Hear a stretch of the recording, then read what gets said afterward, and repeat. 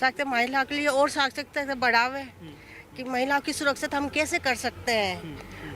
So, of course, Mara, remember, as far as Rajasthan is concerned, women voters often outnumber men voters. If you remember the last elections as well, it was a similar sort of a situation. Let's also speak to some young voters. Sir, आज बताइए, आज राजस्थान के युवकों का क्या मुद्दा है? युवक आज क्या सोचकर वोट डाल रहा है राजस्थान में? फर्स्ट प्रेफरेंस तो एम्प्लॉयमेंट है. हाँ. और दूसरी विकास हो, इस बेसिस पे जी. छोटी मोटी रणनीतियाँ हैं इनकी, बीजेपी वालों की अच्छी है.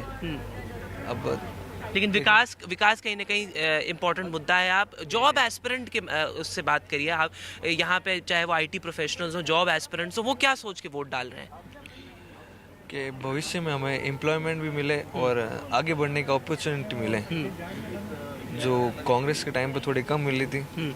अच्छा, चलिए आप बताइए सर. कई सारी बातें हुई हैं. पेंशन की बात एक बहुत बड़ी रही इस पूरे कैंपेन में. सीनियर सिटीजन्स का जहां तक सवाल है, क्या मुद्दे हैं सर आपके लिए राजस्थान के? Okay, so some people hesitant, of course, as well, Mara, to speak to us. Let's also speak to some other voters. Okay, so a lot of voters hesitant to speak as well. But of course, the sense that we are getting is that development, of course, is a key issue. Employment, freebies. How is that going to translate on the ground? Some voters tell us that is something which is important, and freebies have resonated on the ground. But by and large, there seems to be a sense that, as far as youngsters are concerned, the biggest issue is employment. As far as women are concerned, women's safety actually for a lot of women voters is very important when they come to cast their votes today. And those are the visuals that are coming in from Khajewala, from where Arjun Ram Meghwal is contesting.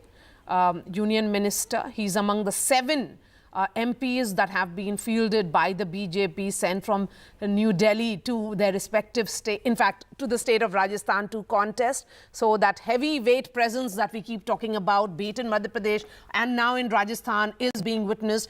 Arjun Ram Meghwal there standing in the queue. The significance of this constituency, quickly, Avinash, before I bring in the reporter. Bikaner is an important constituency. And that is Rajavardhan Rathod. That's Rajavardhan, yes. Everybody is queuing up.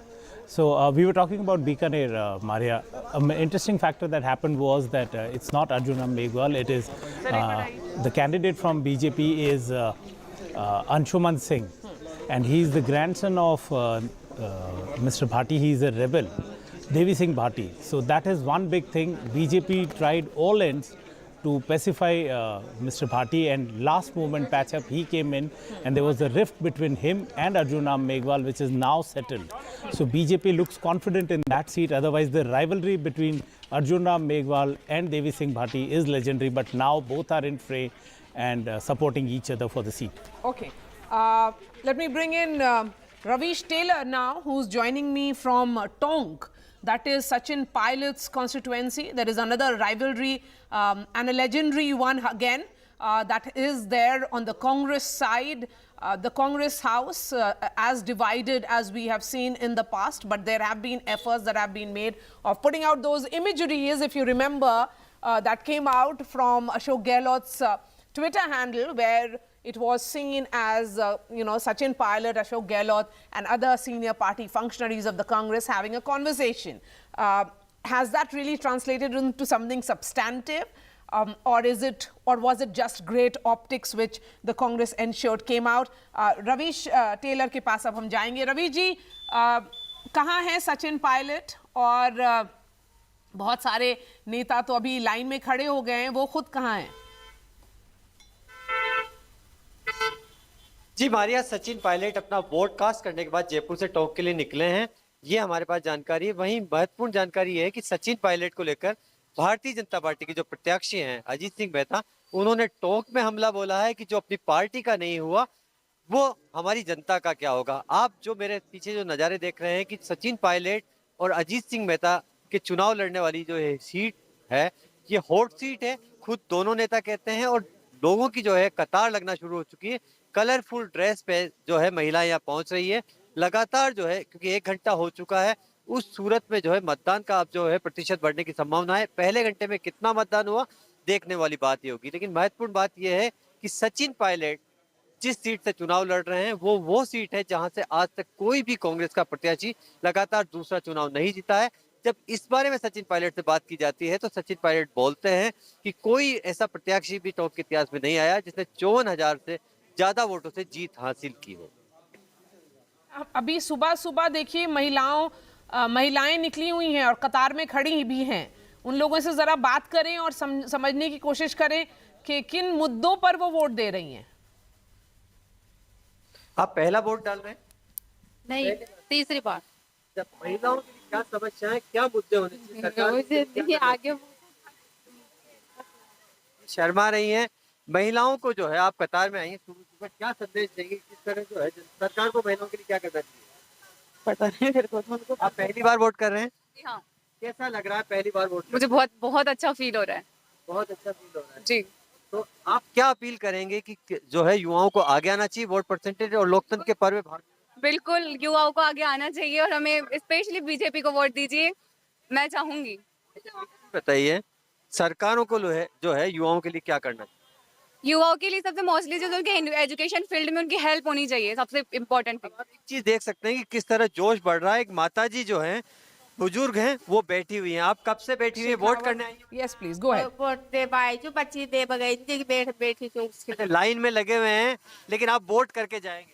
नहीं कर लिए vote तो इस तरह के जो है नज़ारे जो है टोंक का जो है 182 नंबर का बूथ है, बड़ा खूबसूरत नज़ारा है कि किस तरह जो है महिलाएं कतार में हैं और कतार में लगकर जो है चाहती हैं कि सबसे पहले मतदान, उसके बाद जलपान, और इस तरह से एक संदेश दे रही हैं कि हम सबको जो है अपने मत का प्रयोग करना चाहिए। 2.51 crore voters out of the total 5.25 crore voters in Rajasthan, which is less than 50%, but the message is loud and clear that when it is about ensuring that they matter, women are out there up and about early morning in Rajasthan to cast their votes. So that great voter sensibility or mobilization which has happened is visible also in Rajasthan. Ravish Taylor, मैं आपके पास फिर से वापस आऊंगी, लेकिन those are the visuals coming in of Gajendra Shekhawat, Union Jal Shakti Minister, but someone who's seen as a prominent face of the BJP in the state of Rajasthan. A quick word on Gajendra Shekhawat here, Avinash. Maria, a lot riding on Mr. Shekhawat, you know, because Jodhpur is the region in Marwar areas, which is the swing district, if I may say. There are 5 districts in the region, Marwar. So you have Jaisalmer and Bardmer, which are Congress bastions. Jodhpur is supposed to be a swing district. And then you have Pali and Siroi and Jalore. Gajendra Singh, interestingly, defeated. Before you go to Gajendra Singh, now a quick word on Rajyavardhan now. Yes, it was a tough seat to begin with for Rajyavardhan Singh, but somehow things are looking good for him because Rajpal Singh Shekhawat, who was the rebel, has taken his nomination back, so that is a big relief for him. And interestingly, the Congress minister, Lalchand Kataria, who was supposed to be fighting against him, has not contested. So Congress is trying a first-time NSUI president, Abhishek Chaudhary, from this seat. So that is something that brings some relief to Rajyavardhan Singh Rathore. Now let's see how much polling goes in. And Jodhpur is considered to be a safe BJP bastion. So it should not look like a difficult contest at the moment. Okay. But there is one rebel, Ashu Singh Surpura, and these he is a rebels, Rajput. I mean, are quite in a number. Yes. In fact, I was counting the number of rebels in various constituencies. They will have trouble for both the BJP and the Congress. There are 22 seats where rebels are really strong and which would bother the BJP, and the number is roughly around 16 to 18 for the Congress, where serious rebels are standing. So we always have a third front calculation kind of a thing, but let's see how many seats will the rebels impact. And which way will they swing? Because in the last election also, there were 18 rebels from the Congress. 13 of them won and they all supported Mr. Gehlot. So rebels are going to play an important role on the 3rd of December. Yeah, so in a very close contest, rebel factor, as we keep talking about, matter in election after election. And in a state such as Rajasthan, we have seen increasingly that the rebels who could be, you know, Vasundhara Raje loyalists, because of the 7 MPs that have been fielded by the BJP, a number of them are on those seats which were those tickets, in fact, which were earlier given to Vasundhara Raje loyalists. A word now on Mr. Meghwal. Avinash. Well, Mr. Meghwal was supposed to be contesting. There were a lot of rumors that he might be featuring in from Bikaner. He has been a fourth runner. And he's the chairman of the manifesto committee, but he's not contesting. And let's see how much support he extends to Mr. Bhati's grandson. So that would depend on Mr. Meghwal's region. And Bikaner is looking like a BJP bastion this time. So all eyes and focus on him. Maria, interestingly, whatever names that you are taking, all ministers, they are all running very strongly and very far out of their regions to make sure that they get their maximum supporters in, because the game is open. This time there is no chief ministerial candidate, so everybody is fancying their chance. The maximum number of MLAs that they can get through from their own Kshatrap would determine their fate after December 3. Before I bring in others, let's listen in to Arjun Ram Meghwal.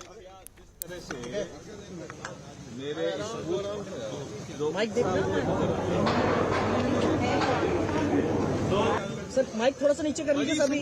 महिलाएं देखो मतदान का प्रयोग करने के लिए आ गई, और ये जो मताधिकार का जो अधिकार दिया बाबा साहब ने, वो मुझे हर मतदान दिवस में बाबा साहब याद आता है। बड़ा बहस के बाद उन्होंने कहा सबको आप मताधिकार का प्रयोग दो।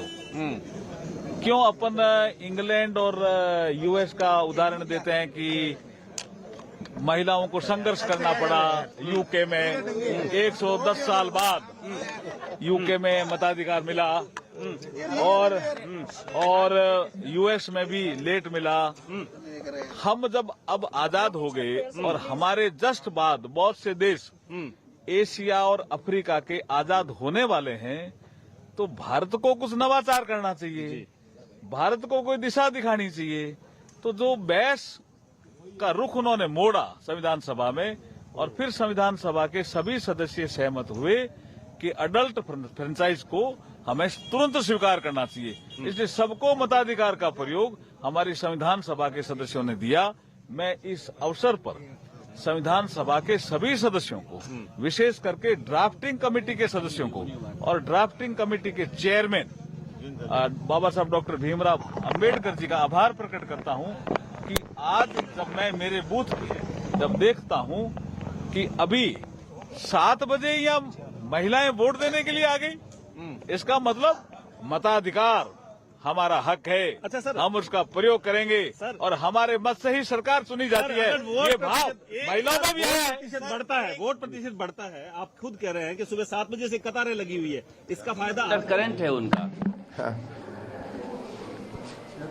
कांग्रेस को 3 तारीख को पता चल जाएगा, हो सकता है कुछ को करंट भी लग जाए, लेकिन जो जन सैलाब है, जो जनता का जो भाव है, वो पूरी तरह भारतीय जनता पार्टी की तरफ है। मैं तो देखिए, आप भी क्षेत्र में थे, मैं खुद पिछले 50 दिन गांव-गांव गया।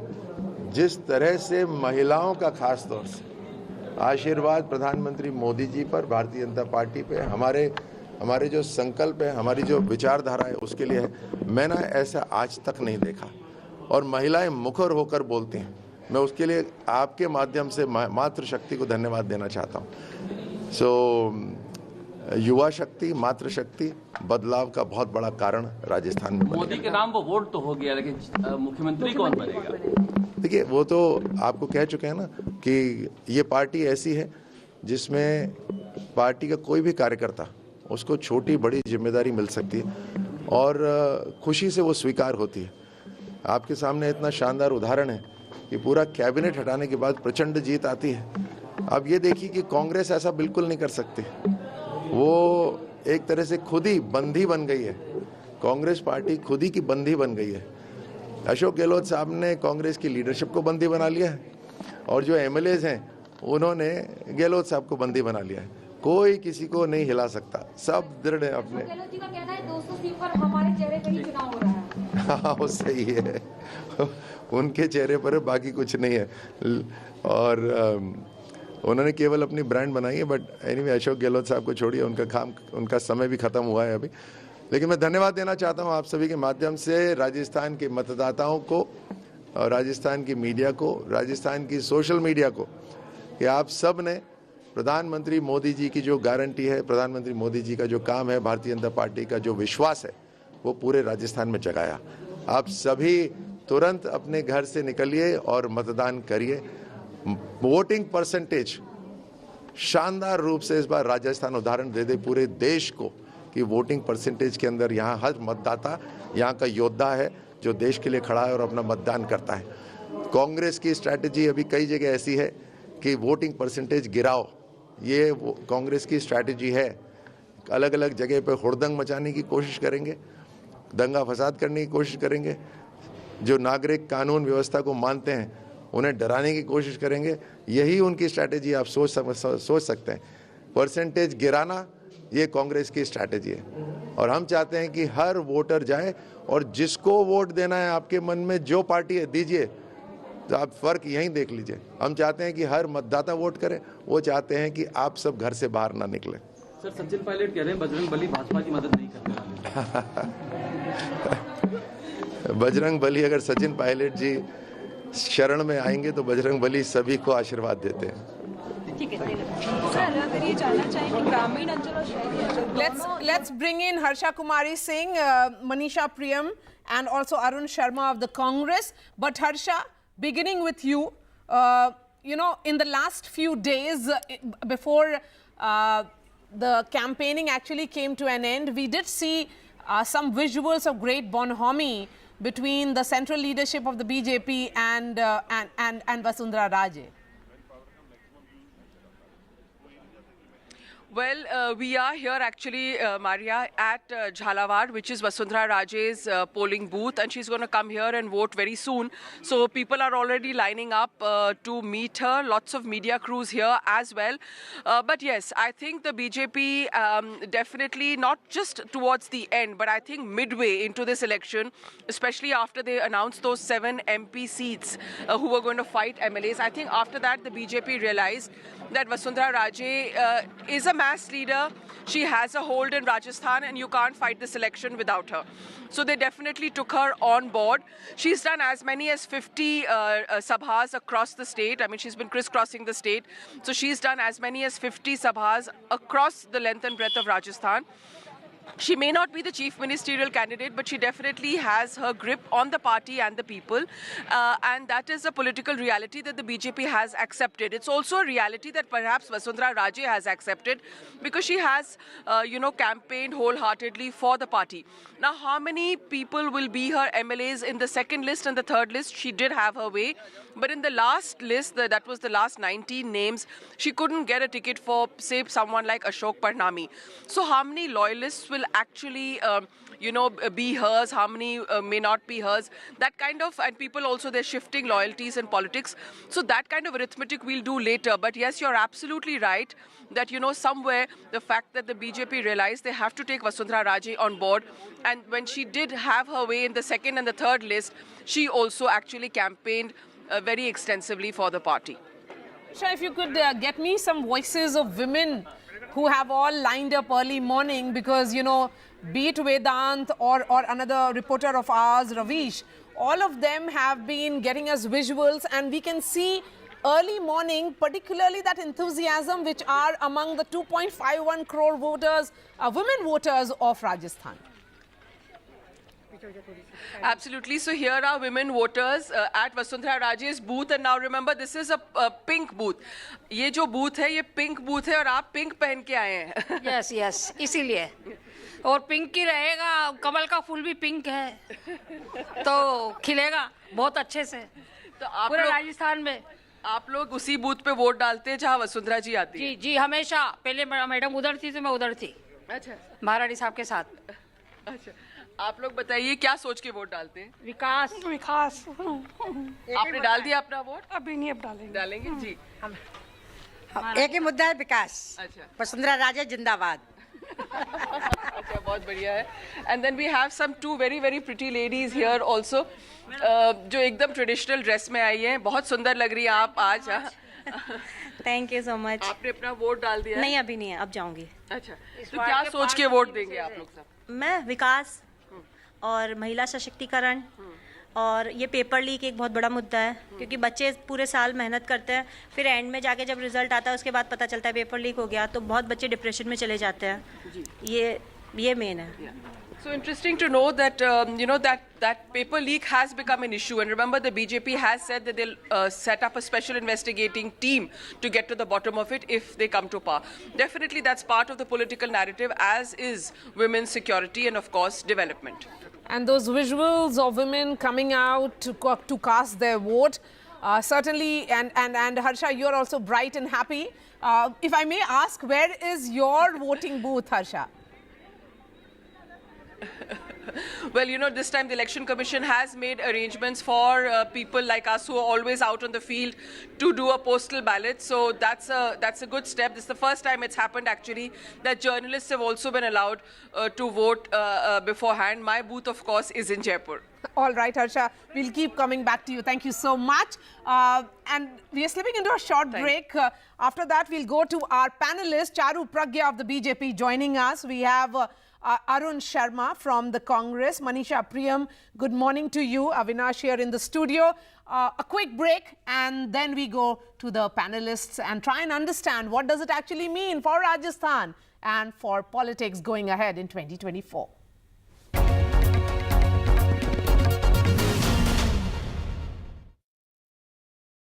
This show isn't just about news from the southern states. It's one that looks at the rest of India and the world from a diverse South India point of view, because NDTV has always taken the southern view seriously. The Southern View with Veera Raghav, only on NDTV 24/7. Hello, Namaste and Salam UAE. We are here to celebrate exceptional success stories of leading individuals in the reality industry across UAE. The Reality Awards, brought to you by NKN Media in partnership with NDTV, will also provide a vision for the reality landscape in UAE. Coming soon, only on NDTV. For 25 items of plastic a week, the Akshar School in Guwahati provides its students free and holistic education. A solution that was meant to tackle the abject poverty of children has now built an inspirational model of education fostering sustainability and equality. Meet Parmita and Mazin, whose unique idea has won international awards and built sustainable communities imparting skill-based education to underprivileged kids.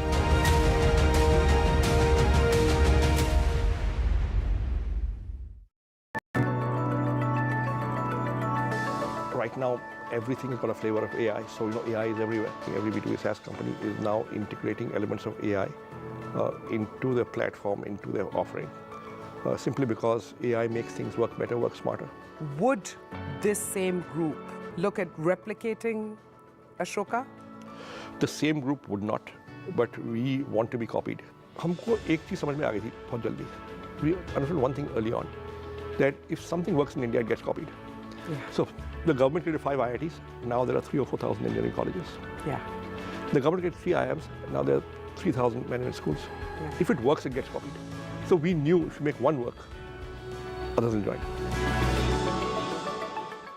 When it comes to sports, we set the ball rolling. Because we have our eyes on the ball. Because we want to get you the best. Latest updates, Top interviews and analysis from around the globe. From breaking news to in-depth analysis. Covering the latest developments across politics, business, and technology. Bringing stories our nation and the world.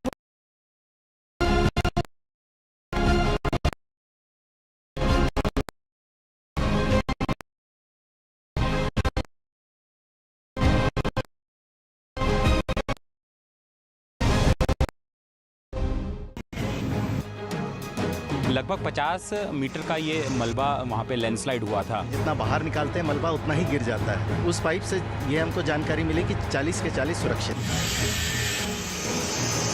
Several families in different parts of the country who have their loved ones stuck in the tunnel. They are watching every moment of these rescue operations.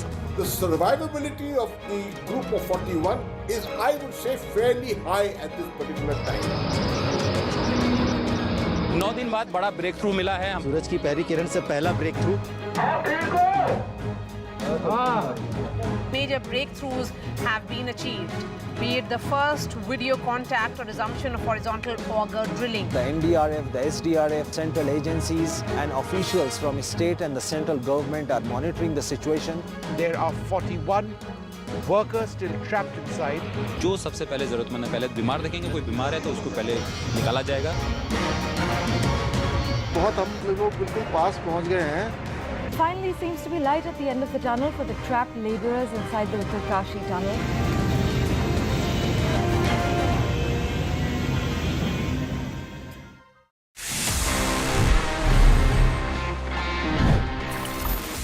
So friends, for the top story of the week, मेरे पास में ये 2 special laptops हैं. This one's from Acer, this is Lenovo's Yoga, but आपको लग रहा है कि ये दोनों एक साथ क्यों हैं? There must be something common, and the reality is, yes, there's something common, and it's all about the Intel's Evo platform, जो इन दोनों लैपटॉप्स को पावर करता है. And this Intel Evo platform is a game changer in terms of connectivity, in terms of performance, in terms of AI, and in fact battery.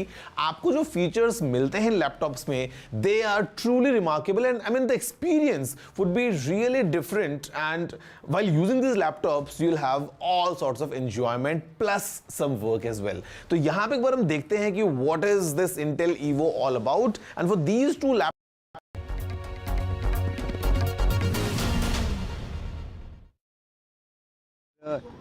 Party, हमारी सोच, हमारा जो आगे का विजन है प्रदेश के लिए 5 साल का, उसको लोग आंक रहे हैं, देख रहे हैं। भारतीय जनता पार्टी ने 5 साल यहाँ विपक्ष की भूमिका निभाने में नाकाम रहे हैं, इसलिए मुझे पूरा विश्वास है कि भारी बहुमत के साथ हम लोग यहाँ सरकार बना पाएंगे। सर, इस बार पीएम मोदी खुद जनसभा करने के लिए उतरे थे, क्या असर देखने को मिल रहा है? कल आपका एक वीडियो सीएम की ट्विटर हैंडल से साझा किया, 5 साल में पहला इसमें बहुत देर हो गई। देखिए, हम लोग तो मिलकर चुनाव लड़ रहे हैं। कोई भी एक व्यक्ति ना तो चुनाव लड़वा सकता है, ना चुनाव हारवा सकता है, ना जितवा सकता है। पूरा टीम एफर्ट होता है, और हमारी पार्टी में हम लोग कलेक्टिव लीडरशिप में काम करते हैं। 2018 में भी यही हुआ था, हम मिलकर चुनाव लड़े और सरकार हम लोगों ने बनाई। हम मिलकर चुनाव इस बार लड़ रहे हैं, और उस समय बहुत चुनौती थी, हम विपक्ष में थे, बहुत संघर्ष कर हम लोगों ने लोगों का विश्वास जीता। हम 21 विधायक रह गए थे 200 में से, 5 गुना हमारी सीट बढ़ी, हम सरकार बनाने में कामयाब रहे। इस बार हम सरकार में हैं, हमारे पास प्लेटफॉर्म था, हम डिलीवर कर पाए हैं, लोगों की संसाधनों से लोगों की मदद कर पाए हैं, तो इसलिए थोड़ा काम आसान है। और यहाँ पर जो 30 साल की परंपरा है, 5 साल बीजेपी 5 साल कांग्रेस, उसको लोग बदलना चाहते हैं। और प्रदेश के साथ देश में जो सरकार है उसको भी 10 साल से लोग देख रहे हैं। महंगाई बेरोजगारी सब लोग देख रहे हैं, इसलिए मुझे पूरा विश्वास है। और जो आप कह रहे हैं कि हम लोग चुनाव मिलकर लड़ रहे हैं, जो बिखराव है, जो खिंचाव है, जो तनाव है, वो भाजपा में है। हम लोग तो पहले भी एक थे, आज भी एक हैं, और पार्टी को जरूरत आज है, पार्टी को जरूरत है हम स्टेट में चुनाव जीतें। स्टेट्स में हम चुनाव तब जीतेंगे जब मिलकर चुनाव लड़ेंगे, और हम इसी दिशा में काम कर रहे हैं। देखिए, मुझे लगता है कि हम लोग बहुमत ला पाएंगे, इसके अनेकों कारण हैं, लेकिन मैं भविष्यवाणी इतनी कर सकता हूं कि मुझे जनता के वोट पे, जनता के विवेक पर विश्वास है। हमारा जो रिस्पांस कैंपेन का रहा, राहुल गांधी जी आए, खड़गे साहब आए, प्रियंका जी आए, तमाम रैलियां की पूरे प्रदेश में, उसका एक अच्छा इम्पैक्ट गया। भाजपा के कैंपेन में दम नहीं था, वो बहुत कोशिश उन्होंने की, प्रदेश के नेताओं से खूब करवाया, अंत में फिर बाहर के लोग आके यहाँ भाषण देके गए हैं, लेकिन जो पब्लिक का सेंटिमेंट है वो कांग्रेस के साथ है। रिस्पांस हमको मिला वो बहुत पॉजिटिव है, और हम लोग पिछली बार से ज्यादा बहुमत ला सकते हैं, ऐसा मैं मानता हूँ। प्रधानमंत्री ने आपका नाम लेकर भी कई बार कहा, और खासकर कई सभाएं प्रधानमंत्री ने की। मुझे खुशी होती है अगर केंद्र के जो नेता हैं भाजपा के यहाँ पे आके अपनी रिपोर्ट कार्ड पेश करते हैं कि उन्होंने कितना 10 साल में काम किया, राजस्थान प्रदेश को क्या विशेष परियोजनाएं दी हैं, राजस्थान को स्पेशल स्टेट का स्टेटस दिया है, इन्वेस्ट किया है, हमारे को हमारे अधिकार का पैसा भी तक नहीं मिला है। तो राजस्थान के लोगों के बारे में अपनी रिपोर्ट कार्ड प्रस्तुत करते, अपना विजन प्रस्तुत करते। हम लोग बात करते हैं नौजवान की, किसान की, बेरोजगारी की, महंगाई की, शिक्षा की, चिकित्सा की, सड़कों की, उसकी चर्चा नहीं करना है। तो वो ध्यान भटकाने के लिए इस प्रकार के मुद्दे उठाते हैं, और मैं समझता हूँ कि ये जनता समझ रही है कि वो माइंड डाइवर्ट करने के लिए इन बातों को करते हैं और बजाय इसके कि इशू बेस्ड पॉलिटिक्स करें, डेवलपमेंटल प्रोग्रेसिव पॉलिटिक्स का उदाहरण देने की कोशिश भाजपा को करनी चाहिए। वो काम हमने किया है, इसलिए मुझे लगता है जनता हमको पसंद करेगी। सचिन जी, एंटी इनकम्बेंसी किसके खिलाफ है? मंत्रियों के खिलाफ, विधायक के खिलाफ या अशोक गहलोत के खिलाफ? ऐसा है, एंटी इनकम्बेंसी थोड़ी बहुत अगर होती भी है तो लोग लार्जर जो पर्सपेक्टिव है उसमें लोग समझते हैं कि यही पार्टी, ये विचारधारा बेहतर है। मुख्य मुकाबला दोनों पार्टी के बीच में कांग्रेस और बीजेपी, और यहाँ पर राजस्थान में दो ही प्रमुख दल हैं।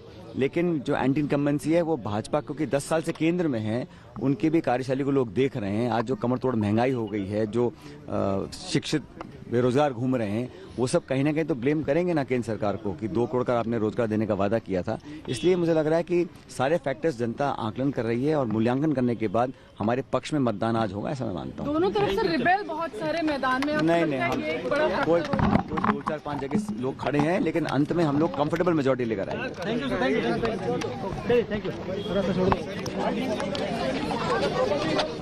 Former Deputy Chief Minister of Rajasthan, for whom this is an important battle, because in the last 5 years of Ashok Gehlot's government, we had seen back and forth and an open fight that played out between the two sides. It was a split wide open in the Rajasthan Congress. Let me bring in my guests and go straight to Arun Sharma. Arun Sharma, all efforts have been made by the Congress party to present a picture that this is not a divided house. The question is, will the voters be in agreement, or will the voters be taking in, your theory of that the Congress is not a divided house?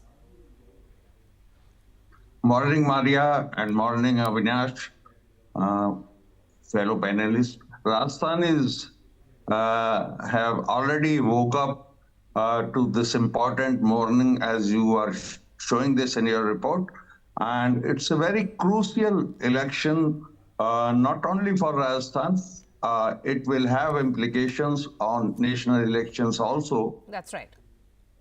You see, Maria, for the first time, Congress party in these state elections were able to set the narrative for these elections. And BJP, people can see now trying to respond to those narratives.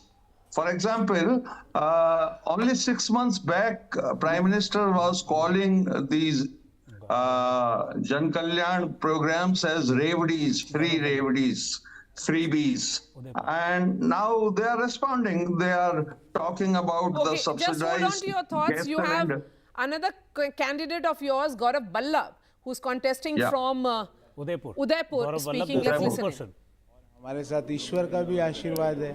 हमने हमारे दिन की शुरुआत भगवान जगदीश जगन्नाथ के दर्शन करके, जगदीश चौक जाकर दर्शन करके हमारे दिन की शुरुआत की। ईश्वर भी हमारे साथ है और उदयपुर के 2,44,000 प्लस वोटर्स भी हमारे साथ हैं। हमारे लिए एक ही नारा है, उदयपुर फर्स्ट।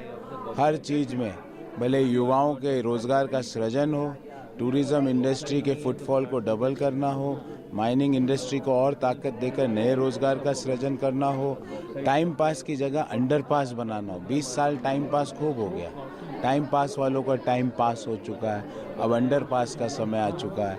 घर घर स्वच्छ पीने का पानी पहुंचाने का संकल्प लिया है। झीलों की नगरी वाला हमारा शहर, दुनिया का सबसे सुंदर हमारा शहर, आपनो उदयपुर आपनो गौरव वाला शहर में घर में पीने का स्वच्छ पानी नहीं पहुंचा पाए जो लोग, उनको शर्म आनी चाहिए। हमारे यही प्राथमिकताएं हैं, Manisha Priyam, when you look at the early morning visuals and the push that is there from both the sides, it's very clear, they seek blessings and then they step out to cast their vote. I don't remember Gaurav Ballabh in this, appearance ever. He was seen, he's a professor at XLRI in Jharkhand, and what does it do to what does politics do to fresh politicians is a clear evidence there. Maria, thank you for this morning program. I think it's been very informative with Avinash Kallaji. I've been listening to every word of what he said, but also the very important interviews that you took with the three tall BJP leaders, Gajendra Singh Shekhawat, Shri Meghwal ji and Rajavardhan Singh Rathod. But coming to Gaurav Vallabh first, it surprises me because the last time I remember him is fighting against Saryu Rai from Jamshedpur. And following the elections, remember, academics like us don't leave elections just for outcomes. Manisha Priyam, just hold on to your thoughts. We'll be going full frame to these visuals that are coming in. Former Chief Minister of Rajasthan and the face of the BJP, clearly someone who has been dominating the politics of the state of Rajasthan like no other, Vasundhara Raje, contesting there. Vasundhara Raje, a quick word on her, Charu Pragya, and then I bring in others.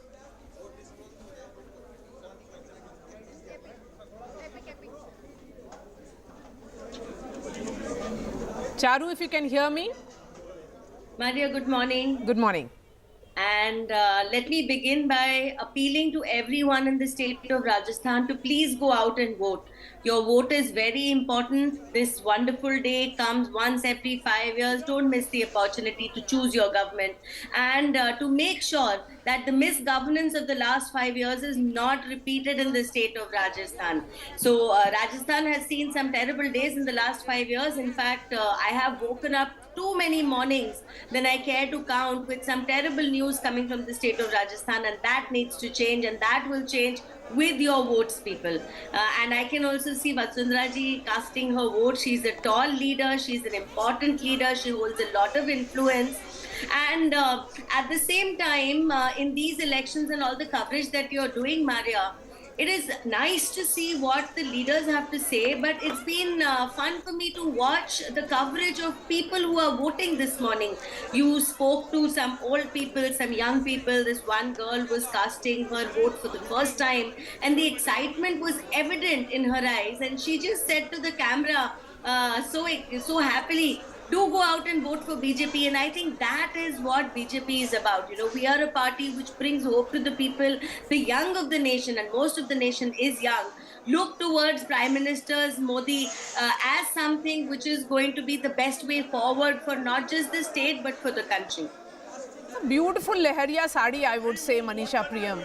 You know, expect her to wear the finest of clothes, and you have Vasundhara Raje looking bright and dominating that imagery again in a bright sari.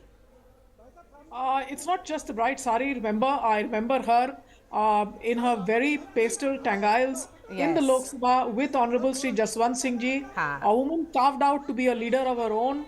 Definitely the lineage of a Rajwada, but under Shri Bhairav Singh Shekhawat ji, she learnt very much the art of stitching together what is called a specifically a Rajasthani style of politics, a woman leader who was able to tour on her own. And I remember very much the last victory in 2013 that came just before the national victory of the BJP, her Jan Suraj Abhiyan that she took throughout the state. So here's a leader who definitely has the lineage, who definitely has the stamp of a Rajwada, but has also been a darling of the ordinary folkdom in Rajasthan. Credit to her for having transcended the Maharaja tag, so to say, and become a people's Rani. So much so that even in her dark days in her politics within the BJP, when she's lost out in being able to put forward a feisty fight, she's still someone that cannot be ignored. And I would say that your 3 interviews this morning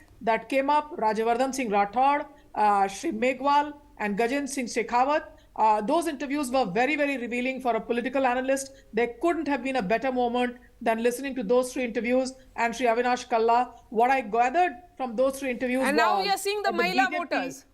The BJP is fighting a national election in Rajasthan. Remember, Rajavardhan Singh Rathod, Arjun Ram Meghwal with his references to Baba Saheb Ambedkar, Rajavardhan Singh Rathod referring to Desh, etc., appealing to Rajasthan voters from a Jodhpur, where just about a month ago, people were telling me he might not be able to win his seat. There's a lot of infighting there. Now that seat gets clear, and Rajavardhan Singh Rathod now on a solid footing to appeal to all of Rajasthan and to appeal to Desh, as it were. Remember his army background. And then you have Gajen Singh Shekhawat. These will be very important chieftains of the BJP going into 2024. The Rani there, the BJP in a mood, win or lose, take a collective leadership to the people of Rajasthan and pick out some from Rajasthan who can be national level campaigners. That's how I see it. Yes, those are the visuals of Gajendra Shekhawat and his entire family. A word on Mr. Shekhawat, who has almost parked himself in Rajasthan because he certainly, fancies a chance at a different role there. He's the front runner of the pack of the prospective chief ministers. If there is a new face, he has been pushed by the party into Rajasthan state politics since 2018. The time when Ashok Parnami was moved out. Since then, Gajendra Singh Ji has been in picture. And interesting fact, Maria, in Jodhpur, when the Lok Sabha elections were held last, Gajendra Singh won from the booth where Mr. Ashok Gehlot cast his vote. So that was the kind of thing. And before the tickets were distributed, there was a buzz that he might contest because he had got that famous victory. He won on all the assembly seats, but he has refrained out and he has campaigned long and wide. He has campaigned extensively in Marwar and also in Shekhawati, the Sikar region from where he actually comes in. So Gajendra Singh has put in a lot of work. His campaign just hold on to your thoughts. In fact, Vasundhara Raje, I believe, is speaking. Let's listen in. Okay. रिवाज बदलेगा राजस्थान के अंदर और इस बार कांग्रेस सरकार under current है और वो अंडर करंट उनको अपने को सबको दिख जाएगा 3 तारीख को जब भारतीय जनता पार्टी का कमल खिलेगा। One reaction in English. Once in English for everyone. Just move back, yeah, guys. Stop. पीछे हो जाओ यार आप लोग। Just behave yourselves. Stop acting like seriously. Seriously. Okay, ma'am. So today's vote is very special. Of course, it's your 11th election personally for you also. And for the BJP, there's a lot riding, on this. It's been a high voltage election, closely fought. The Congress government has talked about their social welfare schemes. So just your final words on this. I'm concerned. I just would like to request all voters to come out because this is a very important moment. All voters, especially the young ones, the new ones, it's a major request to all of them to come out to vote. I hope the lotus of flowers properly today. And I hope that this is also a vote cast for nation. Madam, you have a young member in your family who's come. Vinayak is standing right next to you. So after you, we're going to ask him also something. But what's your, he came all the way to vote. Yes, first time. Enthusiastic voter. I think that all the Navbat Datas, generally, as one speaks to them, there's a lot of enthusiasm because they are first-time voters and they are feeling like now they are part of the big nation-building machinery. So it's a very big thing. Can we ask Vinayak quickly before? Can we quickly Mr. also ask Gehlot is saying Vinayak that this time there is an undercurrent and the rivalries would be changed in Rajasthan. And I have also agreed that there is an undercurrent. But he will recognize the undercurrent on the 3rd. And I think that undercurrent would make it very clear that the undercurrent is in favor of Ma'am, personally for you, do you feel very... Madam, महिला सुरक्षा कितना बड़ा मुद्दा है? Law and order का ma'am law and order का मुद्दा कितना बड़ा है? पार्टी जो है आपको पिछले 4 चुनाव के अंदर जो है मुख्यमंत्री प्रोजेक्ट करके चली है. Let's not get into any of these semantics. Very, very clearly, the party will decide what has to be done. Ma'am Hindi में बोल दीजिए. Can we ask Vinayak? These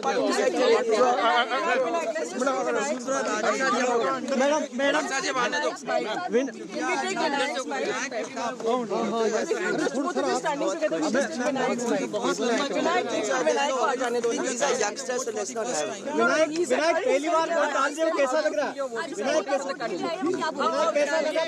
There, having cast her vote in Jhalawar, that's a constituency that she has represented multiple times in the past. I'll be going to all the panelists in just a bit, but a quick update that is coming in from Uttarkashi, where the workers, 41 workers, have been trapped for the last 13 days and counting after a steel obstacle came in the tunnel. The blade of the auger machine got stuck, which is being cut, cut inside.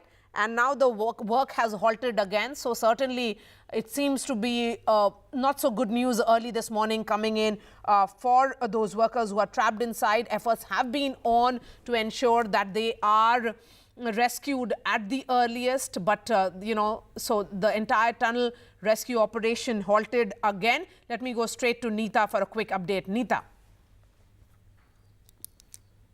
So the steel obstacle which came in the tunnel, the blade of the auger machine got stuck, which is being cut inside. So the work has halted, although the workers who have been trapped for over 2 weeks now have received food and other essentials for survival. But efforts have been on. International tunneling experts have been called in as well to ensure that all the obstacles which are there on the path are cleared at the earliest and they are evacuated. But certainly the concerns remain.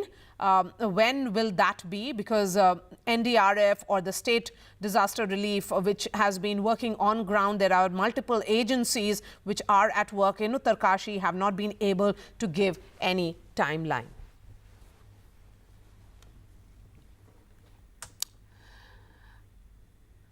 On that note, a quick break, but before that, a word from Avinash Kalla. Avinash Kalla, we are seeing a very, very confident Maharani here. And also in many ways, one would say, comeback of sorts of Vasundhara Raje.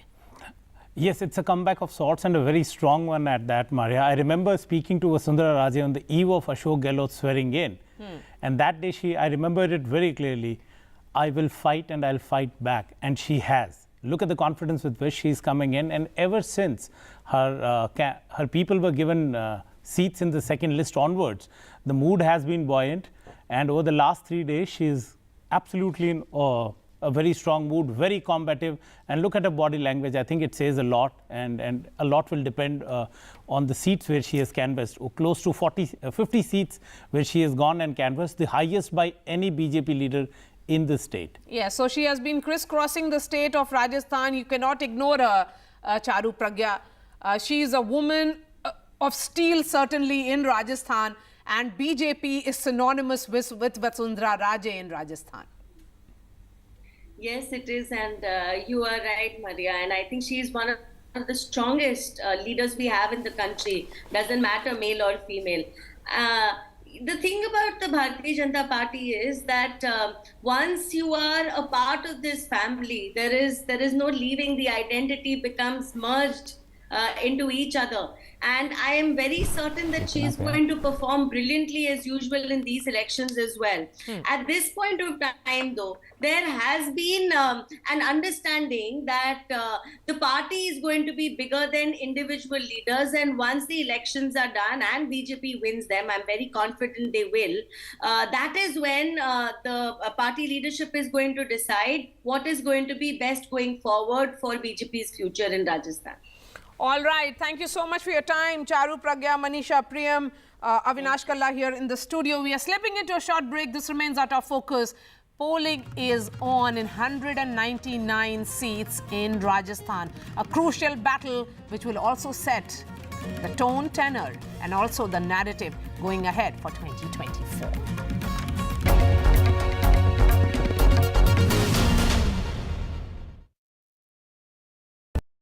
Surprise for you. We're going to ask a bunch of you some special questions and every correct answer is going to reveal what our surprise is. I don't know. Satya Nadella? Jeff Bezos. Bill Gates probably. Nehru Place. Saket. Saket. Mumbai?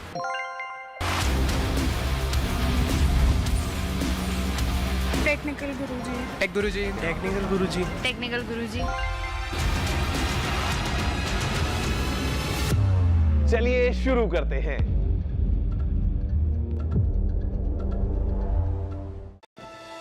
We have many talented people in our country. Our job is to find what each child is good at and then help them achieve their potential. Children in poverty especially need this holistic approach because they're lacking so many elements in their life that makes it impossible for them to succeed in schooling. We started this meta teaching where the older students would be teaching the younger students and in return they would get paid in points. And secondly, we do not group the students by their age. We group them by the skills, like where the kid is in math, like level 2, in English the kid could be in level 4, and based on that they are placed in the groups. Well, our goal is to, make sure that India progresses, and education is the only way that we can actually take India forward. Hello, Namaste and Salam UAE. We are here to celebrate exceptional success stories of leading individuals in the realty industry across the UAE. The Realty Awards, brought to you by NKN Media in partnership with NDTV, will also provide a vision for the realty landscape in the UAE. Coming soon, only on NDTV.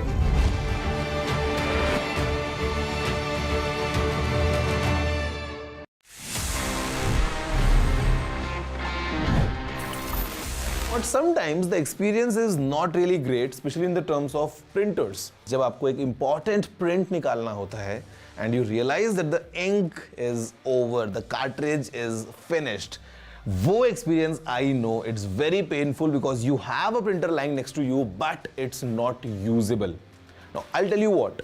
आप अगर एक अलग type का font use करते हैं ना, a font which is kind of thinner, तो आप इंक बचा सकते हैं. As much as up to 10 to 15% of ink you can save in a longer run if you just change your font and change the font size.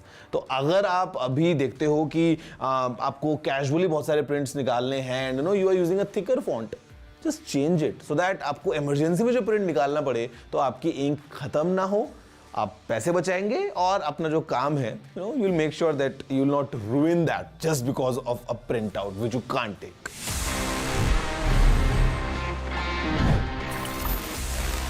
Hello, Namaste and Salam UAE. We are here to celebrate exceptional success stories of leading individuals in the realty industry across UAE. The Realty Awards, brought to you by NKN Media in partnership with NDTV, will also provide a vision for the realty landscape in UAE. Coming soon only on NDTV.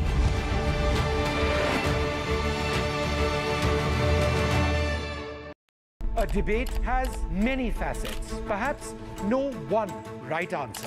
Left, right and center. Conversations that get to the core of the debate.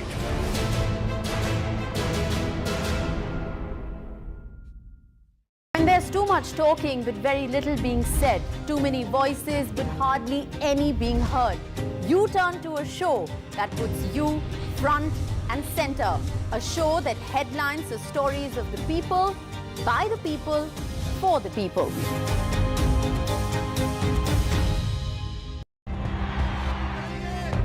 Election in 5 states, 679 seats, over 16 crore voters. A crucial semi-final before 2024. NDTV brings you the politics, the promises, the stories and backstories, every twist and turn of 5 high-stake battles. When it comes to election,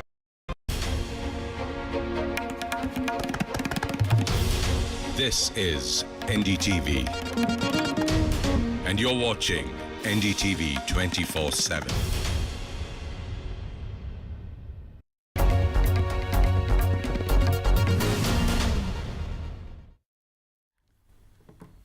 A very good morning, everyone. Voting is underway for 199 seats in Rajasthan. 5.25 crore voters will decide the fate of 1,862 candidates who are contesting today. Voters in Rajasthan, remember, have not given any government a second term since 1993. So the big question is, can the Congress break that cycle, or parampara as it is called, or will it be about brand Narendra Modi that will ensure that the BJP sails through Rajasthan? Let's listen in to the various voices that have come in. The big weights, or the heavy weights that we keep talking about, have spoken. Let's listen in. अधिक से अधिक संख्या में जाकर अपना vote cast करेंगे मैं उम्मीद कर रहा हूँ कि इस बार अच्छा निर्णय जनता लेगी और हम लोगों के काम को, हमारी परफॉर्मेंस को और पार्टी की जो सोच है उसको ध्यान में रखकर आकलन करने के बाद सही निर्णय जनता लेगी, ऐसा मैं मानता हूँ। सबसे पहले तो लॉ एंड ऑर्डर सिचुएशन जो राजस्थान में है, स्पेशली महिला अत्याचार, फिर खाली महिला अत्याचार पे नहीं पर दलित भी है और क्रिमिनल एक्टिविटी पूरे उसमें है। ये डेली का मामला है, महीने में नहीं, डेली का मामला है। तो एक तो ये बहुत लोग परेशान हैं। दूसरा बेरोज़गारी वाला जो वायदा उनने किया था, अभी भी इसमें कुछ नहीं हुआ है। इसलिए कुछ भी नहीं हुआ है बिकॉज कोई रीट की परीक्षा में बैठ ही नहीं पा रहा है। इसकी वजह से गवर्नमेंट जो पोस्ट हैं वो भर नहीं पा रहे हैं। सम 19 बार तो आपके पेपर लीक हुए हैं। सो लोग, बच्चे स्पेशली, उससे बहुत परेशान हैं। देखिए, राजस्थान में भारतीय जनता पार्टी मजबूत सरकार बनाने जा रही है। आज मतदान का दिवस है। आपको लग रहा है कि मैं जिस बूथ पे खड़ा हूं, इतनी बड़ी संख्या में महिलाएं हैं, लोकतंत्र की ताकत नजर आ रही है ना, साफ साफ। And women voters in Rajasthan are queuing up early morning. Here's my colleague Harsha Kumari Singh speaking to a bride who decided to cast her vote in her bridal outfit. And a charming aside to this election, we have 24-year-old Rukhsar with us. She's a young bride. In fact, she's going to be getting married today in the afternoon, but she has come in to cast her vote. Rukhsar, क्या time है आपका निकाह और आप सुबह सुबह क्यों आए हैं? आइए. My nikah is on the date of 25th November. It is in 2 p.m. and I had come here to cast my vote and I want to take my right of democracy. आपने vote डाल दिया है? जी बिल्कुल. हाँ. और एक चीज़ बताइए कि आप अभी मतलब किस तरह से तैयारी है आपका? सब बाकी रस्में हो गई है? सब कुछ सेट है, बस मुझे अब सैलून जाना है और रेडी होना है. तो कितने एक्साइटेड हैं आज वोट डाल के? मैं 5 साल का मौका नहीं गंवाना चाहती थी क्योंकि 5 साल में एक बार ये मौका मिलता है, तो इसलिए, और ये मेरा राइट था तो मैंने इसको यूज़ किया. आप जो है क्या संदेश देना चाहेंगे मतदाताओं को? कि ये आपका राइट है और ज़्यादा से ज़्यादा वोट करना ही चाहिए क्योंकि हमें अगर डेमोक्रेसी दी गई है तो हमें उसका यूज़ करना चाहिए. She is getting married today. So young voter, 24 years old, who came in early this morning to cast her vote, and then of course beauty parlor and then the nikah later in the afternoon. In Jhalawar with camera person Sushil Kumar, Harsha Kumari Singh, NDTV. So that is the priority that Rajasthan voters are giving to their right. It's an important duty. You must come out and cast your vote early morning. Rajasthan, please go out and cast your vote and decide your fate. Let me bring in the reporters who are joining us this morning. Shomu Anand is joining me from Udaipur. Udaipur is part of Mewar, and Mewar is almost seen as a bellwether region. Whosoever wins Mewar wins Rajasthan. We have Avinash Kalla also here in the studio. But first up, Shomu, वहाँ पर क्या माहौल है सुबह सुबह? जी देखिए, यहाँ पर मतदाताओं की लंबी कतारें लगी हुई हैं और अब से थोड़ी ही देर के बाद यहाँ असम के राज्यपाल गुलाब चंद कटारिया आ रहे हैं। वो यहाँ पर अपने मतदान का प्रयोग करेंगे और बड़ी संख्या में महिलाएं मतदाताएं हैं, युवा मतदाता हैं, हर तरह के मतदाता यहाँ पर हैं और पूरे मतदाताओं का जो कतार है वो वोट करने के लिए। आप वोट करने वाली हैं, कैसा लग रहा है और क्या सोचकर वोट करेंगी? अच्छा है। अच्छा है, आप क्या सोचकर वोट करेंगे? अच्छा है जी।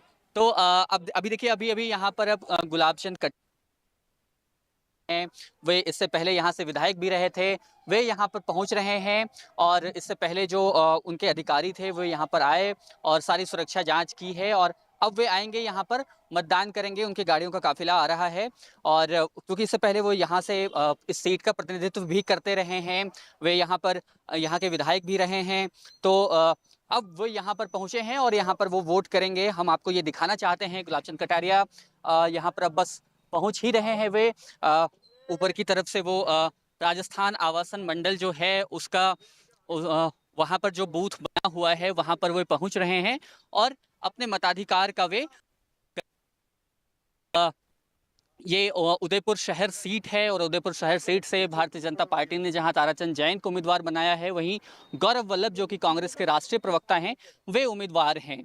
तो उन दोनों के बीच दोनों ही उम्मीदवार जो हैं और अभी असम के राज्यपाल Gulab Chand Kataria. Mewar Avinash 28 seats in all, or Udaipur is 28 seats? Udaipur is 28 seats, and interestingly, Maria, historically, whosoever won Udaipur made it to the assembly. I can see Vineet Goenka as well joining us. Please, go ahead, Avinash. But last election was the only exception where the Congress got only 11 and the BJP 14. What would be interesting in Udaipur is that it's for the first time that BJP is going into polls without Gulab Chand Kataria. So he is the tallest leader. He impacts the region. So that would be a change. So how much will the BJP be able to hold the fort minus Kataria?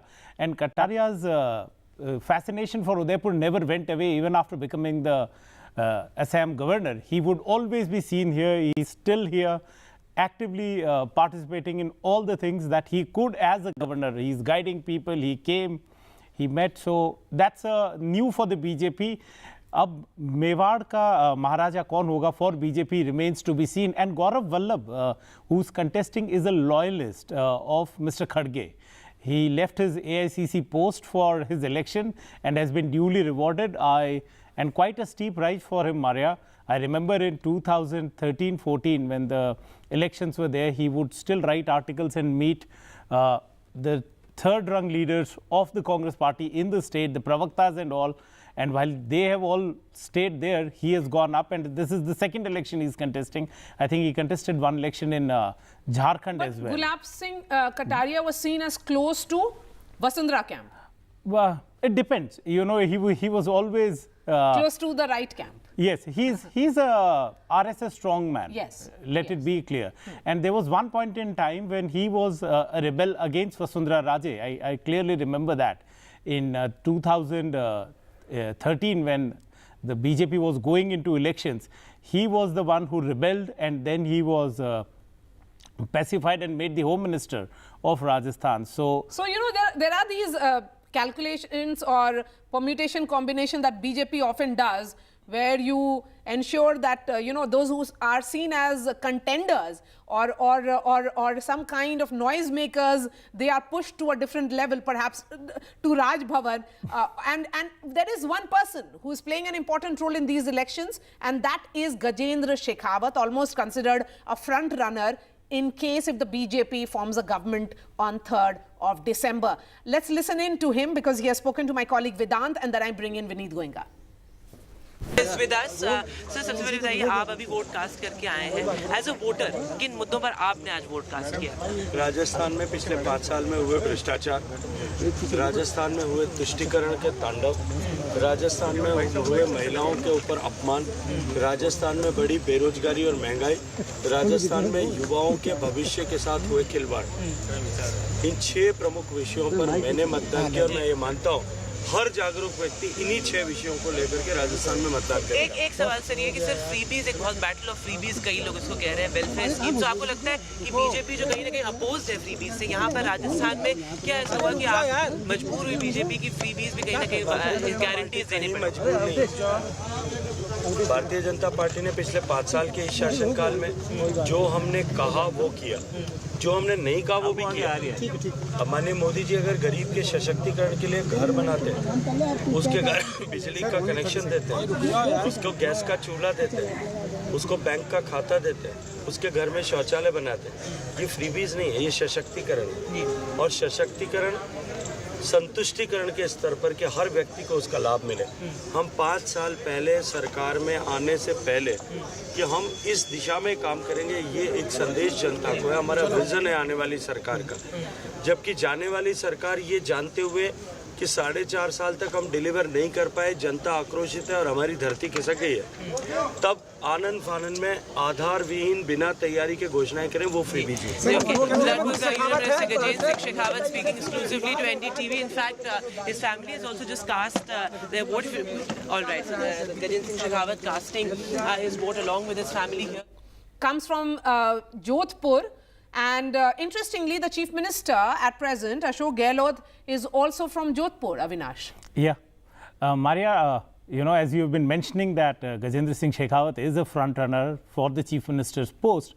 For that to happen, the BJP needs to win big Rajasthan, because last time a scenario like this happened when Mr. Gehlot was first time made the Chief Minister was 1998, when he was not an MLA, but the Congress got 156. So if the BJP gets something above 140, then I think Gajendra Singh has his chances. And if the victory margin is not that big, then he'll, I think, have to wait a little while. Okay, Vineet Goenka. Ram Ram to you, Maria, and Ram Ram to all the co-panelists and all the viewers who are watching me right now. As per me, there are 6 things which will be there in the mind of the voters when they go for voting. 1, Rajasthan is a Veer Bhumi. It is a Bhumi of Maharana Pratap, which gives maximum numbers of boys in the uniform. I am sure everybody knows that more than 80,000 uniform soldiers come from Rajasthan.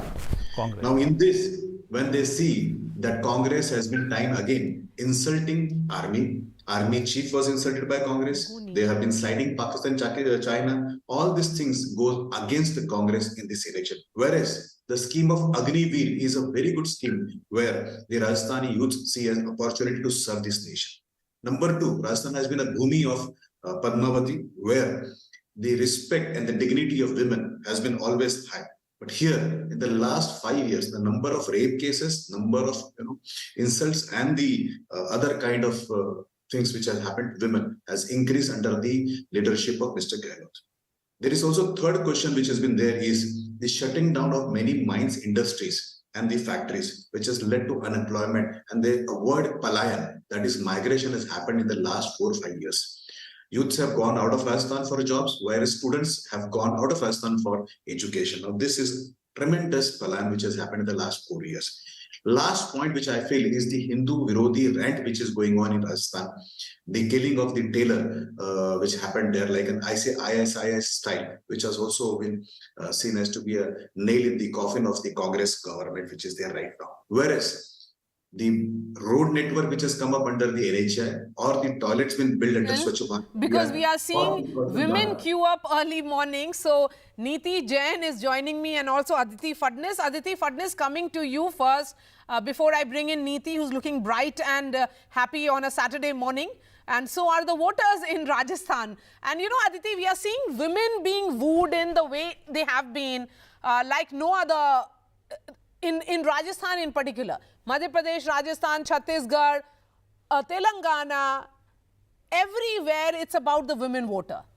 That women as a constituency, though the state of Rajasthan had a very strong woman leader in Vasundhara Raje, did not really emerge as a constituency for her. But there is that push that is happening from a party this time around.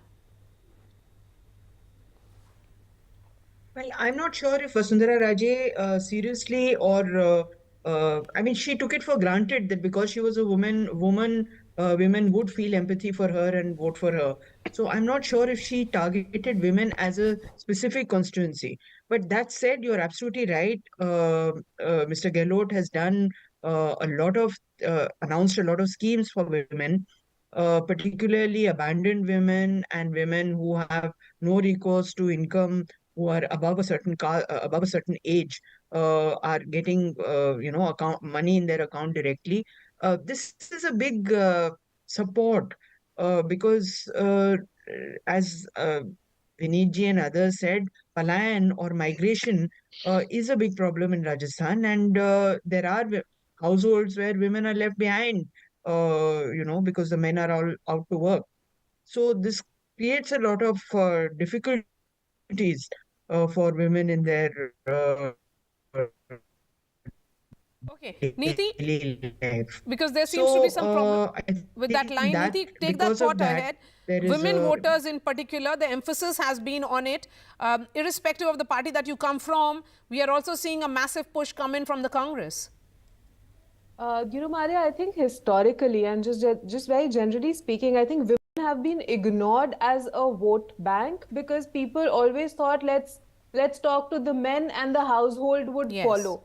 It is after, I think, after Modi ji that has come in, and he has placed a very significant kind of interest in what the women want and in delivering this. So when it came to toilet, and he was the one who spoke about sanitary pads from Lal Killa, And those were the issues of women, and for the first time they were being spoken about, which is why I think women understand that it is necessary for them to be part of this nation building, and they're 50% of our population, and rightly so, because unless we have these women as part of the voice that builds this nation, nothing is going to move forward. So they cannot just be thought of as households and be carried forward. Today, the women are leading where the household goes, and that needed to be done. And Modi ji has put, made that effort to bring women to the forefront. He has announced the schemes and he's delivered on them. And the latest being the reservation bill that has come in the parliament. Okay. Amitabh Tiwari, Swarnim Chaturvedi, welcome. We'll continue this conversation after a short break. Voting is currently on in 199 seats in Rajasthan. Women, men, old, young, all have queued up. So let's see whether Rajasthan is able to beat its own voting percentage of last time around, which was roughly around 74%. That and much more when I return. Stay with us.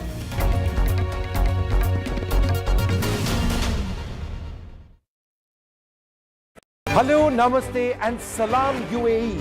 We are here to celebrate exceptional success stories of leading individuals in the realty industry across the United Arab Emirates. The Realty Awards, brought to you by NKN Media in partnership with NDTV, will also provide a vision for the realty landscape in the UAE. Coming soon, only on NDTV. लगभग 50 metre का ये मलबा वहाँ पे landslide हुआ था। जितना बाहर निकालते हैं मलबा उतना ही गिर जाता है। उस पाइप से ये हमको जानकारी मिली कि 40 के 40 सुरक्षित।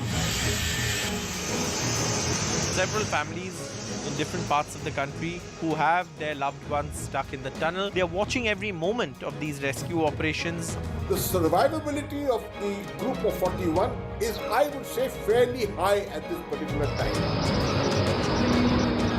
9 दिन बाद बड़ा ब्रेक थ्रू मिला है। सूरज की पहली किरण से पहला breakthrough. Major breakthroughs have been achieved, be it the first video contact or resumption of horizontal auger drilling. The NDRF, the SDRF, central agencies and officials from state and the central government are monitoring the situation. There are 41 workers still trapped inside. जो सबसे पहले जरूरतमंद है, पहले बीमार देखेंगे, कोई बीमार है तो उसको पहले निकाला जाएगा। बहुत हम लोग बिल्कुल पास पहुंच गए हैं। Finally seems to be light at the end of the tunnel for the trapped laborers inside the Uttarkashi tunnel.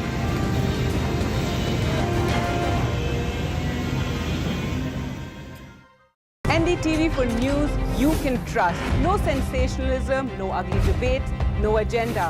We strive to be transparent and unbiased in our reporting so you can get news that you can rely on.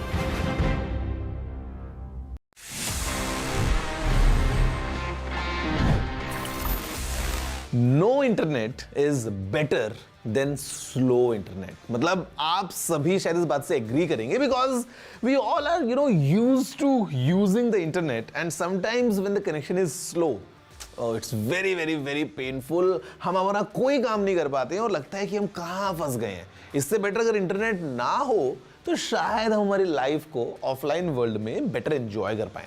But guys, you know what, speaking of internet, I am sure आप सभी ने speed test किया होगा eight times at home और may be testing your new 5G network, और आप देखते हो कि आपका इंटरनेट कितना फास्ट काम कर रहा है। But let me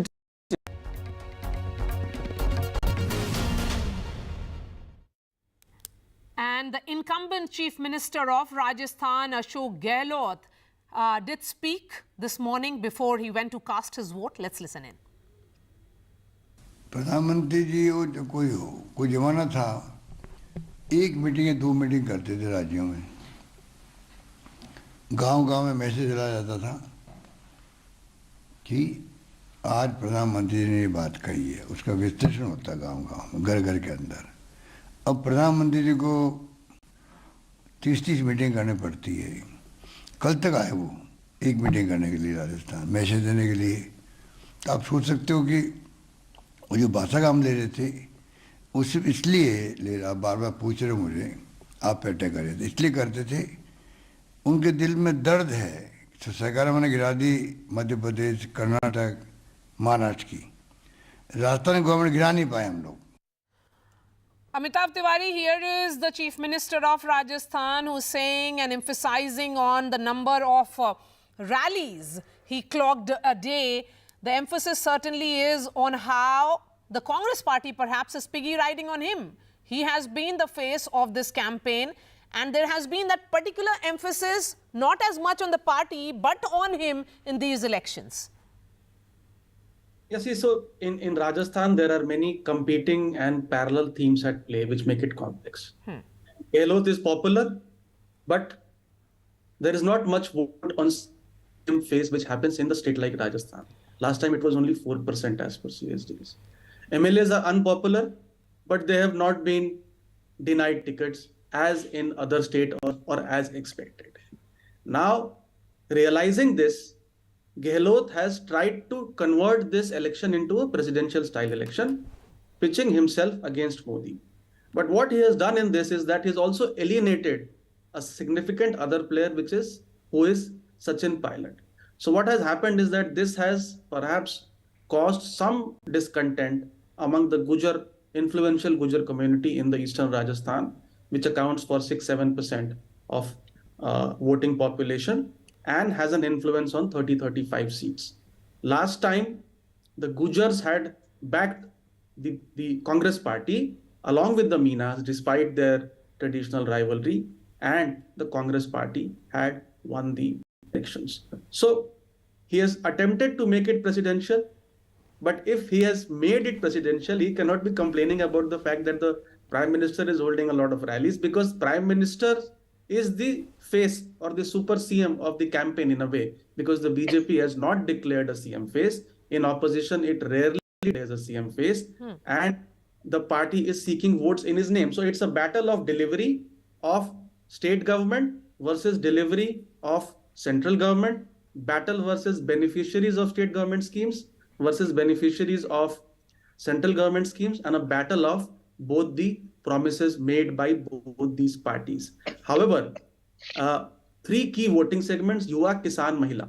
When a Yuva goes to vote, does he take into account the promise that 10 lakh jobs will be created, or the Parcha leak and the fact that the unemployment is amongst the highest in Rajasthan takes over or motivates him to vote? When the Mahila goes to vote, does she think about the rupees 500 LPG cylinder she is getting, or she thinks about the fact that Rajasthan is #1 in rapes in the past 3 years? When a Kisan goes to vote, does he think about the farm laws, or he thinks about the better remuneration which the Ashok Gehlot government is giving or is attempting to give? There are many complex factors at play, and we'll have to see which motivates the factor.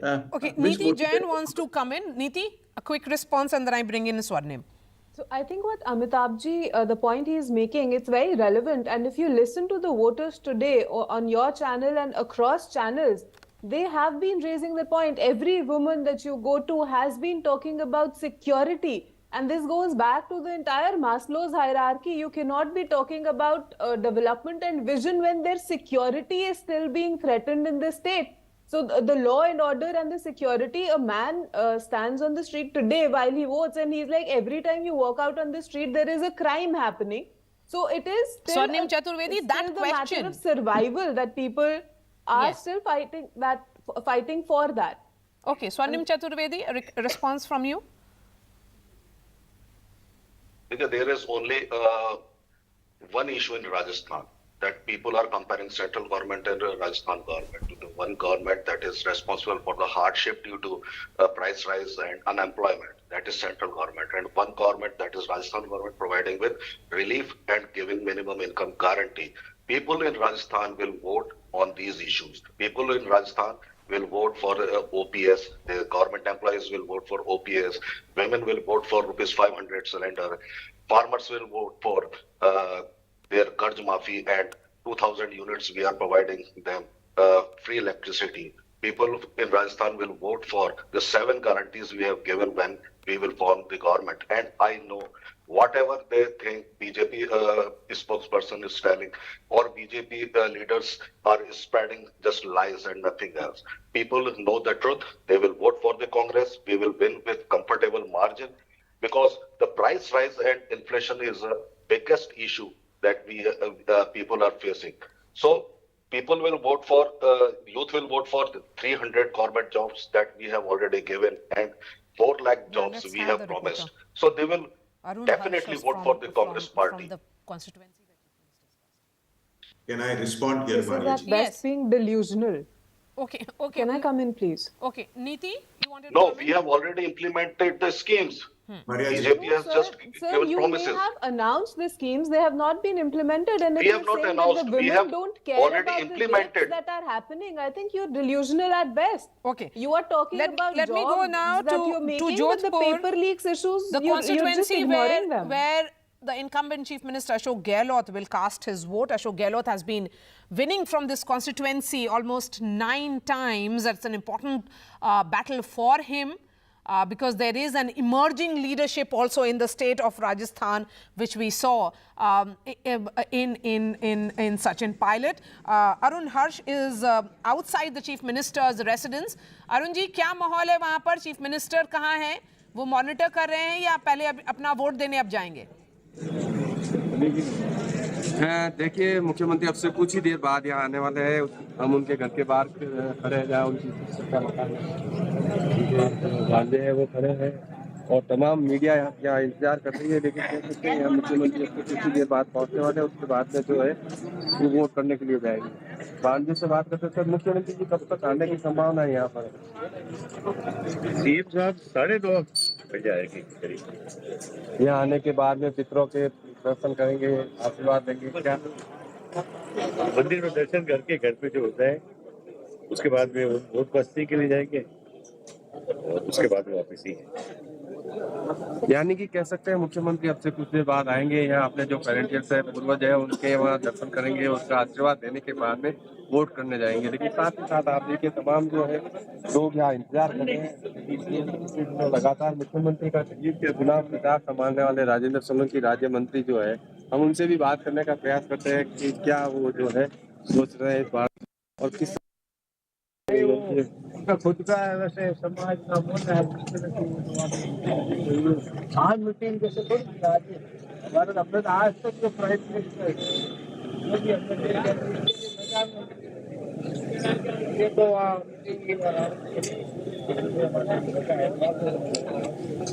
Rajendra Singh Solanki है sir, किस तरह से CM साहब कितनी देर बाद आने वाले हैं, और यहाँ आने के बाद में उनका क्या कार्यक्रम है? अभी थोड़ी देर बाद में आएंगे अशोक गहलोत साहब, और उनका पेरेंटल जो मकान है पहले वो वहाँ जाएंगे। उसके बाद में वहाँ हमारे यहाँ पे जो पूर्वजों का अशोक गहलोत साहब पढ़े हैं, उस स्कूल में मैं भी पढ़ा हूँ, वहाँ पे वोट कास्ट करेंगे, और फिर बाद में आप लगातार मुख्यमंत्री के साथ चुनाव का कैंपेन संभालते रहे, और मुख्यमंत्री पूरे प्रदेश को संभालते रहे, उनकी चुनाव प्रचार की कमान संभाली। क्या लगता है इस बार क्या मानव? नहीं, हमारे तो सरदारपुरा के तमाम मतदाता, तमाम कार्यकर्ता सब में कमान संभाली हुई है। हम तो एक कार्यकर्ता हम भी है, तो वो तो सभी लोगों ने अपने अपने वार्डों में, अपने अपने क्षेत्रों के अंदर सभी लोगों ने कमान संभाली हुई है। बहुत अच्छा रुझान है, और पहले से भी अधिक वोटों से अशोक गहलोत साहब जीतेंगे।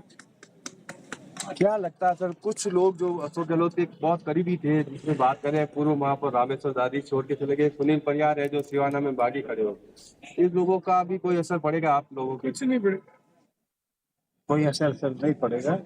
Let's listen in now from one of the panelists. Vineet is actually from Junjunu, and he has travelled in Rajasthan extensively. Vineet, my question is, when you see this kind of excitement or not so excitement, I don't know what to say, outside a Chief Minister's residence, what should it be seen as? So, Maria, I had an opportunity to travel in Junjunu, Navalgarh, Chomu, Alwar, Tong, and the Sujangarh side. And what I heard from everybody there, especially the ladies in the household, would say, Dhani Chino Chino Dhan, which means they have taken away my husband, they have taken away the wealth of the house. Chundra Vaste Tabariya Tarse means even the kids are, worrying for the wheat flour. Rajasthan Trust or Gehlot must. So these 6 lines, Dhani Chino Chino Dhan, Chun Ravaste Tabaria Tarse, Rajasthan Trust or Gehlot must. This is the 6 lines which are going on in Dhani. I think this an answer has to be taken in Mewari, as you spoke in that from Swarnim. Swarnim, you have to respond in the same language. Or dialect, I should call it. Yes. We all know Modi ने किया है त्रस्त क्योंकि केंद्र सरकार है भ्रष्ट. We all know that. Jhunjhunu, Sikar, all the youth in Shekhawati will vote against the Agniveer. And I think you know that because most of the youths, they vote for the army and the defense. All right, we are slipping into a short break. Maria, one more line with your permission. No. थोड़ी देर के बाद, Vineet, let me take a quick break and I'll be back.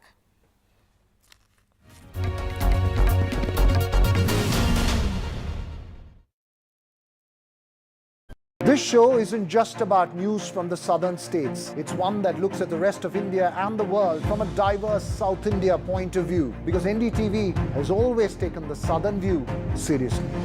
The Southern View with Veera Raghav, only on NDTV 24/7.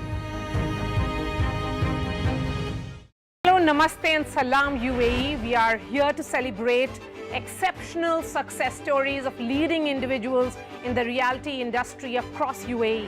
The Reality Awards, brought to you by NKN Media in partnership with NDTV, will also provide a vision for the reality landscape in UAE. Coming soon, only on NDTV. For 25 items of plastic a week, the Akshar School in Guwahati provides its students free and holistic education.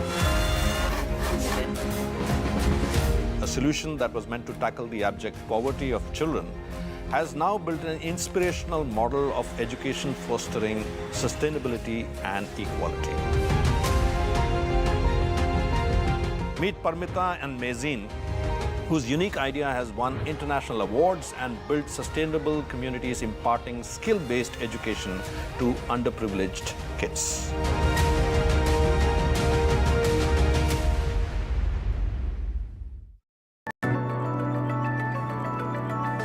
Right now, everything has got a flavor of AI. So, AI is everywhere. Every B2B SaaS company is now integrating elements of AI into their platform, into their offering. Simply because AI makes things work better, work smarter. Would this same group look at replicating Ashoka? The same group would not, but we want to be copied. हमको एक चीज समझ में आ गई थी बहुत जल्दी. We understood one thing early on, that if something works in India, it gets copied. Yeah. So the government created 5 IITs. Now there are 3,000 or 4,000 engineering colleges. Yeah. The government created 3 IIMs. Now there are 3,000 management schools. Yeah. If it works, it gets copied. So we knew if we make one work, others will join. When it comes to sports, we set the ball rolling. Because we have our eyes on the ball. Because we want to get you the best. Latest updates, Top interviews and analysis from around the globe. From breaking news to in-depth analysis. Covering the latest developments across politics, Business, and technology. bringing stories for our nation and the world.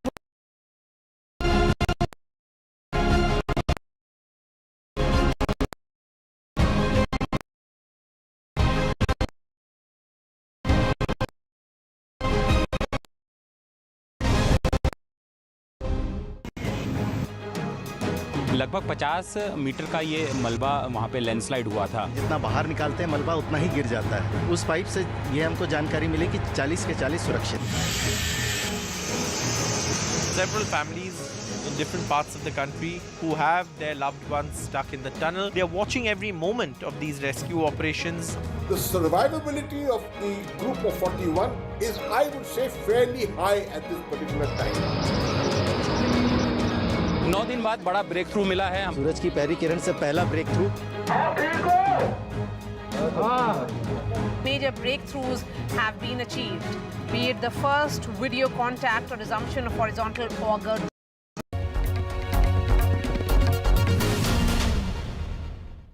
Jhalawar now where Harsha Kumari Singh, my colleague, is joining us.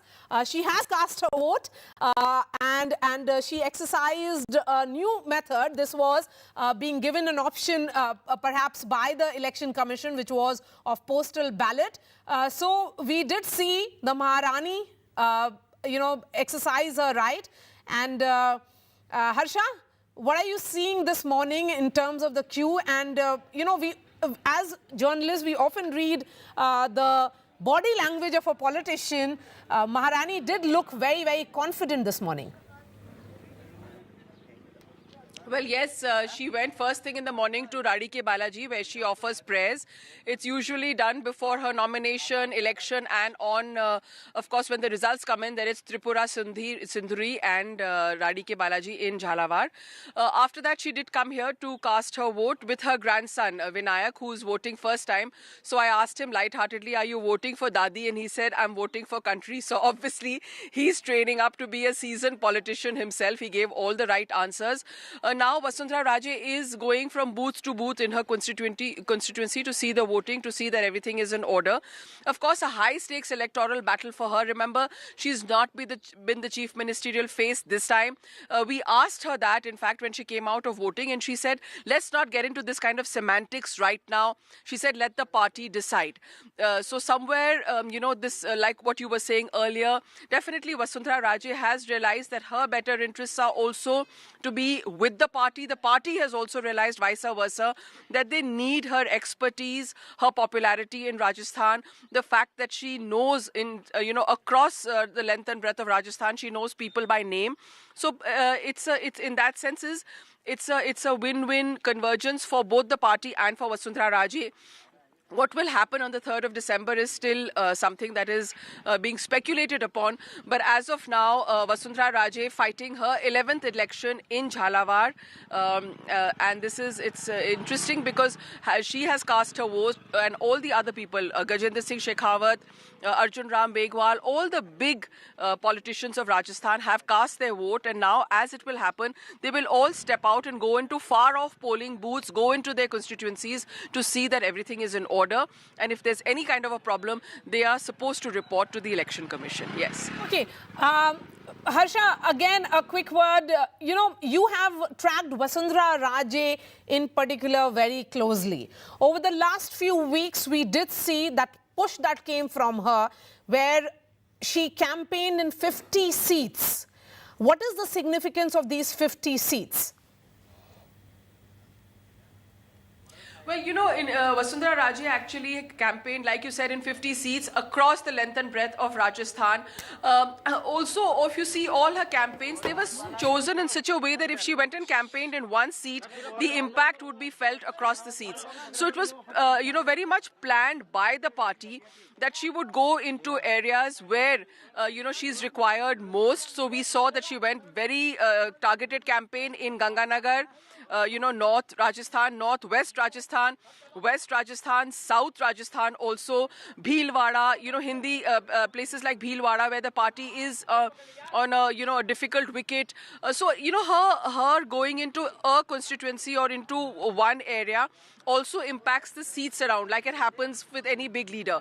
So, it was a very well, if you look at the BJP's campaign, it was very well synchronized, whether it was the party president or the prime minister or the home minister or Vasundhara Raje herself. They were the big faces in this election, fighting from the front. And in the back room, you could see people like CP Joshi, Gajendra Singh Shekhawat. I mean, they were really handling the campaign from the back. Gajendra Singh Shekhawat did not do as many on-road rallies, but he was definitely in the brass tracks in the Jaipur office late at night, coordinating this campaign.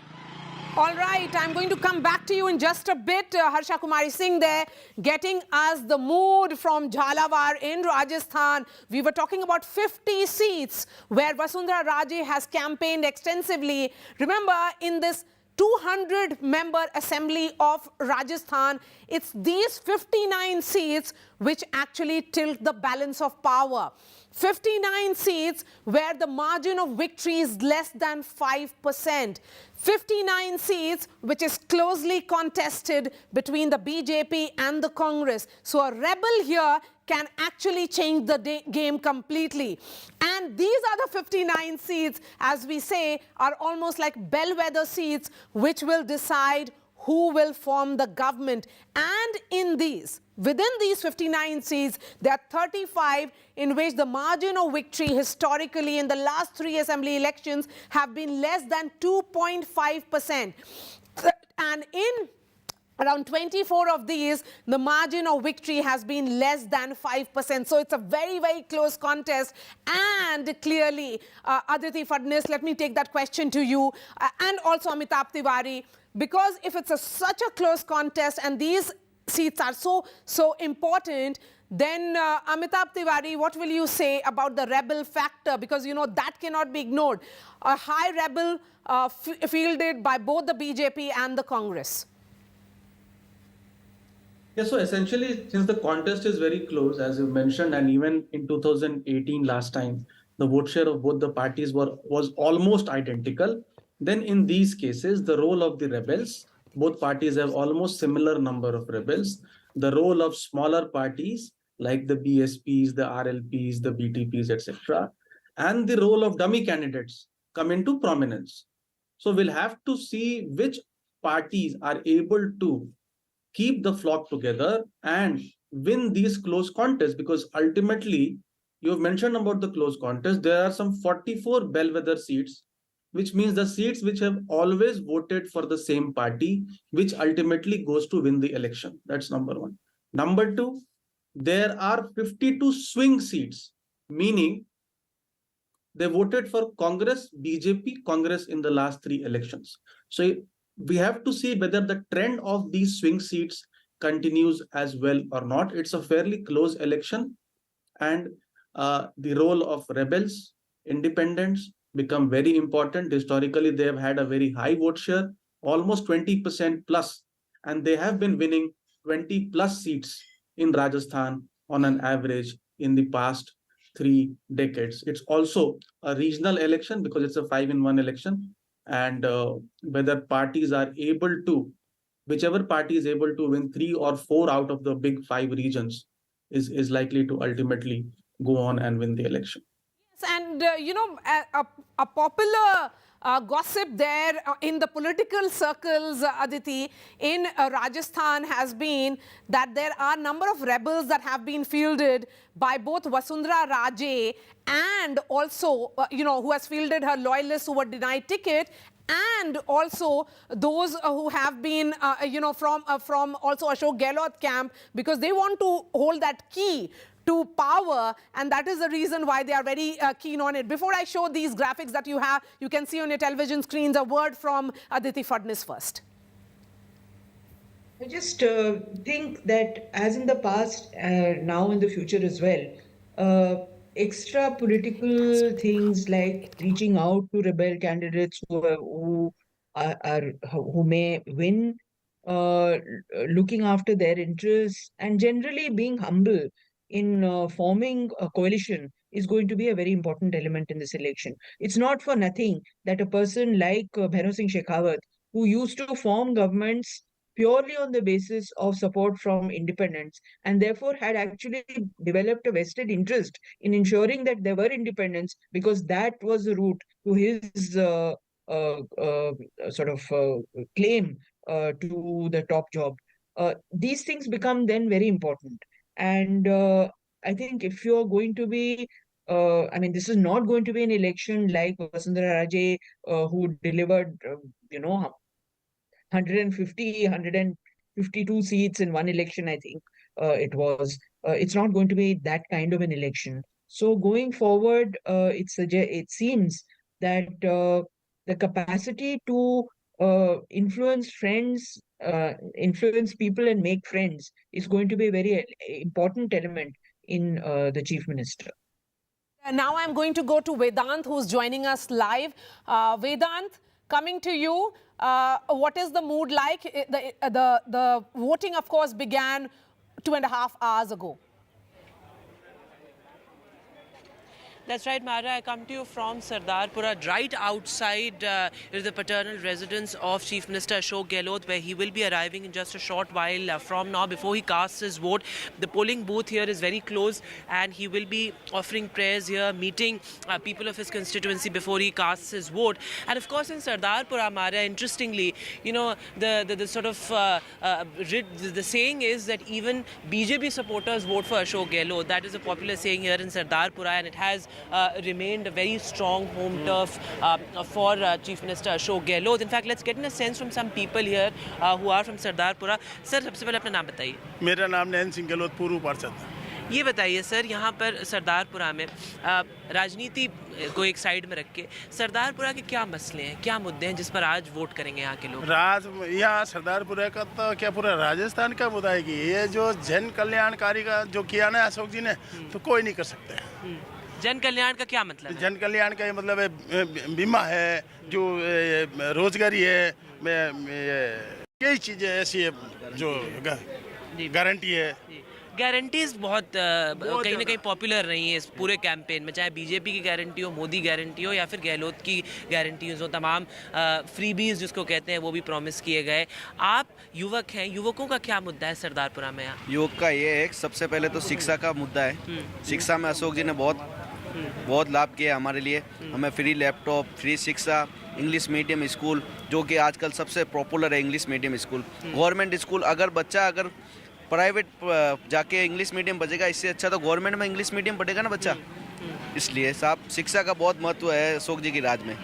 सरदार, ये बताइए, कई लोगों का ये भी कहना है कि जो स्टेट ट्रेजरी होती है, यानी जो स्टेट का पैसा होता है, वो इन तमाम फ्रीबीज की वजह से बहुत बर्बाद होता है. नहीं. ये खाली एक इलेक्शन प्रॉमिस है वोटर्स को लुभाने के लिए है, लेकिन इसका स्टेट पर लार्जर डेवलपमेंट पर फोकस कम रहता है. डेवलपमेंट में भी फोकस करते हैं, ये कोई बर्बाद नहीं होते पैसे यहाँ. मोदी चंद 5 लोगों को जो पैसे देते हैं वो अशोक गहलोत पूरे राजस्थान की गरीब जनता को देते हैं. तो ये फर्क है मोदी और अशोक गहलोत में. दूसरी बात ये बताइए, देखिए राजस्थान का जो ट्रेंड रहा है, जो रिवाज रहा है, वो क्या इस बार बदलता हुआ देख रहे हैं आप? क्योंकि हर बार यही भी बदलेगा, सब बदलेगा, और अशोक गहलोत चौथी बार मुख्यमंत्री भी बनेंगे. आप इस बात पे कॉन्फिडेंट है? ऑल राइट, सो हमारे here you have it from the people of Sardarpura. Of course earlier there were lot of conjecture about it being a Shekhawat versus Gehlot fight here, a clash of titans, but this is something which is considered to be a very strong home turf of Ashok Gehlot. He will be arriving in just a short while from now before he casts his vote, and people here confident that Gehlot will make a comeback. Remains to be seen whether he is able to buck anti-incumbency and stop the revolving door of politics here in Rajasthan. All right, Vedant, continue to get us those ground reports. Thank you so much for joining us, and thank you to all the panelists who were joining us and sharing their thoughts this morning. Voting is currently underway in 199 seats in Rajasthan. It's a 200-member assembly. Remember, one MLA who was also the candidate passed away during the course of this election, and that is the reason why by-election would be held later. It will decide the fate of Ashok Gehlot and also the fate of BJP, but the question is, will the parampara of Rajasthan actually end, or will it be about the Modi wave in Rajasthan? News and updates will continue on the other side. Thanks so much for watching.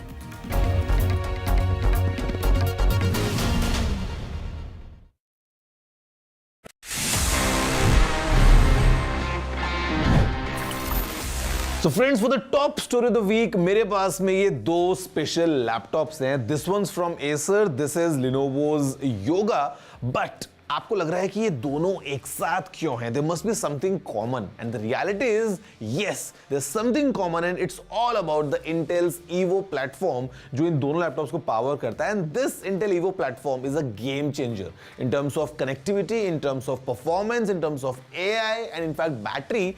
आपको जो features मिलते हैं laptops में, they are truly remarkable, and I mean the experience would be really different. And while using these laptops, you'll have all sorts of of enjoyment plus some work as well. तो यहाँ पे एक बार हम देखते हैं कि what is this Intel Evo all about, and for these two laptops specifically आपको क्या-क्या नए features मिलते हैं. Let's have a closer look.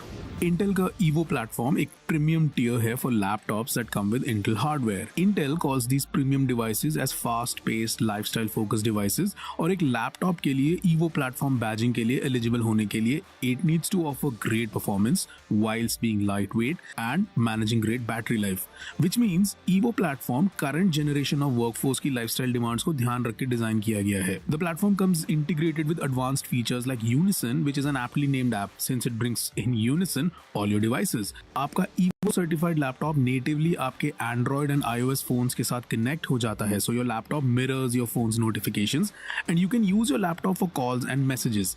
And in devices के बीच में data sharing भी बहुत easy हो जाती है. And the Evo platform offerings go above and beyond.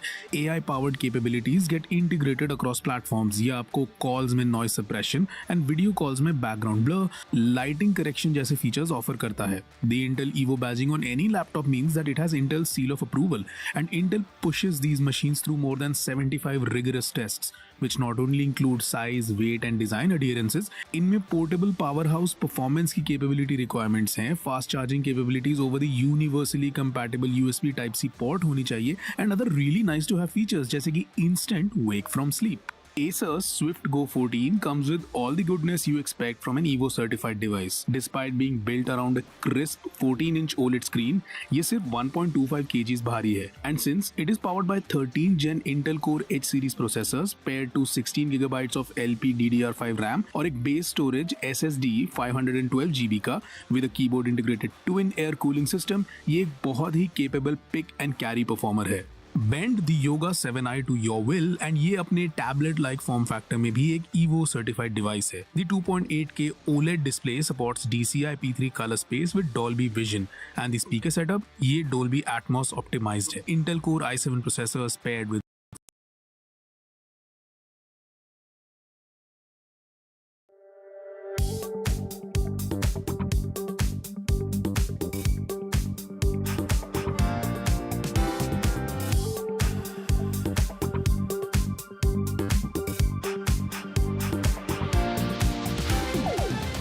Did you know protein deficiency can severely compromise your immunity and thereby increase the risk of contracting various infections?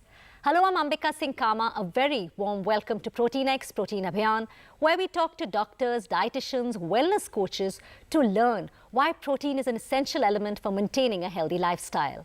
Today, we are joined by Dr. Girish Tyagi, General Physician and Secretary, Delhi Medical Council. Thank you so much, Dr. Tyagi, for joining us today. My first question to you is, how important is protein for good health? Thank you, Ambika ji. First of all, protein is incredibly important for good health. That is the foremost and main thing, that protein is a very, very much important nutrient required for our good health. It plays a crucial role in the building and the repairing tissues. First of all, foremost is that repairing and building our tissues, for that matter, producing enzymes and hormones, maintaining a strong immune system. That is very, very important. As you already told about that immune system, if we are not taking the enough protein, then of course our immune system is going to be weakened. Our immune system will not be proper. To make a proper immune system, a strong immune system, we have to take a protein which is required as per our weight and as per our other issues. It also helps you in keeping if we are taking good protein, then of course it provides a satisfaction of well-being and a satisfaction of feeling good. Good factor is always there if we are taking enough proteins, which is required for that matter. Okay. So I think that's why also protein are called building blocks, and you've explained very well why they're important to us and also what happens to our body if you're not consuming adequate proteins. Dr. Girish, what signs and symptoms will our body show if we are not getting enough protein in our diet? Yeah, if you are not taking enough protein, then of course, first is that muscle loss. Okay. Our muscle will not be proper in the proper shape. Protein is essential for building, as you already told, that protein is essential for building and maintaining the muscle mass. Then that means the muscle loss will be there if you are not taking enough proteins. Then, as you already told about that, weakening the immune system. Our immune system will be not proper. So, Dr. Girish, how does adequate protein help in dealing with tiredness and fatigue? Because very often, when children come back from school or after a long day at work, many of us deal with this situation? Yeah, first is energy production. Protein is whenever if we take a protein, it will broken down to the amino acids and which are used to produce energy in the body. That means if they are not taking the enough proteins, then energy production will be, amino acids will be less. That means the energy production by the amino acids will be less. We will be feeling low of energy if we are not taking the enough protein. That means will be feeling fatigue in that matter. Then blood sugar regulation is there. As a load, the protein helps in the regulating the blood sugar level by lowering the absorption of the sugar. There will not be erratic increase in that blood sugar or erratic decrease in the blood sugar level. So it helps in promoting the absorption of the blood sugar at adequate level. Dr. Tyagi, what do you suggest to people who are not able to meet their protein requirements? The protein requirement is, of course, is very, very essential because the number of issues like neurotransmitter transmission, their energy levels. So one has to take care of protein, but they don't go for that carbohydrates which are cheaper, which are, of course, which can be harmful to that matter. So there are cheaper sources of proteins which are available, which can be beneficial for that matter. They should go for that. But protein is, of course, very, very essential for in their health system. Yeah, absolutely. I think even whatever kind of protein you can get, whether if it's not non-vegetarian foods, vegetarian foods, like you rightly said, peanuts, eggs, these are very accessible and easy to get. Thank you so much, Dr. Tyagi, for joining us. Well, with that, we have come to an end of this segment of Protein X Protein Abhiyan. But do send us your suggestions on what more you would like us to discuss about protein. Write to us on our social media handles or log on to ndtv.com/proteinabhiyan and take the pledge. Use #ProteinPledge.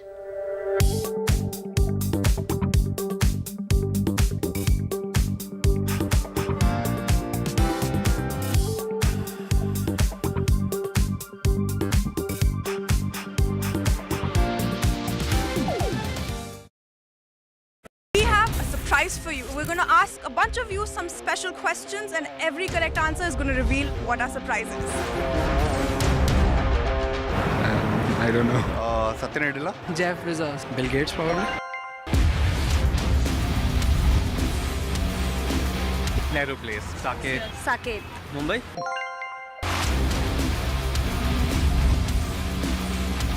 Technical Guruji. Tech Guruji. Technical Guruji. Technical Guruji. चलिए शुरू करते हैं।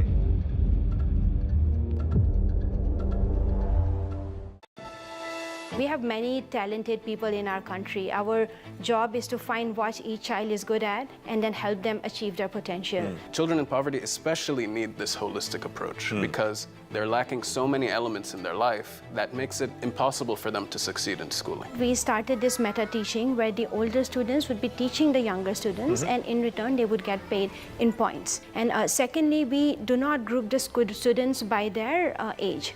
We group them by the skills, like where the kid is in math, like level 2, in English, the kid could be in level 4, and based on that, they are placed in the groups. Well, our goal is to, make sure that India progresses, and education is the only way that we can actually take India forward. Hello, Namaste and Salam UAE. We are here to celebrate exceptional success stories of leading individuals in the realty industry across the UAE. Realty Awards, brought to you by NKN Media in partnership with NDTV, will also provide a vision for the realty landscape in the UAE. Coming soon, only on NDTV.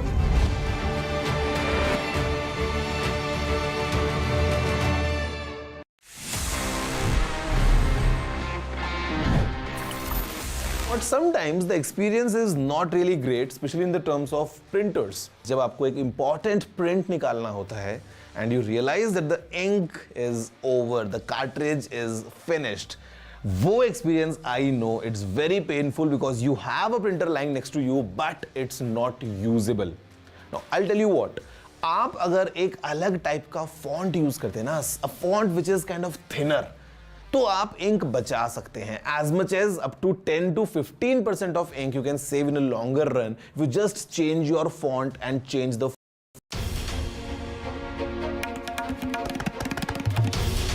This is NDTV. And you're watching NDTV 24/7.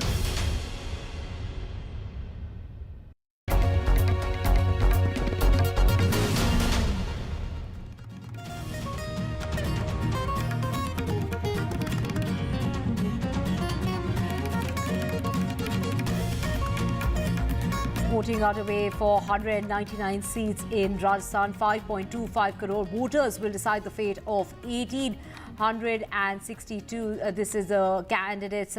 1,862 candidates who are contesting today. Voters in Rajasthan have not given any government a second term since 1993. But can the Congress break that jinx? Or will it be Brand Narendra Modi that will sail the BJP? This is the polling that is being carried out for 199 seats out of the 200 seats. That started at about 7 o'clock this morning and will continue till about 6 o'clock in the evening. The election in Sri Ganganagar's Karanpur seat has been suspended because of the death of Congress candidate and incumbent MLA Gurmeet Singh Kunar. 7 MPs, including Rajvardhan Rathore as well as Diya Kumari and Kirodi Lal Meena, have been fielded by the BJP for the assembly elections. The polling has begun. Let's just listen to some of the candidates whose reactions have come in this morning.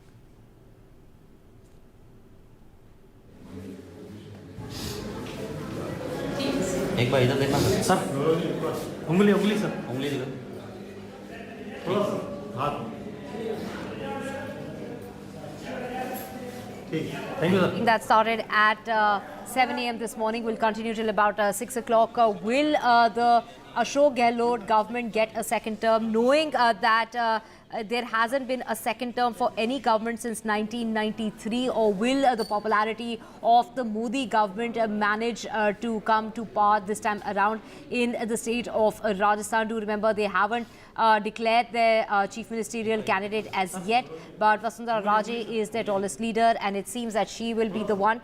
Of course, we are waiting for the chief minister to come and cast his vote today, and his popularity is well known. They are banking on their social welfare schemes, the 7 promises that has been made by the Ashok Gehlot government as far as this is in the state of Rajasthan. But, we did see Sachin Pilot come out and say it's not one person who it depends on. It's not one person who can make them win or lose. It is the teamwork. It is the party. So there he's putting out that united front when it comes to Ashok Gehlot and Sachin Pilot there.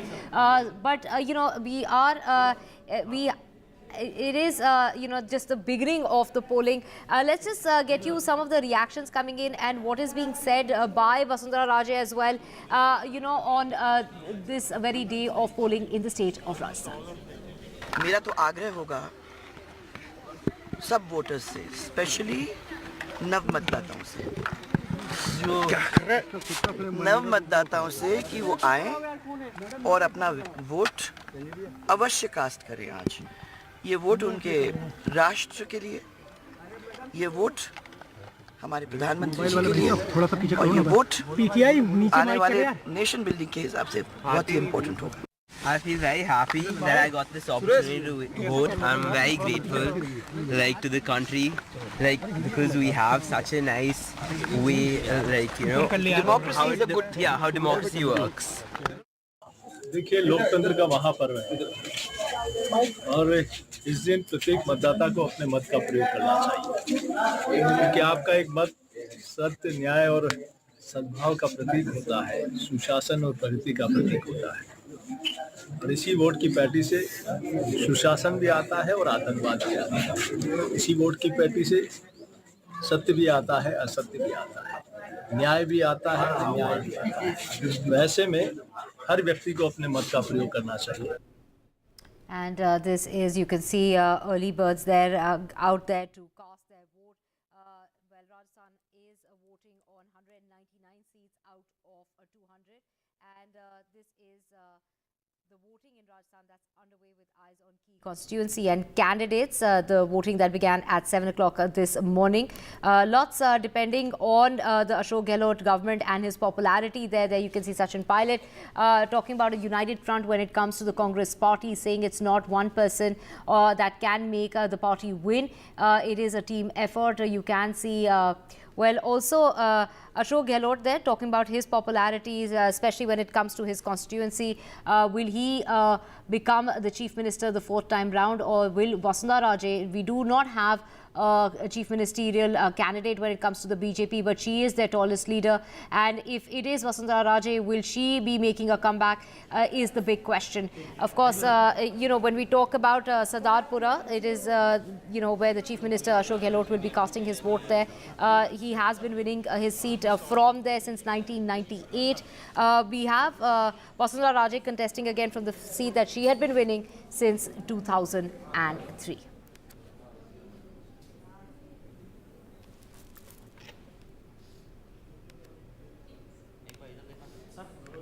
To get more on this, we have PKD Nambiar joining us to get us more or as far as the politics in Rajasthan is concerned. Let's, PKD Nambiar, take us through, you know, we haven't seen, you know, when it comes to the state of Rajasthan, when we talk about revolving politics, that is the trend that we have seen.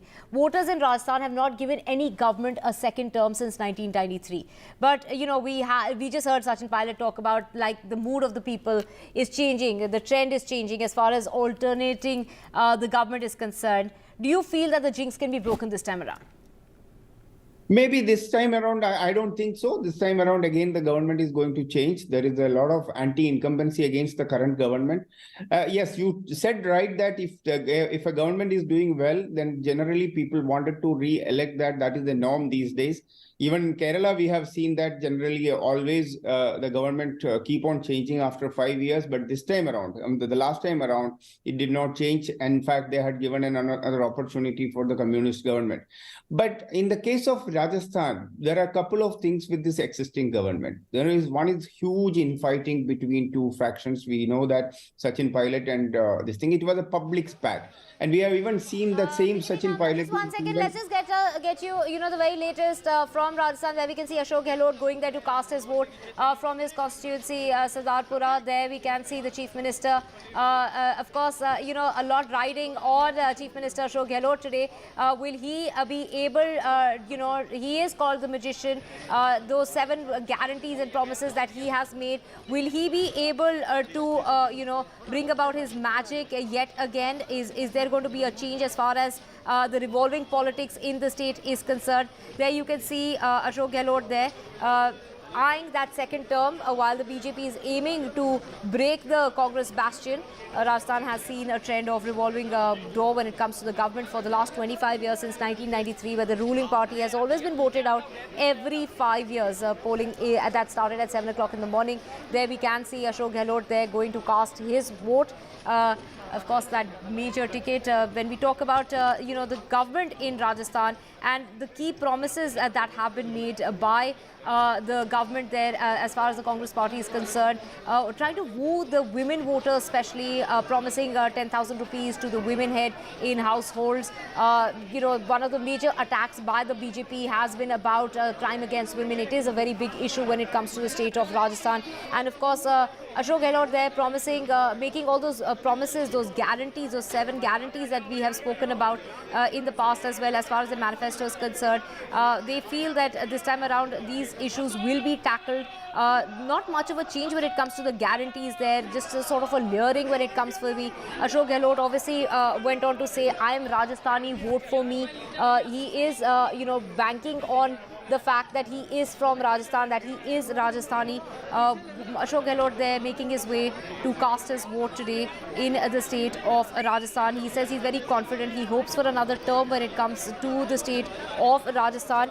He has spoken about, you know, the 3-time Chief Minister is completely confident of a consecutive term, managing to you know, work in tandem. Of course, the big question also is regarding his feud with Sachin Pilot, something that, you know, just recently he put out a tweet, he put out that message, that video appeal of Sachin Pilot, calling him a youth leader when it comes to the Congress party.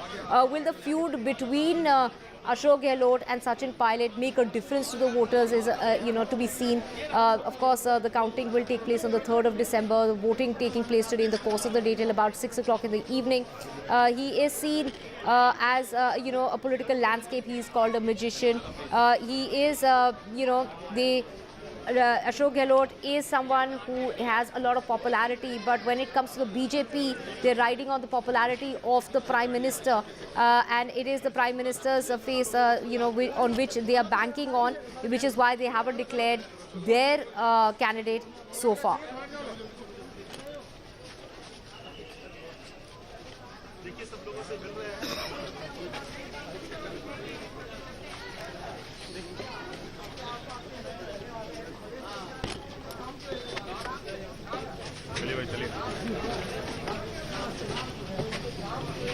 So, in order to get more on this, we have Sangeeta Pranvendra joining us.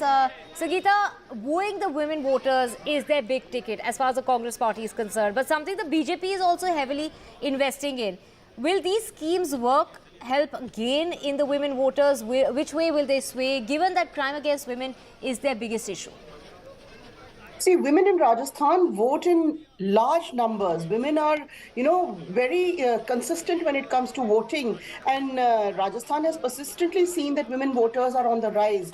But at the same time, women voters went with BJP during the last election. Let's see whom they go with, because Congress is also projecting itself as the party that has been giving a lot of schemes and, projections to the women. So it's something that needs to be seen. But it also depends that, how much voting will take place. Last election, it was close to 75%. Now, every election, the voting percentage keeps increasing. But even then, the margin of difference between the parties is very little. Last time, it was barely 1% or so. So it means that more and more people are voting, more and more men and women are voting, first-time voters are voting. But the margin of difference of victory and the margin of total votes that both the parties get is a very minuscule difference. Now, this time, BJP is banking on getting a more voting put in. And so that is what their major stake is going to be. Right, PKT Nambiar, the caste survey is Congress's big poll promise. But does it make a difference on the ground? Is that what the voters really want? Slowly that is going off, because there was a trend the opposition parties tried to create, whether it is from Bihar to everywhere. The opposition parties wanted to have a caste census, and before that caste survey, because census is at the center's responsibility. But the only thing is that this election in Rajasthan is a very, very different one. The reason being, there is a huge anti-incumbency. We have never seen such kind of law and order issues in Rajasthan or any other part of the country. It has become like more of a rape capital of the country. The amount of atrocities against the women, kids, and even dangai, I think that will definitely have a mark. And you were talking about these 7 promises. See, one thing I'll tell you, Divya, that the world has changed. The offers needs to be felt, and the governance needs to be felt by everyone. The problem here is that, for an example, now they have increased 25 lakh health insurance scheme to 50 lakh.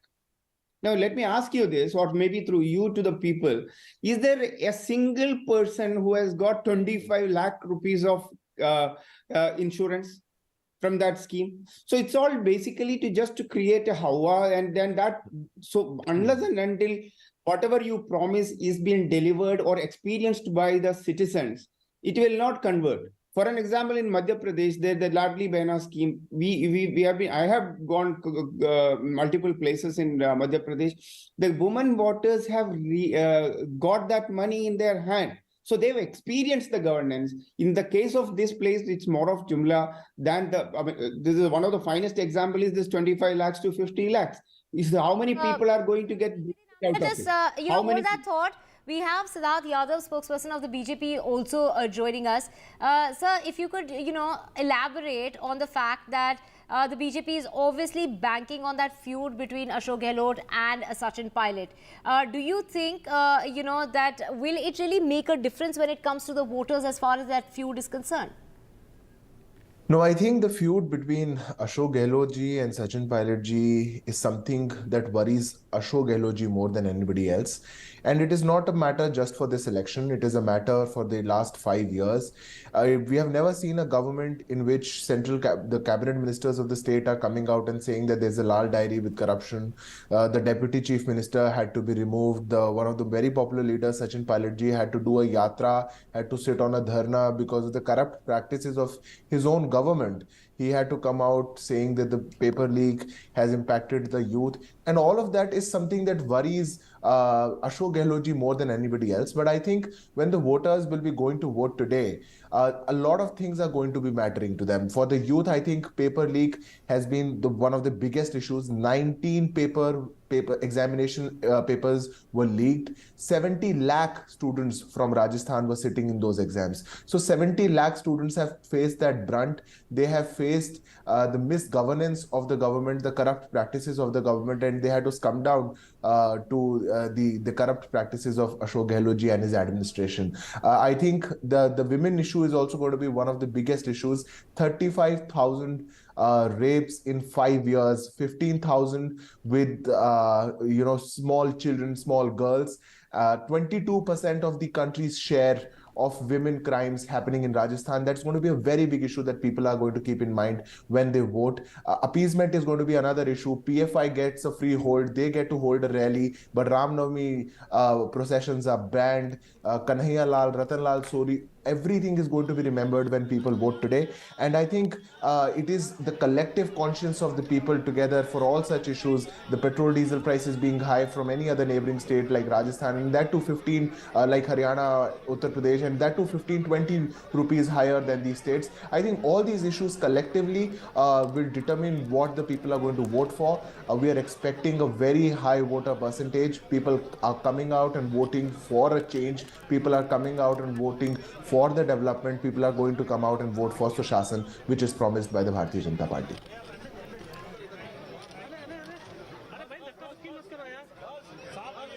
About when it comes to revolving politics in the state of Rajasthan, that is the big question. We also have Dr. Anshul Abhijit, the national spokesperson of the Congress party, joining us. Thank you so much for joining us today. When we talk about the politics in Rajasthan, it is as far as the Prime Minister is concerned, that is the mood of the people. When we talk about, there's never been a second term when it comes to the parties involved since 1993. Do you think that is set to change this time around? This revolving door metaphor, I think, is a thing of the past. It's yesterday's news. Now it's for continuity. And the reason for that is very, very simple. I mean, it's the kind of policies that have been implemented by the Ashok Gehlot government. I've just come from Rajasthan, and as a spokesperson, we go around, there's an echo chamber that's created, we hear good news about us. But even if you talk to anyone else, say even my friends from the BJP, they're sitting here.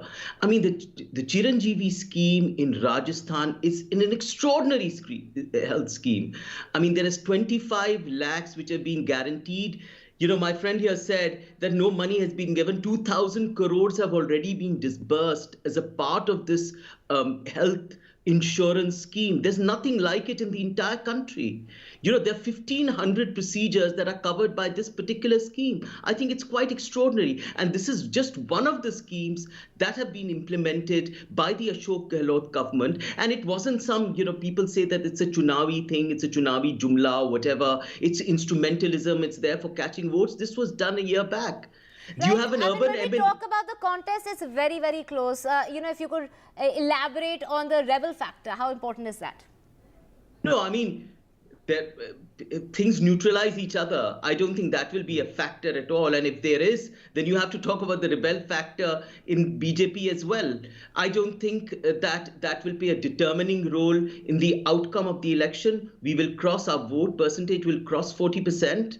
Easily. And we have run a very, very positive campaign. After Karnataka, there is faith in the people that, whatever schemes we promise, we actually implement them.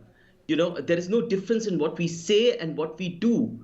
The BJP is notorious for giving promises and not implementing them. We know that. It's become a big joke.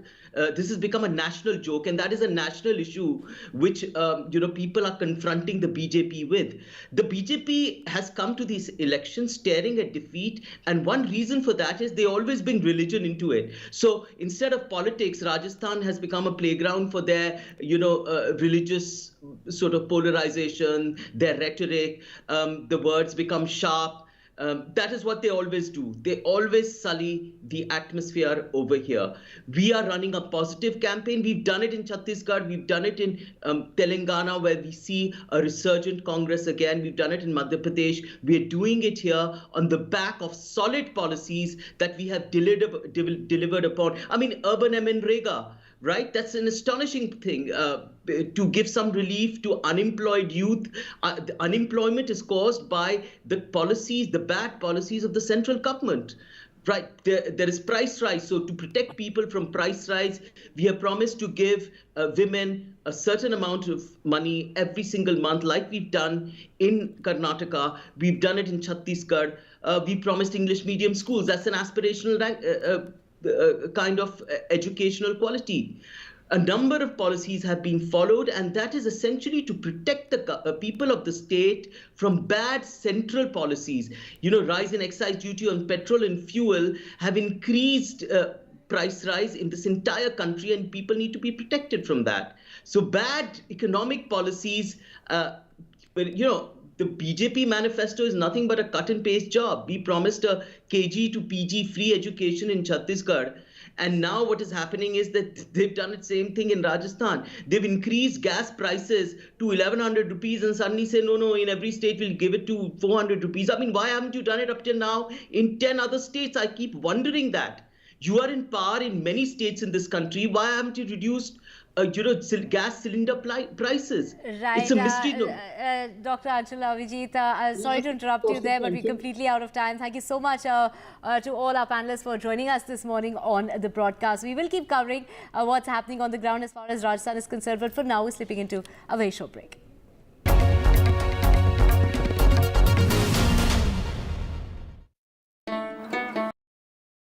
Hello, Namaste and Salam UAE. We are here to celebrate exceptional success stories of leading individuals in the realty industry across UAE. The Realty Awards, brought to you by NKN Media in partnership with NDTV, will also provide a vision for the realty landscape in UAE. Coming soon only on NDTV.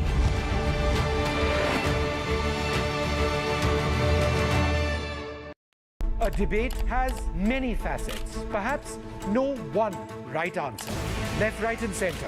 Conversations that get to the core of the debate.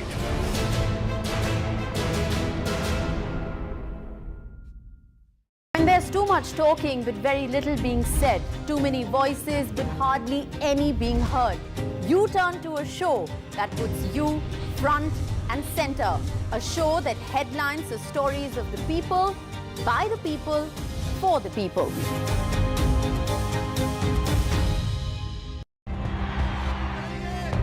Election in 5 states, 679 seats, over 16 crore voters. A crucial semi-final before 2024. NDTV brings you the politics, the promises, the stories and backstories, every twist and turn of 5 high-stake battles. When it comes to elections, India trusts NDTV. Hello, Namaste and Salam UAE. We are here to celebrate exceptional success stories of leading individuals in the realty industry across the United Arab Emirates. The Realty Awards, brought to you by NKN Media in partnership with NDTV, will also provide a vision for the realty landscape in the UAE. Coming soon only on NDTV. लगभग 50 metre का ये मलबा वहाँ पे landslide हुआ था। जितना बाहर निकालते हैं मलबा उतना ही गिर जाता है। उस पाइप से ये हमको जानकारी मिली कि 40 के 40 सुरक्षित। Several families in different parts of the country who have their loved ones stuck in the tunnel. They are watching every moment of these rescue operations. The survivability of the group of 41 is, I would say, fairly high at the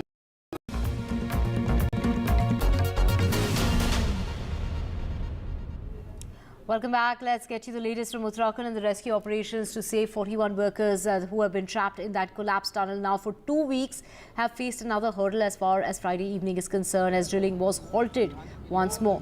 A big drilling machine now has been brought in. Perhaps the government is not ruling out vertical drilling.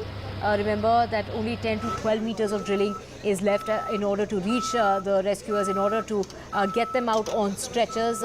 All the plans are in place as to when they come out, how they'll come out, what is a plan of action once they reach the workers. But so far, they haven't managed to reach the workers, something that they were aiming to do perhaps 48 hours ago.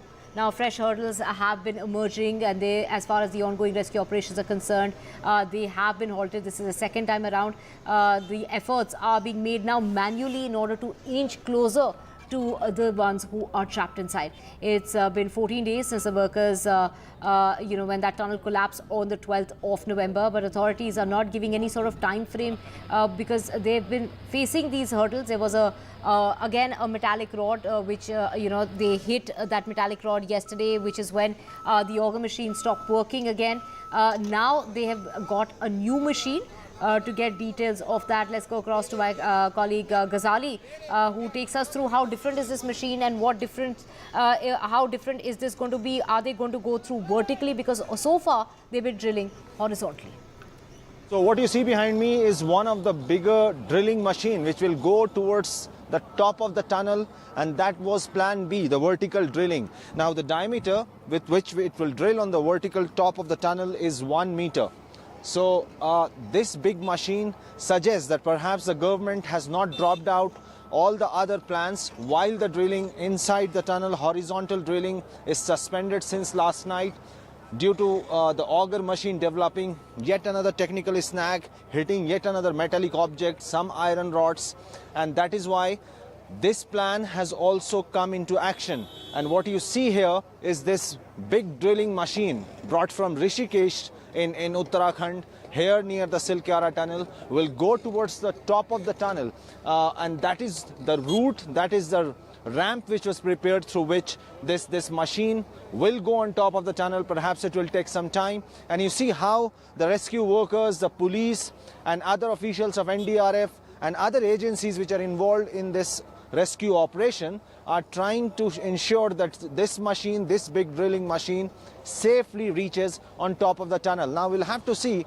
that whether government executes this vertical drilling, and you see how tough the terrain is. A lot of people around, cops are around, but this narrow stretch through it, all the ambulances, all the cars are going towards the tunnel through the same route. This big drilling machine has to reach on top of the tunnel, and the top of the tunnel area, you will see that how that narrow patch has been prepared, a big ramp has been prepared so that it can go on top of the tunnel. And I'll show you where the top of the tunnel is.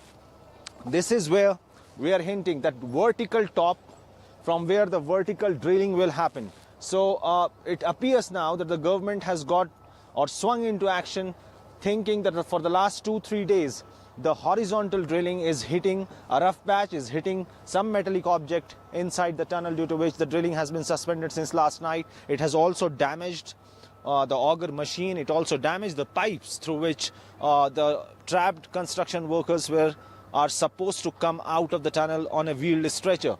So this is the major action for the day, that how this big drilling machine has been brought in from Rishikesh, and this will go on top of the tunnel for the vertical drilling. We'll have to wait that how long will it take to reach there, and when will the vertical drilling happen. So this is to ensure that if this plan of the horizontal drilling gets further delayed, perhaps the vertical drilling will start happening from the top of the Silkyara tunnel. In Uttarkashi with camera person Prem Singh, Mohammad Ghazali for NDTV.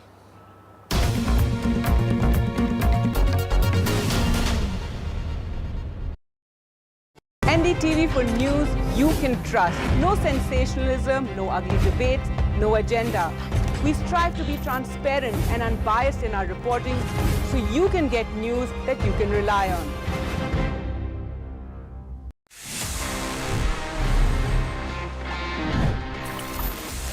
no internet is better than slow internet. मतलब आप सभी शायद इस बात से agree करेंगे because we all are used to using the internet and sometimes when the connection is slow, oh, it's very very very painful. हम हमारा कोई काम नहीं कर पाते हैं और लगता है कि हम कहाँ फंस गए हैं. इससे बेटर अगर इंटरनेट ना हो तो शायद हम हमारी लाइफ को ऑफलाइन वर्ल्ड में बेटर एंजॉय कर पाएं. But guys, you know what, speaking of internet, I am sure आप सभी ने स्पीड टेस्ट किया होगा एट टाइम्स एट होम और may be testing your new 5G network और आप देखते हो कि आपका इंटरनेट कितना फास्ट काम कर रहा है. But let me tell you what's the world's fastest internet. This is an update coming in very very recently from China that they have launched internet with speed. Welcome to Serious Business on NDTV. 30 minutes of hard business news. One topic, one speaker, and a conversation that's relevant to you. I'm Manvi Sinha Dhillon. I'm going to start the show today with some insights from a seasoned investor in tech startups. And here they are. 1. Well-funded companies in the non-listed space that are still burning cash to grow and not chasing profitability are only postponing the trouble. 2. These are actually good times to invest if you have a 7, 8, 10-year perspective. We're finding it easier. We find the valuations are lower, the round sizes are smaller, and we're being careful. Insight number 3. A determined, dishonest founder will find his or her way around structures and frameworks, boards and committees. 4. Always create situations of convergence of interest rather than a conflict of interest. And 5. Preserving our capabilities in times of recession and not cutting back on investments too much has paid us rich dividends on 3 separate occasions: 2000, 2008, 2009, and again 2020. These are just 5 insights, but they're a window into how Sanjeev Bikhchandani thinks and how he's possibly acting right now. He's the founder and executive vice chairperson of InfoEdge India, one of the very few, if I may say so, profitable play internet companies. And today on Serious Business, we're going to leverage all his experience and Policy Bazaar to 99 Acres and Shiksha. Sanjeev Bikhchandani, thank you very much for joining us on NDTV. Pleasure to have you here. Thank you for inviting me. You know, I have, I think, 20 points of starting this conversation. But I'm very clear today that I want to leverage everything that you've experienced, and I'm going to start with something that seemed contrary to popular opinion. You know, investing in startups right now. Would you invest in startups right now? We are currently investing in startups, and we have been doing so continuously for the last 7, 8, 10 years, maybe 15 years. With some breaks in the middle, but not a break currently, simply because we are seeing good opportunities, we are seeing good companies, good founders, good ideas, there are good new emerging technologies. And we believe over a 7, 8, 10-year perspective, this is actually a good time to get in because we believe entry price, entry valuation matters a lot. So we invested in Zomato in 2010. Right in the middle of the global financial crisis. We invested in Policy Bazaar in 2008, just before Lehman collapse. And those have turned out thus far to be our 2 best investments. ICICI Venture invested in InfoEdge, our first round, in April 2000, just when the dot-com bubble burst. And we built Naukri through the crisis profitably after a couple of years. And ICICI Venture got a 28.5x return in 6 years. So I think some of the best and most profitable investments are made when the market is down. And that's your thought process right now. And I'm glad you mentioned Naukri. I should have mentioned that up front. You've said you're investing. This is a good time to invest. We've got a brief sense of why. But give us a kind of flavor of the opportunities that you're seeing right now. So our focus remains the same as earlier. Consumer internet, B2B SaaS, now AI, deep tech.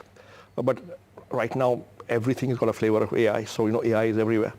But these are 3 or 4 areas we look at closely. When you say AI, and I think of your portfolio thus far, I mean, is it where AI sort of marries into the consumer space? What kind of companies that have an AI orientation? I think every tech company, every internet company, every B2B SaaS company is now integrating elements of AI into their platform, into their offering, simply because AI makes things work better, work smarter. And if you had to, I don't know, make it real for us, give us a sort of profile without disclosing too much of its, but you know, the kind of startups that excite you today. Because Zomato, Policy Bazaar, Naukri, great innings, but I'm wondering today what kind of companies, what are the elements of these companies? So I tell you, we don't do it top down. We don't say, hey, this is a good sector, let's go for it. If we'd done that in 2010, we would never have invested in Zomato because there was no restaurant listing sector. We would not have done Policy Bazaar in 2008 because there was no insurance comparison sector. We look at companies that are creating new categories, entrepreneurs, breaking new ground, and therefore we do it bottom up. We meet 1,000 startups a quarter, or at least look at 1,000 startups a quarter, meet maybe about 500, and we invest in 3 or 4 a quarter. Okay. Okay. And we start with first principles, bottom up. Is there some evidence of natural traction? Is there some indication that the value proposition is so good that the customer will really want this? Are customers using it? Are they happy? Are they coming back again and again? Is the company getting some sales? Right? Are customers paying real money for this? And is that real money higher than the cost? So that's the first thing. Then we look at the quality of the team and the founders. Right? And then maybe 100 other things. But these two are absolutely important. Very important also is there some IP that is being created or potentially can be created? Mm-hmm. Right? That matters. Because IP is what I think gives superior margins, builds a moat, and provides longevity to a business.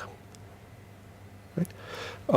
So at Naukri, we have built pretty serious IP. A lot of it is not known in the public, it's not talked about, but all our resume database is the largest in the country. The kind of algorithms we use to search our resume database are fairly unique to us. Right? In the company, we've got an AI, ML, analytics team in excess of 40 or 50 people, which is one of the largest for an Indian internet company in this country. We believe that gives us a serious edge. Now, I'll tell you something. I'll give you a little story of something that we did about maybe 15 years ago. At that time, we didn't know we were doing AI. It just looked like a smart algorithm. Now, it'll probably be classified as AI. Okay? Or borderline AI, right? So at Naukri, we've got 80 million resumes. Recruitment managers come, log in, and they search this database of resumes to try and identify candidates they want to contact to hire them. Now, because the 80 million resumes, we have a problem of plenty. So the HR manager, the recruitment manager, puts in some criteria, say B.Tech computer science qualification, 3 to 5 years experience, and keywords Java, C++, right? Location Bangalore, right? He puts these in the structured fields, and maybe 500,000 matches are found. Now, there are many, many, many unarticulated criteria which the recruitment manager cannot put in the form. But the moment he sees the CV, he says yes, no basis, judgment. So and therefore what used to happen was that in the first page of the finds, he'd find 2 relevant resumes, although they all matched the criteria he put down. Page 2 and 3, nothing. Page 5, 3 more. So it would take him about 100 pages to get 50 good resumes. That would take him maybe half an hour to 45 minutes. Right? And we said, is there a way we can identify these unarticulated criteria and somehow put all the relevant ones at the top on the first page? If you can save about a half an hour of your client's time. And you managed to do that successfully? Yes, we developed an algorithm. It took us a couple of years. We developed an algorithm that did precisely that. And it worked like a miracle because only 5 people in the company knew how it worked. And the moment we introduced it, our sales team all got calls from clients saying, what is this? What have you done? This is fantastic. Right? Now, that's how smart programming, AI, ML can help you. And proprietary. And proprietary. And that's one of the sort of defining criteria that you're looking for, which now brings me to this larger question. If you had to distill the wisdom gained over all these years of investing, I shared 5 insights, and I'm going to urge you to articulate your wisdom differently. But if there were 3 things that sort of have become the pillars of the way you approach investments, what top 3 things come to your mind? I think the first thing is one very important question. But I asked Deepinder Goyal first time I met him. So the thing, Zomato was then called Food eBay, right? And I used to visit the site regularly because it was the only restaurant listing site with all the menu cards, right? And I found that very useful. Hitesh Oberoi, our CEO, also found it useful. And we discussed one day, and he said, why don't you look at it for investment? And I said, yeah, why not? And I reached out to Deepinder. I didn't know him. I did in Google search to find him, and I sent him an email. And he came and met me, and the first question I asked him, yaar, Deepinder, ye idea kahan se aaya? Where did you get this idea from? And he said, look, I was working in Bain Consulting, right?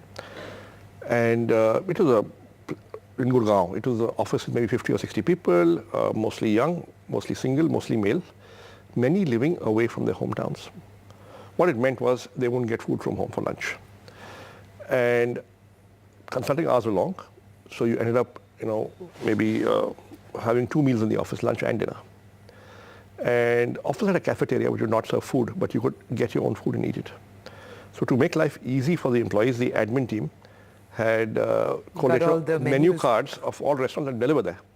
Yeah. And so, and Deepinder said, it is a huge pain every day, 1 p.m. I go to the cafeteria, I have to wait in a line to access some file because everybody's come at 1 o'clock.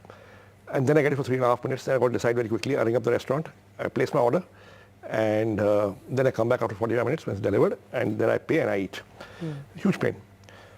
One Sunday I came into office and I scanned all those menu cards and put those pages up on my personal page on the office internet, and 2 days later the IT infra guy came to me and said, why is all the internal traffic going to your page?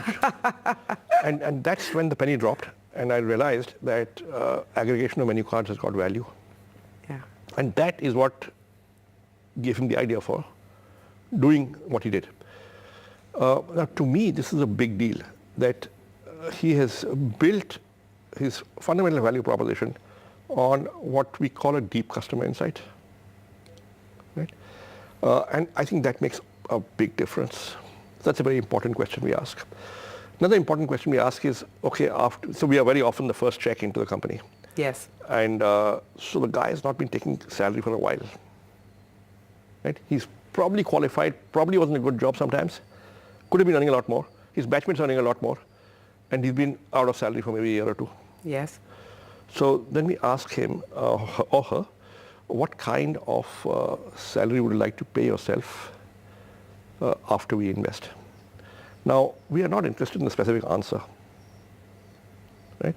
We are more interested in how the person approaches the answer, how he thinks it through. So I've had people who said, we did our MBA 5 years ago, we've been without a salary for a year, our batchmates are earning so much in industry, so we have to get at least that one, a little bit more to make up for the 1 year. That's one kind of answer. Another guy who gave an answer which is, I'm in this job, I will quit the job if you give me money. I'm getting X in the job. I want 30% more because I'm taking a risk. There's a third kind of answer, which is, listen, I have some savings. I need X amount to survive. That's usually not very high. Maybe a little bit more to get some comfort. But I don't want to take too much right now because I will then run out of money faster and I will hurt the growth of the company. I will then have to raise more money and that will dilute me more. I don't want to dilute too much. And that's the right answer? Well, there are 3 different answers. They tell you 3 different mindsets. But which one would you back? Well, the third one obviously is somebody who will work for the company and will ensure the company grows big and profitable. And he will not dip into the till until the company is profitable. Which brings me to this issue of governance. And I'll tell you, sitting on the outside, I keep wondering, what is it about the governance lapses that we've seen in recent times that have been allowed to escalate in the Indian startup universe? And we're not getting into specifics here. But you have boards and you have hefty investors. And do you think there's a lot of wisdom sitting around the table? And yet these things happen. Why? I think very simply, when investors go in, they diligence the company, they diligence the founder, and they conclude that the founder is honest and trustworthy. Right? And that is the case in 95% of the situations. Most Indian founders are trustworthy and honest. Right? But there are maybe 2, 3, 4, 5% who perhaps are not that clean. Right? And those are the cases that have got highlighted actually. And now having said that, I think a lot will depend on what actions investors take after they discover this. And you certainly can't let things be. That's not a good idea in my view. Is there a middle sort of category of governance lapses, which is, you know, chasing growth at the cost of strong processes? I mean, I'm trying to understand if there's a redeeming type of mistake or governance path. So you can make mistakes of business judgment, right? Those are honest mistakes. But stuff where you have been taking money out of the company, taking kickbacks, I mean, that's on an integrity issue. So really, when you're talking governance lapses, the big ones are where there's an integrity issue. Right? If there's a process lapse here or a process lapse there, you know, you'll say, okay, fix it. Make sure it doesn't happen again. Or just not scaling up checks and balances to match the, you know, the growth. I mean, that's also a type of governance lapse. That is a governance lapse, but that is not an integrity lapse. Right. You've got to distinguish between integrity lapses and other lapses. And so how would you sort of sum up you know, what you're looking for in terms of governance today as you navigate startup investing? So I think a few honest conversations and a buy-in on both sides on what is okay and what is not okay upfront is generally a good idea. So I'll tell you, we raised money from ICICI Venture, right, in April 2000. By April 8th, by 20th April, they had told us, okay, we want a Big Five auditor. Not that they suspected anything. That was their process. That is, look, I mean, you know, we've given you X amount of money. It was 7.3 crores, which, you know, by today's standards, not a lot, but then was quite a bit. And said, you know, we need a good auditor, right? And we don't care what it costs, but it has to be done. Right? Number one. Number two, they said, we want a full-time CFO. Yeah. Qualified, full-time, and not somebody who's one of the promoters or related to the promoters, but independent. Right? Number three, we would need an independent director, maybe in about 6-8 months' time. Number four, we would need an internal auditor. So these four structural things they asked for almost immediately. On a path of about 8, 10, 12 months, we'll do all this, right? Number one. Number two, they said some guiding principles. Number one, you can't get rich on our money. Okay? So we decide your salary. You don't decide your own salary. And your salary will be something that's agreed. You can survive, but you can't get rich on it. Number one.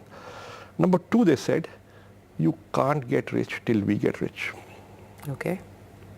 So you can't sell any shares without our permission.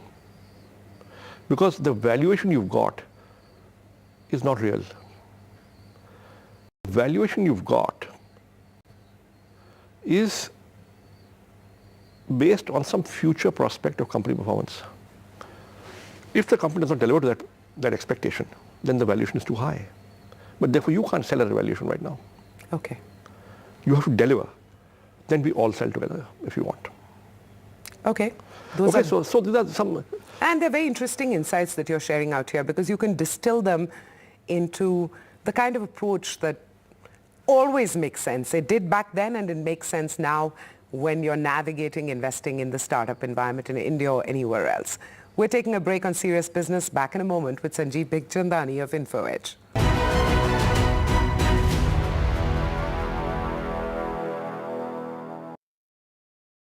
This show isn't just about news from the southern states. It's one that looks at the rest of India and the world from a diverse South India point of view, because NDTV has always taken the southern view seriously.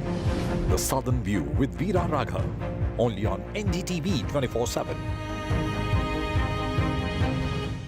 Hello, Namaste and Salam UAE. We are here to celebrate exceptional success stories of leading individuals in the reality industry across UAE. The Reality Awards, brought to you by NKN Media in partnership with NDTV, will also provide a vision for the reality landscape in UAE. Coming soon, only on NDTV. For 25 items of plastic a week, the Akshar School in Guwahati provides its students free and holistic education. A solution that was meant to tackle the abject poverty of children has now built an inspirational model of education fostering sustainability and equality. Meet Parmita and Mazin, whose unique idea has won international awards and built sustainable communities imparting skill-based education to underprivileged kids.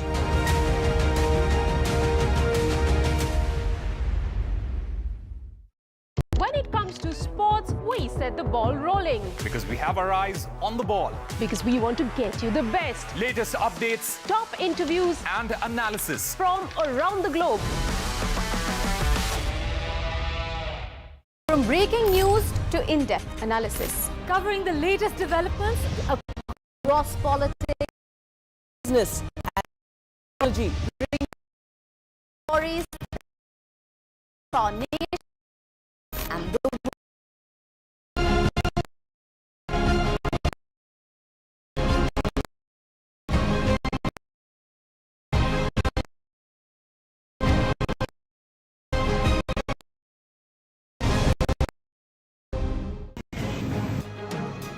लगभग 50 metre का ये मलबा वहाँ पे landslide हुआ था। जितना बाहर निकालते हैं मलबा उतना ही गिर जाता है। उस पाइप से ये हमको जानकारी मिली कि 40 के 40 सुरक्षित।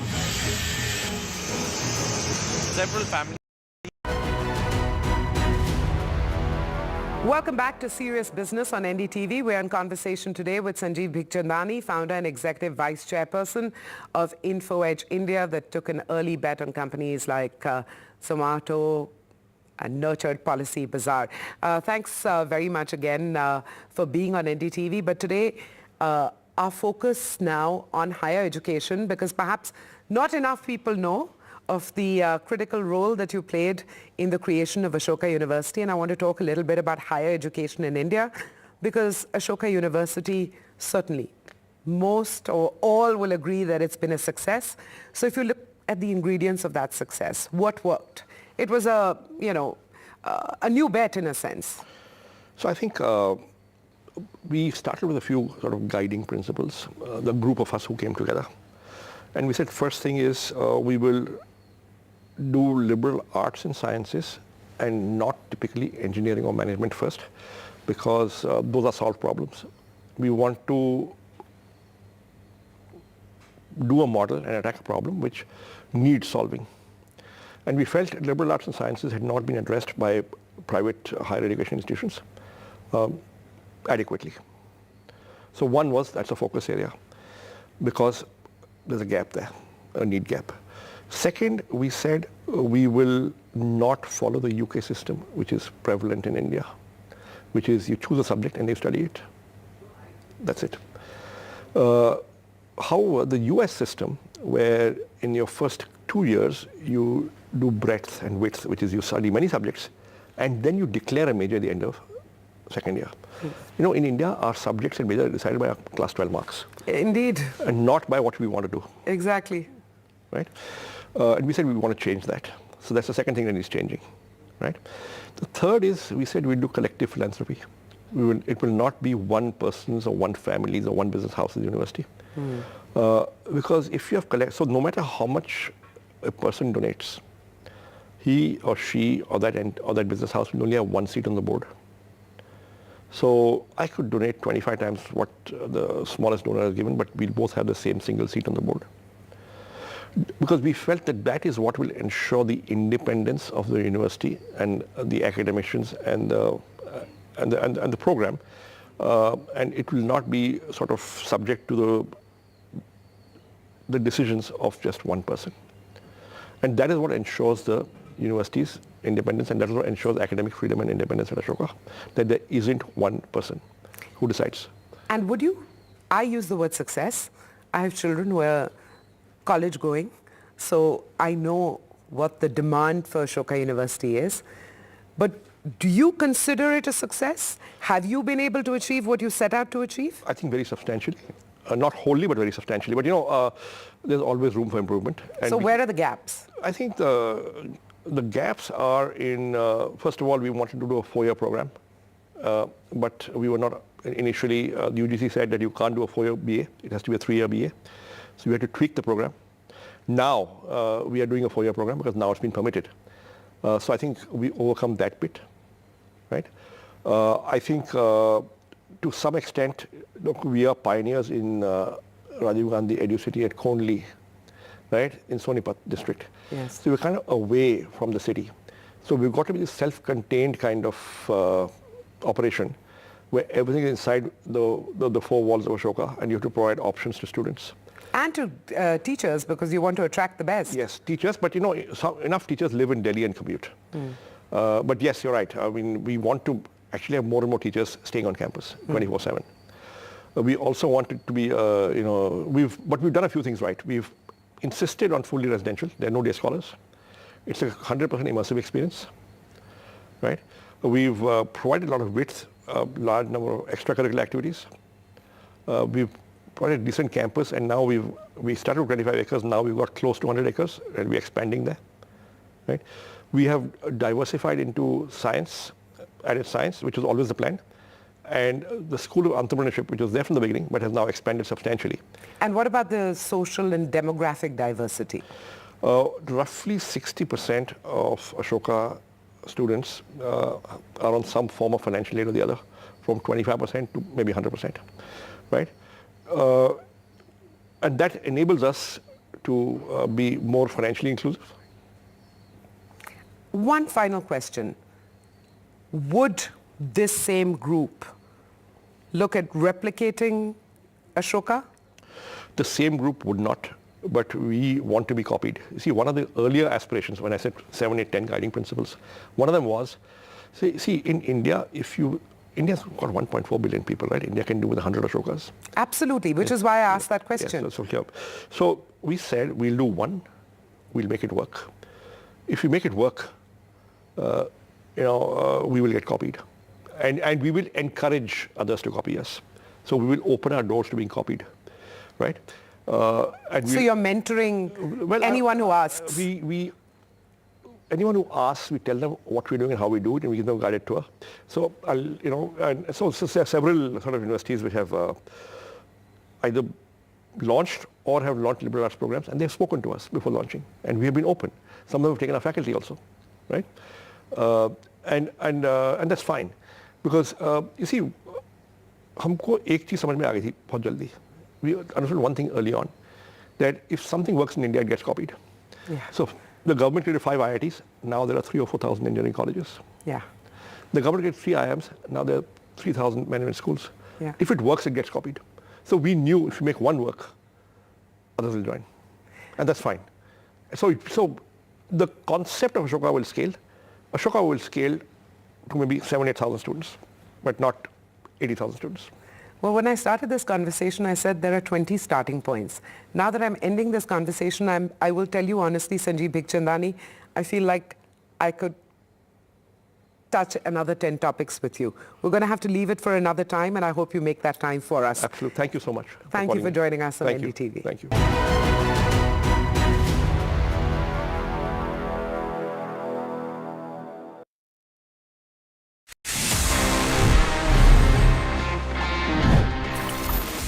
So friends, for the top story of the week, मेरे पास में ये 2 special laptops हैं. This one's from Acer. This is Lenovo's Yoga. But आपको लग रहा है कि ये दोनों एक साथ क्यों हैं? There must be something common, and the reality is, yes, there's something common, and it's all about the Intel's Evo platform, जो इन दोनों लैपटॉप्स को पावर करता है. And this Intel Evo platform is a game changer in terms of connectivity, in terms of performance, in terms of AI, and in fact battery. आपको जो features मिलते हैं laptops में, they are truly remarkable, and I mean the experience would be really different. And while using these laptops, you'll have all sorts of enjoyment plus some work as well.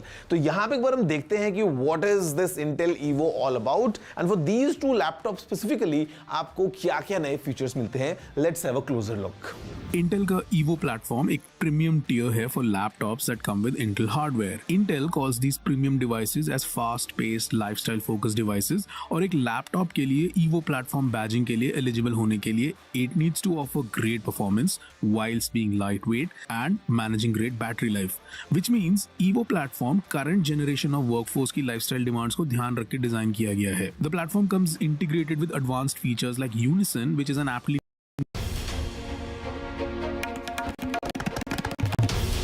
This is NDTV, and you're watching NDTV 24/7.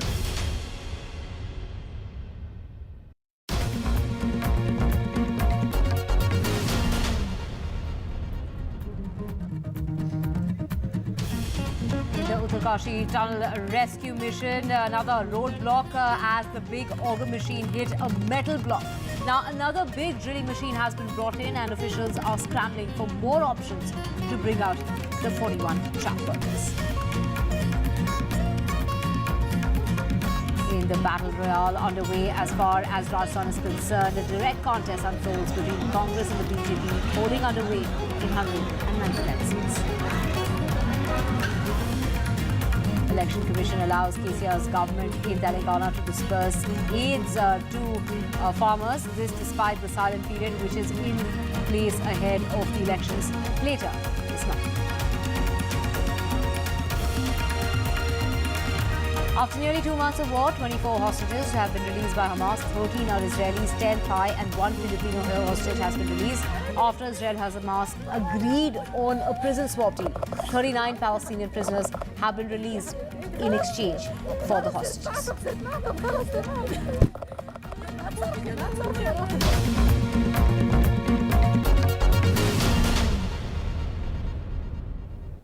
Very good morning. You're watching NDTV 24/7. I'm Divya Wadhwa. Let's get to your top story, and that's the rescue operations which are underway as far as Uttarkashi is concerned. It's the day. It's been 2 weeks now, 14 days to be precise, since 41 workers have been trapped in that collapsed tunnel in Uttarakhand. Now, another hurdle was faced by the rescue team on Friday evening. Drilling had to be stopped yet again, and that is because it hit another iron rod in while trying to drill their way through. Do remember, they were about 10 to 12 meters is the distance that needs to still be covered. Now another big drilling machine has been brought in order to provide more options. Perhaps the government is not ruling out vertical drilling. So far they've been drilling horizontally. Now that entire distance of 10 to 12 meters is yet to be covered. The authorities are saying they're in touch with the workers, they are okay, they're safe. But these fresh hurdles that have emerged in the ongoing operations have delayed the rescue operations, and efforts are now being made manually as well to inch closer to the ones trapped inside. Now let's go across to my colleague Ghazali, who gets us the latest. Ghazali, take us through this new machinery that's been brought in. Where does it come from, and what are the options that they're weighing in on? See, Divya, first I will share what we don't know. We don't know what is the exact area which has to be drilled. That keeps changing with the official comments. Some officials say it's 8 meters, some say it's 10 meters, some say it's 12 meters. What we don't know that how that vertical machine or the vertical drilling width happened, because it has got all its challenges, and that is exactly why that the machine which was brought in today was parked here for the last 4 or 5 days, and yet it was not used, because the challenges for the vertical drilling machine is that if it starts drilling from the top, it may damage the other parts on the top of the tunnel, and we don't know that what consists of the top of the tunnel, because you know what is happening in why the auger machine has hit so many technical snacks in the last couple of days, because the rubble which has fallen from the top and the debris which is spread on the floor consists of a lot of iron rods, because when you construct a tunnel and a tunnel top, you put a lot of pipes, iron rods, and a lot of metallic stuff. That all has fallen, and that is all part of the debris. So every time the drilling machine proceeds further, it has high chances of hitting the metal object, and that is what happened, which has damaged the auger machine as well as the pipe which was being pushed through to get the workers back out of the tunnel. So the vertical drilling machine has gone over the top. It's moving, and it's very heavy machine. It can't just go in few minutes. It will certainly take some more time to reach on top of the tunnel. There on top of the tunnel, the area has been marked, that from which point the vertical drilling has to be done, and the diameter of the drilling is 1 meter. Now, this entire plan of vertical drilling was put on hold for the last 2-3 days, because the authorities or the rescue team was making some success, was approaching, was moving through. Quite a distance was covered in the last 3-4 days, despite all the technical snag and despite suspending the drilling operation on multiple occasions. But now, what we have picked up is that the drilling machine, which we call the auger machine, as well as the pipes which have to be fit, has got damaged. They are trying to repair it. And that is why this vertical drilling machine has come in. Now, if the vertical drilling machine also drills, and what we are picking up from the expert is that what if more of that more rubble falls from the top, because once you drill, more rubble will fall on the floor where the construction workers are trapped. What if you have more iron stuff or metallic stuff falling from the top? So that will be another crisis. So as of now, some high-level meetings are also going on, that what to do next, because the auger machine not been able to start its operation inside. So whether manually now they will start removing the rubble, because that will again take a lot of time, and we don't know exactly the time by when this operation will get over, or by when the construction workers will come out, because the major challenge is that even if it's 8 meters or so. When did the operations stop last night? Since when have the operations not resumed till about now? Yeah, there is another confusion, you can say, lack of communication from the authorities, due to which we don't know when does it stop and when does it start operating. If you remember, yesterday evening the NDMA officials held a press briefing in Delhi saying that we have got some earth radar technology through which we have seen that in the next 5 meters there is no hurdle. But just after 2 meters, it hit the hurdle. It hit an obstacle at around 7 or 8 in the evening, after which it has stopped working. And it has not made any progress. The same 8 to 12 meters is yet to be drilled, and that is exactly why the vertical drilling option or the vertical drilling plan has got into action mode, and the very big machine has been sent upwards. The ramp was being prepared by BRO for the last 3-4 days, and by now, since we are reporting right now here, we hope that it has reached on top of the tunnel. All the officials are there, the construction workers or the rescue workers are there. So we expect that very big machine will be in some time will be on top of the tunnel. But even once it reaches there, we don't know when that drilling will start, because it can't start without proper assessment, because it's a very large area which has been marked for drilling. But the diameter of the drilling is just 1 meter. It's enough to pull out people, but how they will pull out, how long will it take to drill that, it's still unknown. Right, Kasari, thank you for getting us all those details. Let's just cut across to Neeta Sharma now, who gets us his ground report from outside the hospital, where they'll be taking the workers once they manage to come out. Let's go across to Neeta. Rescue work at Silkyara tunnel was stopped last night because auger machine again detected some metal pieces when it was drilling, although it was said by the administration of Uttarakhand that they had used groundbreaking radar technology through which it was detected that no metal pieces were found. However, when this drilling was going on through auger machine, some metal pieces were detected, and that is why the drilling was stopped.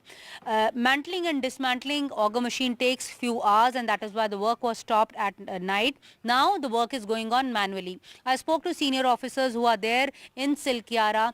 They say that even though the distance is 5 kilometers, but the soil is very soft and they don't want to take any chances, and that is why they are taking all kinds of precautionary measures, and now they are digging that area manually, and the work is going on as far as digging is concerned. But as far as auger machine is concerned, again it is being mantled, and the work would resume as far as that machine is concerned after that ground breaking penetration is done by a team.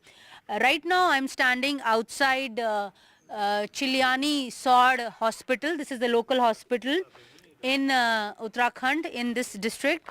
It is the state administration says that after these workers are rescued, they would be brought here for the first aid. Although they are said to be fit and fine, they are healthy, mentally stable, because they have been speaking to their family members, they have been speaking to senior officers, hot food and also recreation activities are being done inside wherever they are trapped. It's about 2 kilometer long stretch where they are trapped, and the height of that area is about 8.5 feet high. So they are trapped there. Light is also there, water is also there. So as such there is no difficulty, but since they have been trapped for last 14 days, adequate precautionary measures are being taken.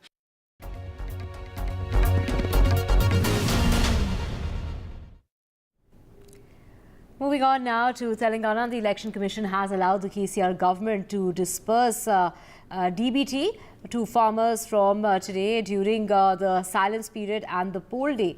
This scheme made a big difference to polling in favour of the BRS in 2018. To get more on this, we have my colleague Uma Sudhir joining us. Uma, the EC is allowing transfer of funds to farmers.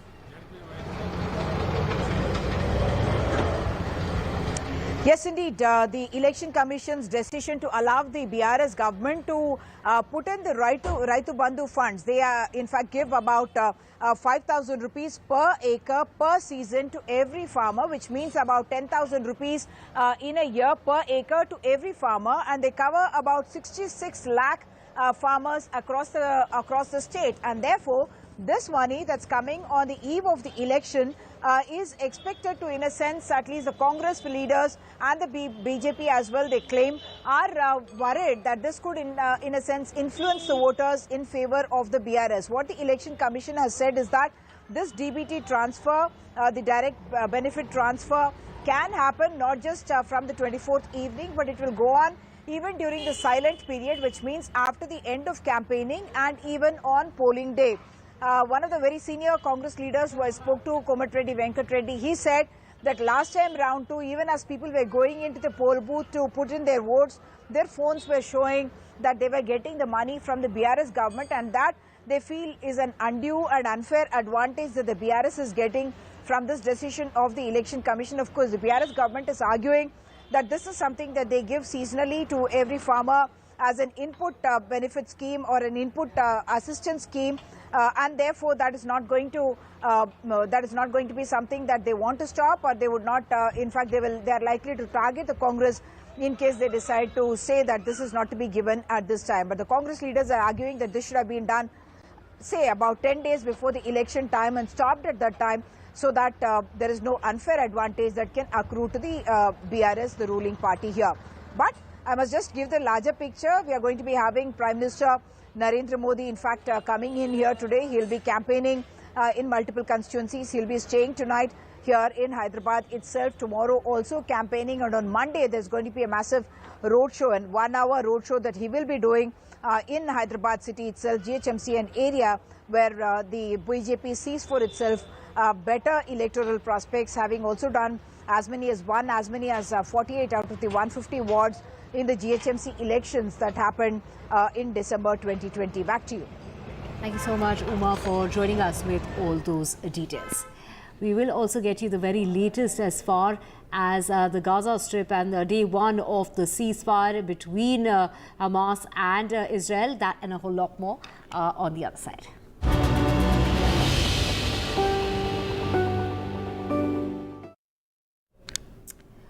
Well, the first real breakthrough as far as the Israel-Hamas war is concerned, 24 hostages have been released by Hamas as part of a swap deal to free Palestinian prisoners.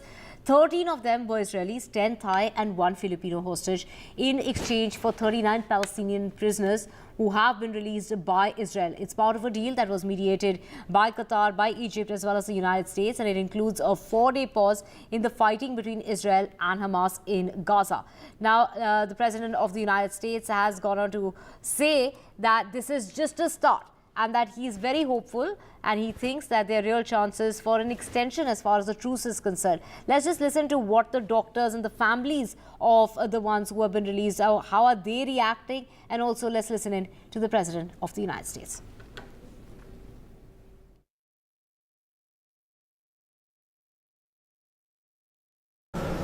I was thrilled to be the one to receive 4 children, 3 mothers, and a grandmother to the best and most caring hands here at Schneider Children's Medical Center of Israel. Their physical condition is good and they're currently undergoing medical and emotional assessment by the medical and psychological team here at Schneider's.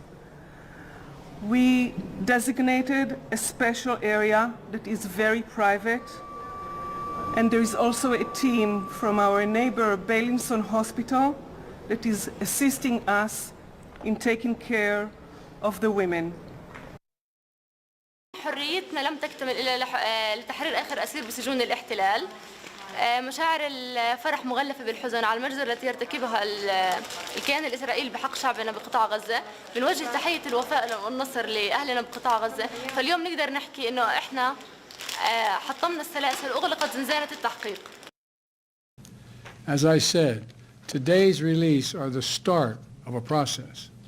We expect more hostages to be released tomorrow, and more the day after, and more the day after that. Over the next few days, we expect that dozens of hostages will be returned to their families. We also remember all those who are still being held and renew our commitment to work for their release as well. We have my colleague Kadamni joining us to get us more on this. Kadamni, on day 1, 24 hostages were released. Initial reports have suggested that the hostages that will be released will only be Israeli nationals, but here we had Thai as well as a Filipino national who were released as part of that deal.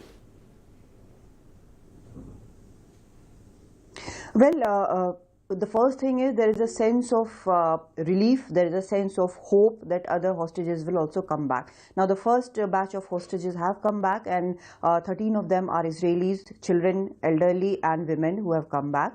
And there were also a group of Thai nationals, 1 Filipino, who have come back. Now, this Thai national deal was done by Qatar and Thailand. It was a separate deal, and they have come back according to that deal. So now the number of hostages have gone down, but there is expectation, as we know, that it's a 4-day pause, and every day a number of hostages will be released in exchange of Palestinian prisoners who are lodged in Israeli jails. So it is a very difficult and fraught with tension, but this deal is supposed to hold for 4 days.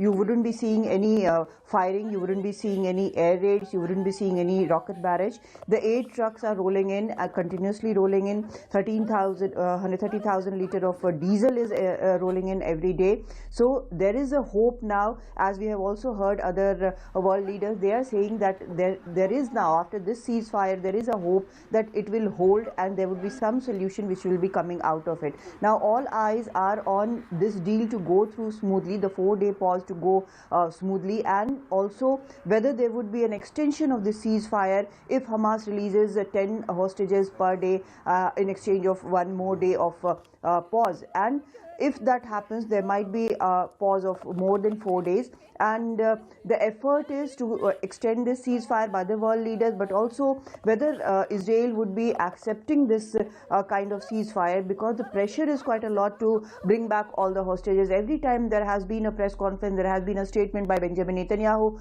we have heard that the priority is to bring back the hostages. Now that has started happening. The hostages are coming back. We have seen the celebration in the streets. Right. Kadamni, when we talk talk about the number. You know, they have agreed upon a number of 50 hostages that will be released. Initially, they had said they'll release them in a batch of 12 to 13 per day. So yesterday, before the release, they said there'll be 13 and they'll come out at 7:30. 24 came out. Can we expect a bigger number than 50? And what about today? What time are more people coming out? Do you have any clarity on the number or the time that more people will be released?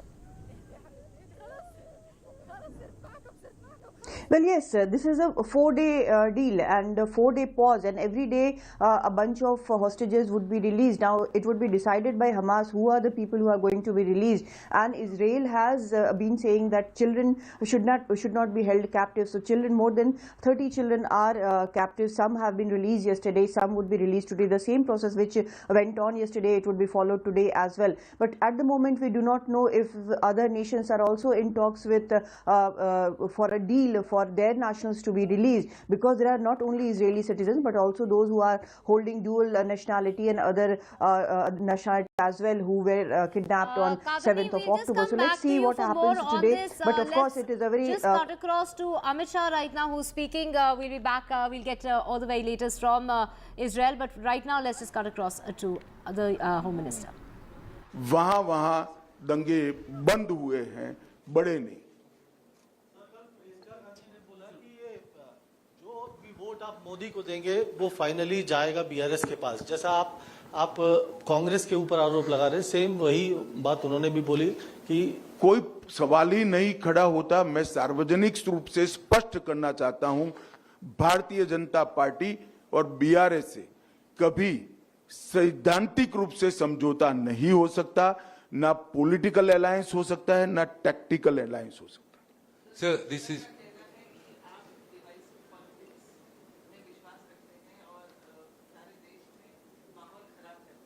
देखिए, कोरा आरोप लगाना ठीक है. क्या मुस्लिम reservation देना ये विभाजनकारी policy नहीं है? क्या तेलंगाना विमोचन दिन नहीं मनाना, हैदराबाद विमोचन दिन नहीं मनाना, वो किसके डर से नहीं बनाते हैं? हमारा एक तो उदाहरण दीजिए, क्या विभाजनकारी पॉलिसी है हमारी? तेलंगाना में बहुत भ्रष्टाचार करा अब बोल रहे हैं, अभी तक एक्शन नहीं ले रहे हैं. बीआरएस को प्रोटेक्ट बीजेपी कर रहे हैं, कांग्रेस प्रचार करके जा रहे हैं. कैसा देख रहे हैं? देखिए, जो भारत सरकार के डोमेन में है वो सारी जांच प्रक्रिया में है, मगर चुनाव के कैलेंडर के हिसाब से जांच नहीं चल सकती. मैं आपको स्पष्टता पूर्वक बताता हूं, भारतीय जनता पार्टी की तेलंगाना में सरकार बनने के बाद एक एक करप्शन की जांच होगी और रिस्पॉन्सिबल लोग जेल की सलाखों के पीछे जाएंगे. So this is Paniharan from Hans India. You are talking about appeasement. There are reports that, Indian citizenship is being sold in the open market in West Bengal by offering voter cards and that kind of enrollments. What is your take on that? देखिए, हमारे संज्ञान में कुछ मामले आए हैं, इसकी detail जांच हो रही है और किसी को बख्शा नहीं जाएगा, किसी को बख्शा नहीं जाएगा. कठोर कदम उठाएंगे. सर, इस चुनाव में हम देख रहे हैं सर, काफी पर्सनल अटैक्स हो रहे हैं. सारे राजनीतिक दल एक दूसरे को पर्सनल अटैक कर रहे हैं. प्रधानमंत्री जी को के पिताजी का नाम लिया गया, उन पनौती जैसे शब्दों का उपयोग किया गया. इसको कैसे देखते हैं? देखिए, जब भी प्रधानमंत्री जी के बारे में बिलो द बेल्ट लैंग्वेज का उपयोग हुआ है, देश में कोई भी राज्य हो, जनता ने उसका करारा जवाब दिया है. मुझे भी भरोसा है ये जो बिलो द बेल्ट लैंग्वेज उपयोग हो रही है उसका करारा जवाब तेलंगाना के मतदाता वोटिंग में देंगे. अमित जी, इस चुनाव में जो है ओल्ड हैदराबाद की अगर बात करें तो फिलिस्तीन जैसे मुद्दों को लेकर वोट मांगे जा रहे हैं.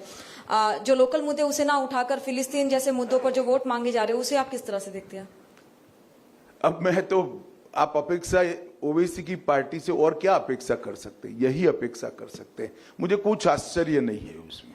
सर, हम देखते हैं कि यहाँ पे अनेरी रिपब्लिक टीवी से सर, आपने कहा कि भारतीय जनता पार्टी ने सेपरेट तेलंगाना को 2.5 लाख करोड़ दिया है, लेकिन बीआरएस ये कहती है कि सेंट्रल गवर्नमेंट से तेलंगाना के लिए कुछ सपोर्ट नहीं मिलता है, ना कोई फंड्स आते हैं, ना कोई प्रोजेक्ट में सपोर्ट देखिए, आप मिलता है। पत्रकार है, आपको रिसर्च कर सवाल करना चाहिए। भारत सरकार का बजट कोई छिपी चीज नहीं होती है, बजटरी डॉक्यूमेंट होता है, और जब बजट समाप्त होता है, साल समाप्त होता है, तब कितना इम्प्लीमेंट हुआ वो भी पार्लियामेंट के सामने आता है। मैंने जो कहा है 2,50,000 करोड़ रुपए, इसका पाई का हिसाब भारत सरकार के वित्त मंत्रालय की साइट पर है, आप चेक कर सकती है। और प्लीज बाद में एक कार्यक्रम करना कि केसीआर कितना झूठ बोल रहे हैं।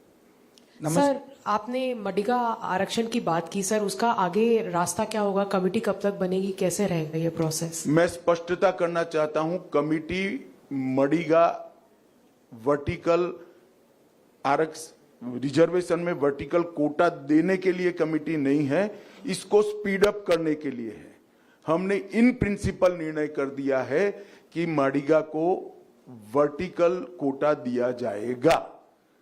कमेटी की जो बात है उसको स्पीड अप करने के लिए। नमस्कार सर, मेरा नाम श्रीकर हेसरा, मैं हिट टीवी से हूँ।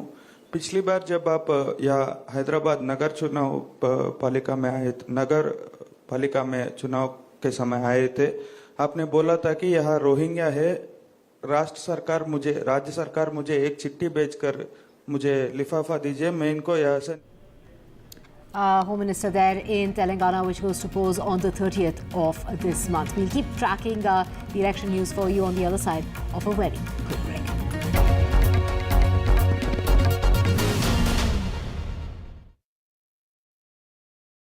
We have a surprise for you. We're going to ask a bunch of you some special questions, and every correct answer is going to reveal what our surprise is. I don't know. Satya Nadella? Jeff Bezos. Bill Gates probably. Nehru Place. Saket. Saket. Mumbai?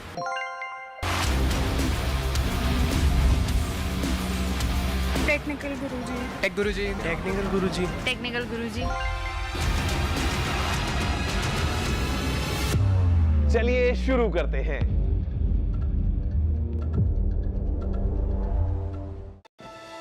We have many talented people in our country. Our job is to find what each child is good at and then help them achieve their potential. Children in poverty especially need this holistic approach because they're lacking so many elements in their life that makes it impossible for them to succeed in schooling. We started this meta teaching where the older students would be teaching the younger students and in return they would get paid in points. And secondly, we do not group the students by their age. We group them by the skills, like where the kid is in math, like level 2, in English the kid could be in level 4, and based on that they are placed in the groups. Well, our goal is to, make sure that India progresses, and education is the only way that we can actually take India forward.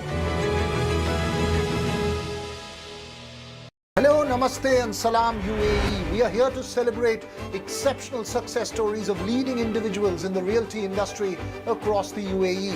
The Realty Awards, brought to you by NKN Media in partnership with NDTV, will also provide a vision for the realty landscape in the UAE. Coming soon, only on NDTV.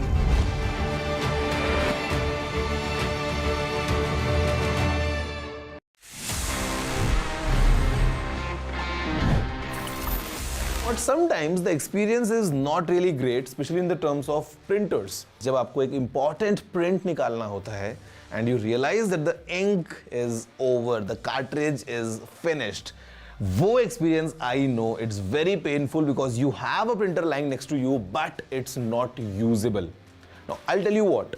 आप अगर एक अलग type का font use करते हैं ना, a font which is kind of thinner, तो आप इंक बचा सकते हैं as much as up to 10 to 15% of ink you can save in a longer run if you just change your font and change the font size. तो अगर आप अभी देखते हो कि आपको casually बहुत सारे prints निकालने हैं and you are using a thicker font, just change it so that आपको emergency में जो print निकालना पड़े तो आपकी इंक खत्म ना हो, आप पैसे बचाएंगे और अपना जो काम है you'll make sure that you'll not ruin that just because of a printout which you can't take.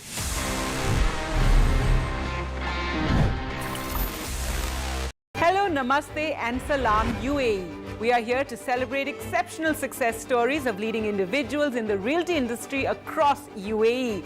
The Realty Awards, brought to you by NKN Media in partnership with NDTV, will also provide a vision for the realty landscape in UAE.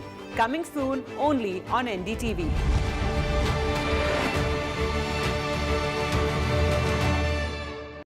A debate has many facets, perhaps no one right answer. Left, right and center. Conversations that get to the core of the debate.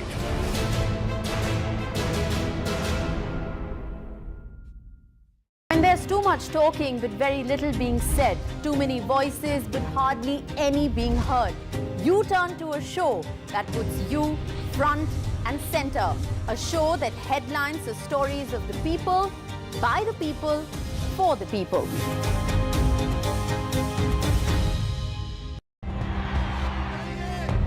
Election in 5 states, 679 seats, over 16 crore voters. A crucial semi-final before 2024. NDTV brings you the politics, the promises, the stories and backstories. Every twist and turn of 5 high-stake battles.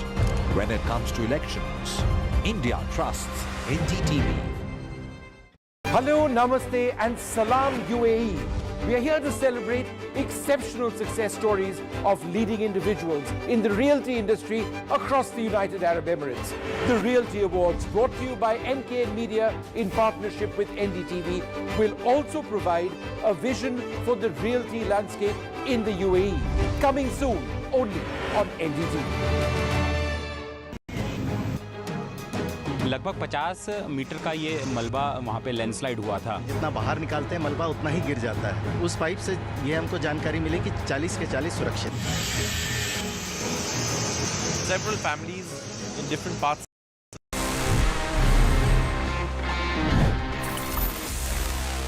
Hello friends, welcome back to another fresh episode of Gadgets 360 with Technical Guruji. आपको पता है, this is the show which gives you complete insight about the field of gadgets जो हर रोज हमको नए नए मिलते हैं market में.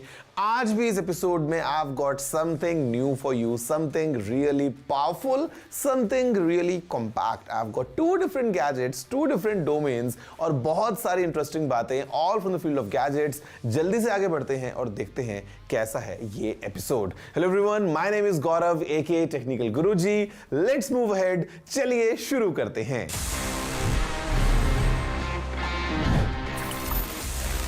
So friends, moving ahead, आपको पता है सबसे पहले what we do, the first thing जो कि करना mandatory है because gadgets की दुनिया आपको जैसे बता चुका हूँ बहुत तेजी से आगे grow कर दी है. Let's first hear what's new, what's around us in this segment, News of the Week.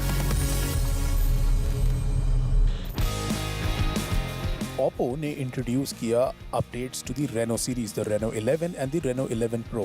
You will notice a new design language, but they do get processor updates as well.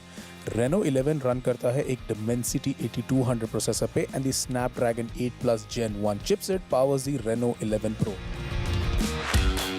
OnePlus ने launch किया the AI Music Studio. It's a platform that lets users create beats and videos using generative AI tech. So आप basically एक prompt type करते हैं, certain parameters search करते हैं, even lyrics generate कर सकते हैं. It isn't limited to users of OnePlus devices and the community has features like sharing, voting by others and getting featured by OnePlus. At the HP India Gaming Landscape Study 2023 event, HP revealed वो भी statistics and data के साथ that gaming as a career is seeing a rise in India. And this is courtesy gaming becoming a pan-generation phenomena. HP ने report किया कि 40% से भी ज़्यादा serious gamers they're earning above 6 lakhs per annum courtesy of sponsorships, esports tournaments और अपने खुद के streams के through. It has also come to light that parents are also suiting up to the idea. From the 500 parents interviewed, over 42% responded positively कि उनके बच्चे gaming को as a hobby ले सकते हैं. The study also revealed a couple of other trends, like there is a surge in gaming वो भी non-metro cities में. PCs have emerged as the preferred platform to play. Female gamers के numbers on the rise हैं, and close to 61% of the 3,000 gamers interviewed for the survey responded that gaming courses India में शुरू हो जाने चाहिए. And so HP also announced HP Gaming Garage. ये एक online gaming course platform है जो ऑफर करता है professional certificate programmes on esports management and game development online, और वो भी free of cost. So friends, this is the first amazing product for the show. This is the all new Apple's MacBook Pro. और ये जो आपको फिलहाल दिख रहा है ना, this is the 16-inch variant and this is completely decked out. मतलब इसके अंदर जितनी पावर है, I can guarantee you that this is by far आज तक दुनिया का the most powerful and the most expensive MacBook ever. यहाँ पे what we have is the first thing, you can notice the all new space black color. It gives you this professional feel. And now let me tell you कि इसके अंदर क्या लगा है. Inside we have Apple's latest and the most powerful M3 Max chip. Now this chip has a 16-core CPU, 40-core GPU and a 16-core neural engine. At the same time, we have support for hardware-enabled ray tracing, mesh shading and dynamic caching. So the performance of this machine, I mean, this is clearly designed for pro people, people who are into music production, if you're into video editing, if you're into 3D editing, मतलब आप जो भी इस पे heavy से heavy काम करना चाहते हो, including gaming, you can enjoy everything on this machine. And यहाँ पे we have such an amazing experience, all thanks to the memory. Hold yourself because numbers काफी बड़े हैं. This laptop has 128 GB of RAM and 8 terabytes of storage. So it's packing a lot. We have all necessary ports, including the MagSafe port. We have 2 Thunderbolt 4 ports on this side. Then we have a combi jack in a 3.5mm format for headphones and microphones. अगर आप इधर देखते हो तो we have an HDMI port. साथ में हमारे पास में एक और Thunderbolt 4 port है, and we have a full size SD card reader as well. तो मतलब all taken care of in terms of connectivity. Inside we have a 16.2-inch liquid retina XDR display, काफी बड़ा full size keyboard with 6 speakers in total, a huge trackpad. I mean, it packs a lot and the experience is really amazing. Price for this one, this particular variant is 7,19,900 rupees. Otherwise, in the MacBook Pro lineup, we have two different models. 14 inches का भी आता है, 16 inches का भी आता है. अलग-अलग chips के हमको option मिल जाते हैं, starting from M3, then the M3 Pro and the M3 Max. The official starting price for the 14-inch variant with the M3 chip is 1,69,900 rupees, and 16-inch variant के लिए with the M3 Pro chip is 2,49,900. But then you can add in more and more and more to get something like this, priced at 7,19,900. The all-new and the all-new powerful Apple MacBook Pro. You can have a closer look and see how exactly this machine is. Apple calls the M3 lineup as the most advanced chips made for a personal computer. और ये बहुत specific wordings को अगर आप MacBook Pro के context में use करेंगे तो ये MacBook Pro लाइनअप को बहुत प्रोडक्टिव बनाती हैं. MacBook Pro लाइनअप को software developers long bouts of coding and simulations के लिए यूज तो करते ही हैं. When you account the gorgeous screen as well, creative workflows वाले लोगों के लिए भी ये मशीन एक वन स्टॉप सोल्यूशन बन जाती है.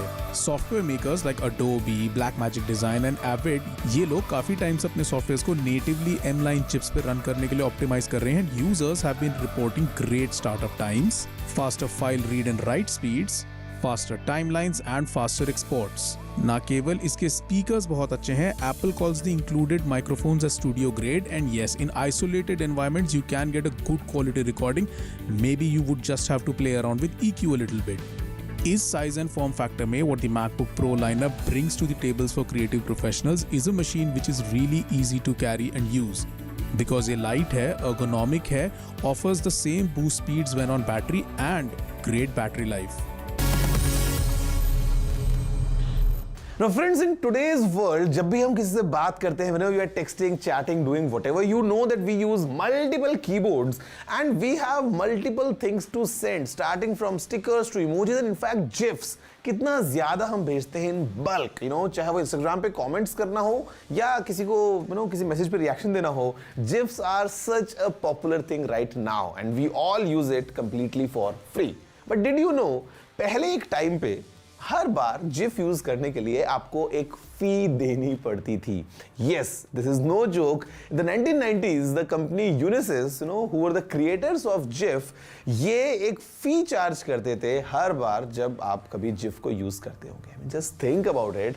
उसके बाद में खैर जब PNG आया as a free alternative for GIF, they had to of course back down. और what's more funny is जो creators थे PNG के, they were interested in naming PNG as Ping.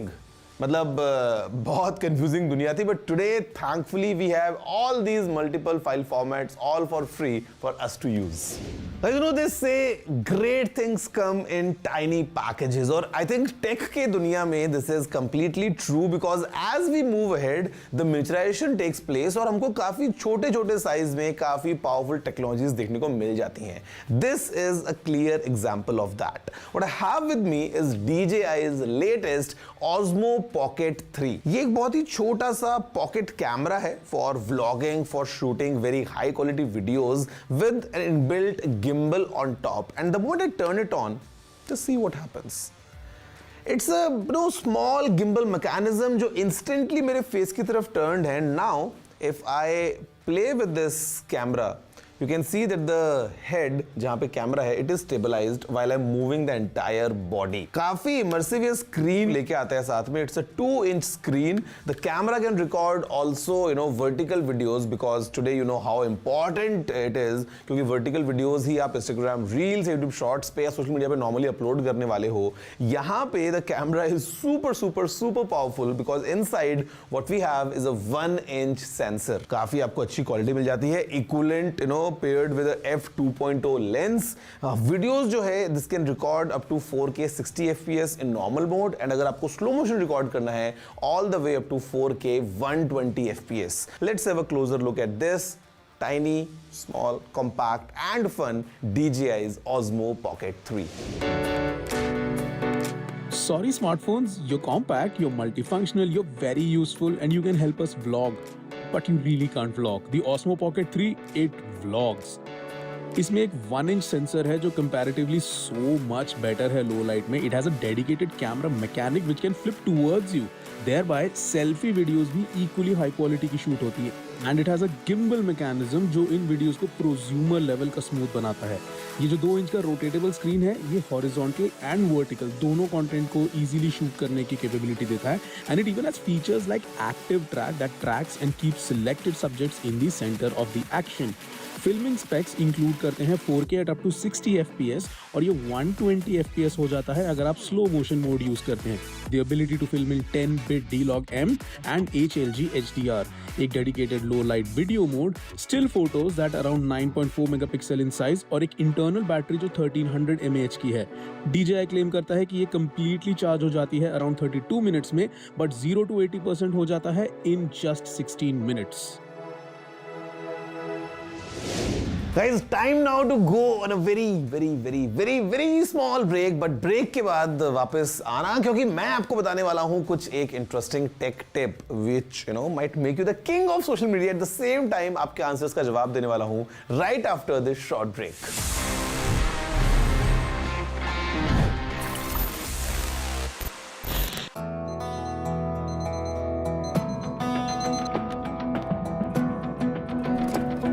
मन से उजाला कर चले, मन से उजाला कर चले,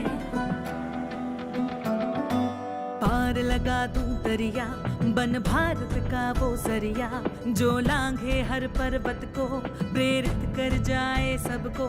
तू बन वो आग गूंजे राग सुन के जो सब बह चले, कर मुट्ठी में सूरज का ताप, मन से उजाला कर चले. ये बताइए, आप ऑफिसर क्यों बनना चाहते हैं? सर, आज तक न्यूज़पेपर के जरिए ज्ञान बांटता आया हूँ. अब ऑफिसर बनके शिक्षा के उजाले से देश में एक नया सवेरा लाना चाहता हूँ. मन से उजाला कर चले, मन से उजाला कर चले, मन से उजाला कर चले, एक अमर उजाला कर चले, उजाला कर चले.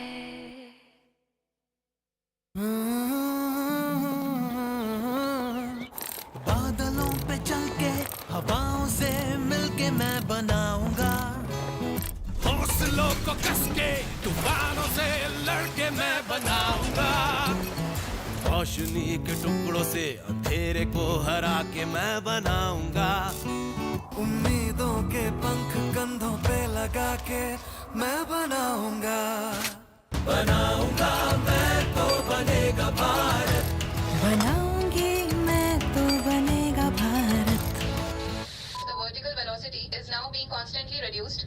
India is on the mode. बनाऊंगा मैं तो बनेगा भारत बनाऊंगा मैं तो Right now, everything has got a flavor of AI. So, AI is everywhere. Every B2B SaaS company is now integrating elements of AI into their platform, into their offering. Simply because AI makes things work better, work smarter. Would this same group look at replicating Ashoka? The same group would not, but we want to be copied. हमको एक चीज समझ में आ गई थी बहुत जल्दी.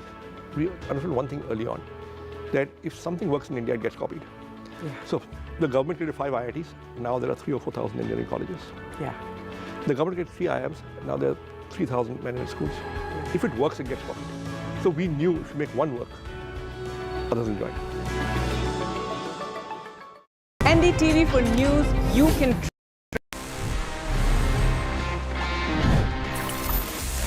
Hello friends, welcome back after the break to Gadgets 360 with Technical Guruji, wherein my name is Gaurav aka Technical Guruji, and आज के इस फास्ट मूविंग वर्ल्ड में आपको पता है कि हम कितना फास्ट सोशल मीडिया पे, स्पेशली इंस्टाग्राम पे अपने थंब के साथ में स्वाइप करते रहते हैं एंड नए नए रील्स को एंजॉय करते रहते हैं and sometimes you know we share them as well. आज आपको बताने वाला हूं दिस इंपॉर्टेंट टेक टिप. अभी तक जब आप रील्स को शेयर करते थे, व्हाट्सएप वगैरह पे कर रहे हैं तो वो एक लिंक जाने वाला है. विद इन इंस्टाग्राम तो okay, of course you can share them, but then अगर आपको उनको डाउनलोड करना है तो it was a tedious process कि आपको किसी वेबसाइट पे जाना है, कुछ यूआरएल कॉपी करना है, देन पेस्ट करना है. You know how difficult it was, but now with the latest update you can instantly download reels in just one click. आप किसी भी रील पे हैं, the moment you open the share menu आपको वहीं पे डाउनलोड का ऑप्शन मिल जाएगा, so that you can download all your favorite reels, share them whenever you want, wherever you want, very easily with this inbuilt download option. अगर आप एक creator हैं जहां पे आप रील्स को अपलोड करते हैं तो while uploading you can decide as well कि क्या आपको डाउनलोड ऑप्शन को इनेबल करना है या डिसेबल करना है. For example, if U turn it of, then someone else would not be able to download the reels that you have uploaded. So it's a two-way process, but then again very simple for someone to just quickly download a reel and share it across.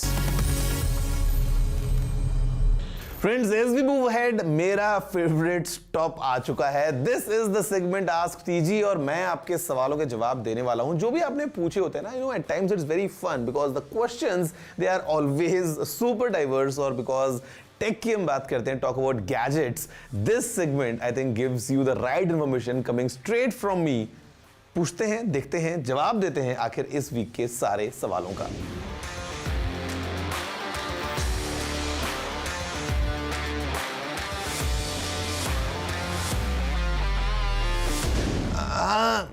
Difficult question, difficult answer, multiple scenarios हो सकता है, and I think this is what it is, that the battery inside is completely dead and that's the reason you can't use it, you can't turn it on, because battery has a limited life, और वो क्योंकि आपका iPod बहुत पुराना है, अभी खराब हो चुकी है. तो the first thing is, if you can get any replacement battery, I'm sure the device would work, but इसके चांस बहुत कम है. So second best option is at least take it to a nearby repair shop, at least get that battery out of a device, because it's not healthy and it's not safe as well कि आपके device में एक battery जो खराब हो चुकी है उसको आप लगा के अपने घर में स्टोर करके रखें. The moment the battery is out, you can still keep it as a collectible, because with time the value of course will increase. Discard करने का कोई सेंस बनता नहीं है, so better keep it with you. Who knows, future में it might give you good returns as well.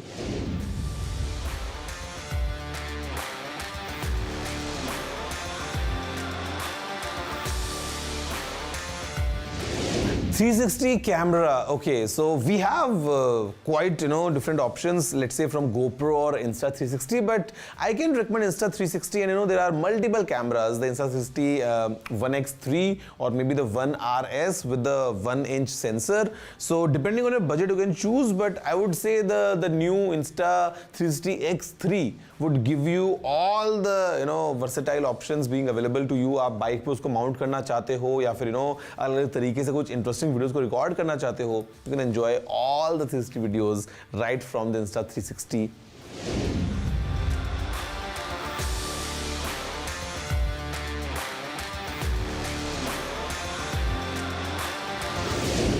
Oh, okay. Quite interesting question, to be honest.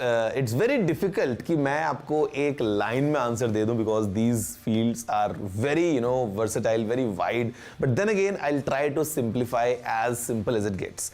आप AI को मान सकते हैं सबसे बड़ा set. AI would be, let's say, the idea to have human-like intelligence in our systems, in our machines. उसी की एक एप्लीकेशन जो है वो बन जाती है मशीन लर्निंग, जहां पे हम ट्रेंड्स के साथ साथ मशीन को सिखाते हुए, ट्रेन करते हुए, we have different models so that they are really powerful for any particular thing. And उसी की एक एप्लीकेशन बन जाती है deep learning to just analyze patterns. अब मैं आपको इसका एक real life example देता हूं so that you can clearly understand the difference. Imagine there's a self-driving car. तो we would say yes, the self-driving car is using AI because जैसा हम एक इंसान एक कार को चलाएंगे, a machine, a complete intelligent system is able to drive that car just like humans. तो AI driven car जो एक self-driving car है वो AI powered है. सेकेंड ऑप्शन हो सकता है लेट्स से थिंग्स लाइक सीरी और गूगल असिस्टेंट वगैरह, ये सब AI के एग्जांपल्स हैं. If I give you examples of machine learning, it could be let's say एक स्टॉक प्रिडिक्शन ऐप है जो कि स्टॉक की हिस्ट्री को देखते हुए फ्यूचर प्रिडिक्ट कर सकती है. तो because it is taking input, it's learning from the past and वो आपको फ्यूचर बता रही है, this would be an example of machine learning. Deep learning की अगर हम बात करते हो, deep learning because it's the lowest set things like for example in your phone जब आप कुछ फोटो खींचते हैं, इट कैन इंस्टेंटली डिटेक्ट कि वो एक फूड का फोटो है या फिर एक डॉग का फोटो आप क्लिक कर रहे हैं, there is a cat for example. तो ये जो रिकग्निशन वो कर पा रहे हैं basis of some patterns, this becomes deep learning. तो AI सबसे ऊपर, उसके नीचे मशीन लर्निंग और उसके नीचे deep learning. I hope it helps. Okay guys, so that's all for this week's episode and I'm sure आप सभी को बहुत मजा आया होगा because as always with each episode I try bringing in everything together in one place. और in fact आज तो हमने सबसे पावरफुल एप्पल लैपटॉप भी देखा और सबसे छोटा कॉम्पैक्ट कैमरा भी देखा. अगर आपको कुछ और देखना है, if you have any feedback, any questions, any query, you know the address. It's tg@ndtv.com. Looking forward to all your emails और हम देखते हैं कि कैसे हम अगले एपिसोड को और एक्साइटिंग बना पाते हैं. All thanks to your feedback and your suggestion and of course all the improvements in this gadget world. Guys, that's all for this week. I'm going to see you next time. Have a good day.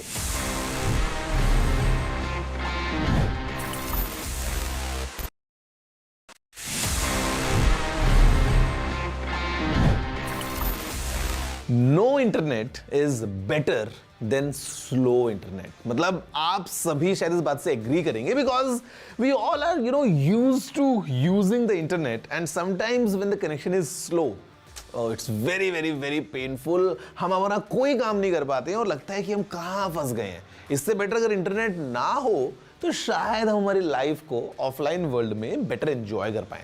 But guys, you know what, speaking of internet, I am sure आप सभी ने speed test किया होगा eight times at home और may be testing your new 5G network और आप देखते हो कि आपका इंटरनेट कितना फास्ट काम कर रहा है.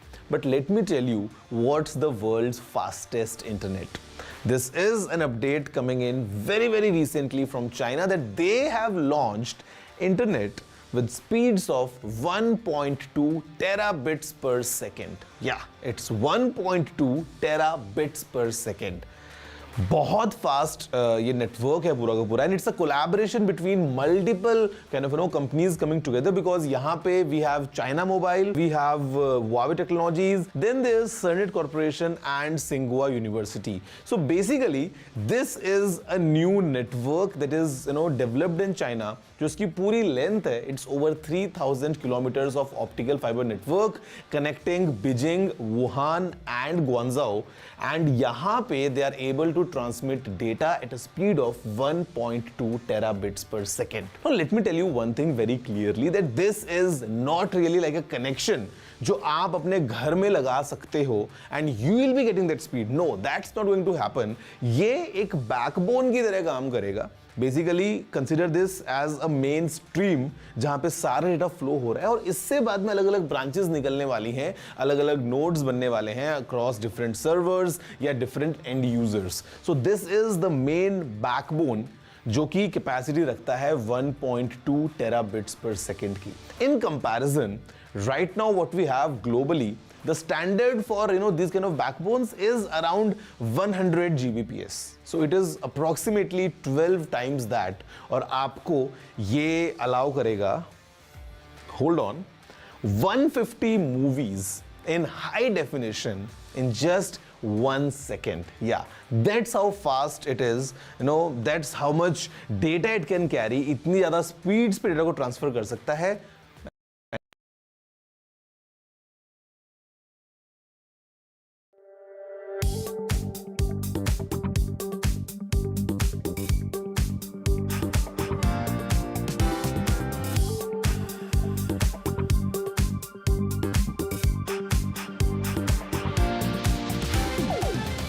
Did you know protein deficiency can severely compromise your immunity and thereby increase the risk of contracting various infections?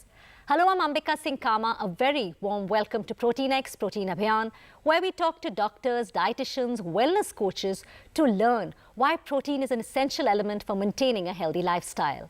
Today, we are joined by Dr. Girish Tyagi, General Physician and Secretary, Delhi Medical Council. Thank you so much, Dr. Tyagi, for joining us today. My first question to you is, how important is protein for good health? Thank you, Ambika ji. First of all, protein is incredibly important for good health. That is the foremost and main thing, that protein is a very, very much important nutrient required for our good health. It plays a crucial role in the building and the repairing tissues. First of all, foremost is that repairing and building our tissues, for that matter, producing enzymes and hormones, maintaining a strong immune system. That is very, very important. As you already told about that immune system, if we are not taking the enough protein, then of course our immune system is going to be weakened. Our immune system will not be proper. To make a proper immune system, a strong immune system, we have to take a protein which is required as per our weight and as per our other issues. It also helps you in keeping if we are taking good protein, then of course it provides a satisfaction of well-being and a satisfaction of feeling good. Good factor is always there if we are taking enough proteins, which is required for that matter. Okay. So I think that's why also protein are called building blocks, and you've explained very well why they are important to us and also what happens to our body if you're not consuming adequate proteins. Dr. Girish, what signs and symptoms will our body show if we are not getting enough protein in our diet? Yeah, if we are not taking enough protein in our diet, then of course first is that muscle loss. Okay. Our muscle will not be proper in the proper shape. Protein is essential for building, as you already told, that protein is essential for building and maintaining the muscle mass. Then that means the muscle loss will be there if we are not taking enough proteins. Then, as you already told about that, weakening the immune system. Our immune system will be not proper. So, Dr. Girish, how does adequate protein help in dealing with tiredness and fatigue? Because very often, when children come back from school or after a long day at work, many of us deal with this situation.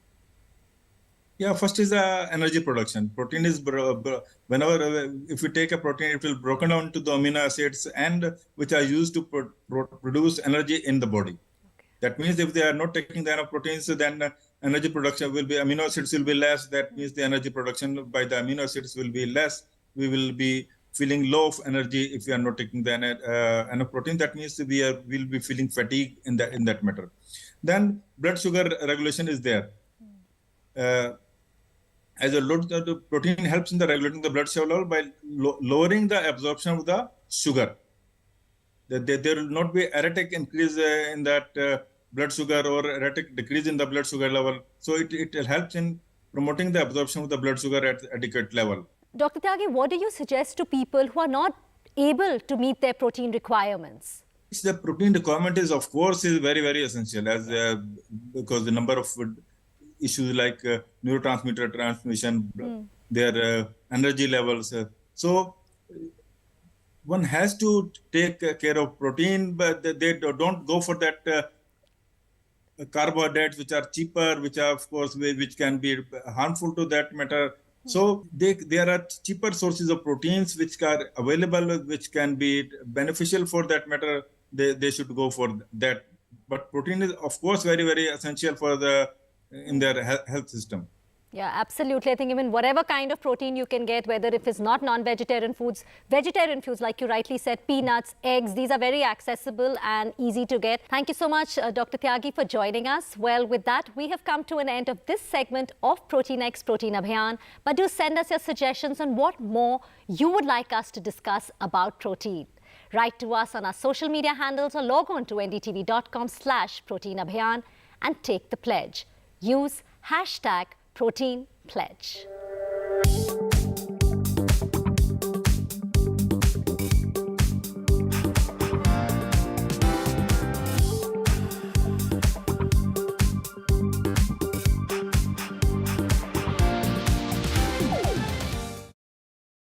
This show isn't just about news from the southern states. It's one that looks at the rest of India and the world from a diverse South India point of view, because NDTV has always taken the southern view seriously. The Southern View with Veera Raghav, only on NDTV 24/7.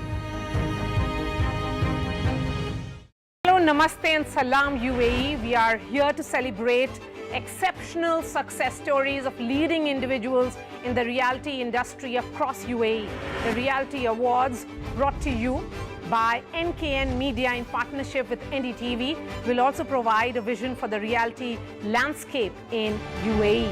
Coming soon, only on NDTV.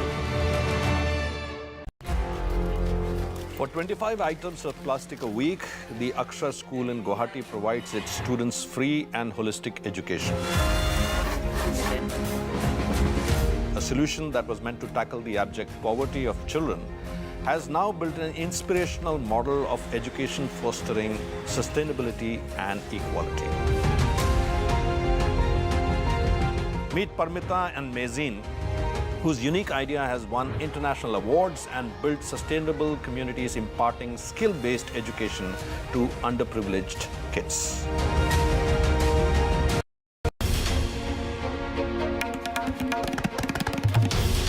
This is NDTV, and you're watching NDTV 24/7.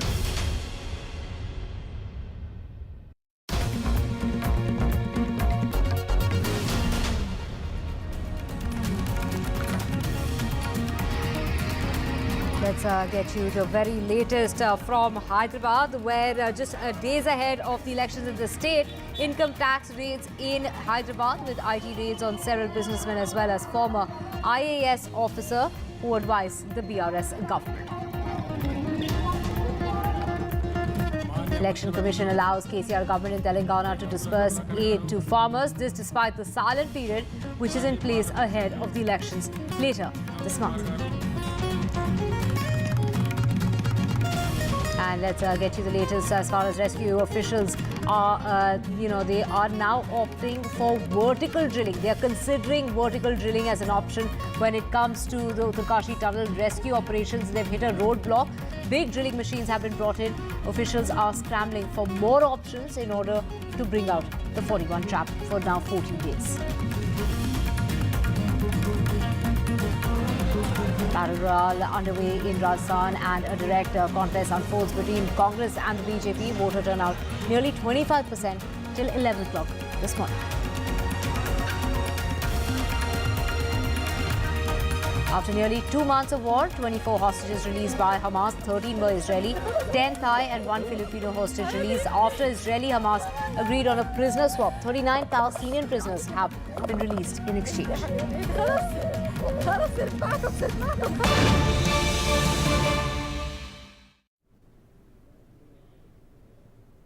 Breaking news coming in. Very good afternoon. You're watching NDTV 24/7. I'm Divya Vadva. Income tax is raiding. The raids are underway, in fact, in Hyderabad. This is just days ahead of the elections as far as the state of Telangana is concerned. IT raids are being conducted on businessmen in Hyderabad just ahead of the polls, where Telangana goes to polls on the 30th of this month. An ex-IAS officer's house has also been searched. This ex-IAS officer advised the BRS government, and the raids have been being conducted by the IT officials and the election task force as well. So Congress Telangana chief Revolving Reddy has condemned raids of the central agencies, saying that in the state, and alleged that these raids were planned by top leaders of the BJP and the BRS, including Union Home Minister Amit Shah and Chief Minister KCR. Revolving Reddy has emphasized that the raids conducted by the ED and the IT department against the Congress candidates serve as further evidence supporting his claim that BRS and BJP are aligned. He also went on to allege that these raids were planned not just by Amit Shah and KCR, but they've been implemented by Piyush Goyal and Telangana's Minister KT Ramarao. So IT raids that are underway in various places in Hyderabad, just days ahead of elections in the state. Uma joining us. Uma, the timing of these raids is in question, just days ahead of elections in the state of Telangana. Yes, indeed. November 30 is when Telangana votes, and just about 5 days before that, these raids coming in two specific groups, Kings Group as well as Kohinoor Group, and multiple locations, more than a dozen locations that have been raided. And what we do understand is that raids have happened earlier as well on the Kings Group, for example, and the connections that are being made is to the MIM party here, the BRS party here as well. But one of the officials even said that there was some doubt about funding of Congress. So the dynamics and the equations seem to be very fluid and very impactful in some ways, should I say, because these raids are something that the agencies say, of course, are based on complaints. Earlier last night, as you were mentioning, former IAS officer Mr. A.K. Goyal, who happens to be working as an advisor to the government. In fact, the BRS government has several former chief secretaries and IAS officers, former DGP, everyone working as advisors to him. And in this specific case, a complaint from the Congress is what had led to the raids on the residence of Mr. A.K. Goyal here in Hyderabad. So all this is happening, of course, on the eve of elections. And only yesterday, last night, when I met the chief electoral officer, we were talking about how the highest amount of money during the period of the Model Code of Conduct, unaccounted money in the form of currency as well as liquor, narcotics, drugs, gold and other precious metals. All that is in fact being reported highest in Telangana, where already we are talking about close to 700 crore rupees worth of this unaccounted freebies as well and cash that's been accounted for. And I asked him whether most of it can be related to poll expenditure or there could be other IT related issues because of which this is coming out. He said quite a bit of that money, 700 crores, can you imagine, is nobody has come forward to claim it, and therefore he says it is obviously related to the election itself. So the South per se is expected to be always known to be or understood to be much more expensive in terms of elections, and in this case Telangana certainly very expensive, because you have seen in the last elections the total amount all through the model code period was about 130 crore rupees, and now already 700 crore rupees, and in the last 4 days is when the activity really picks up to a very, very big extent. Back to you. Right. So, Uma, while, the Congress chief in Telangana says that the BRS and the BJP are aligned, Home Minister Amit Shah, who is in the poll-bound state of Telangana, says there is no question of an alliance when it comes to the BJP-BRS. No political or tactical alliance with the BRS ever is those sharp comments coming out of the Home Minister during, the course of the day today. Now, the BJP is the only alternative in the state, is what Amit Shah has gone on to say. Let's just listen in to what he said.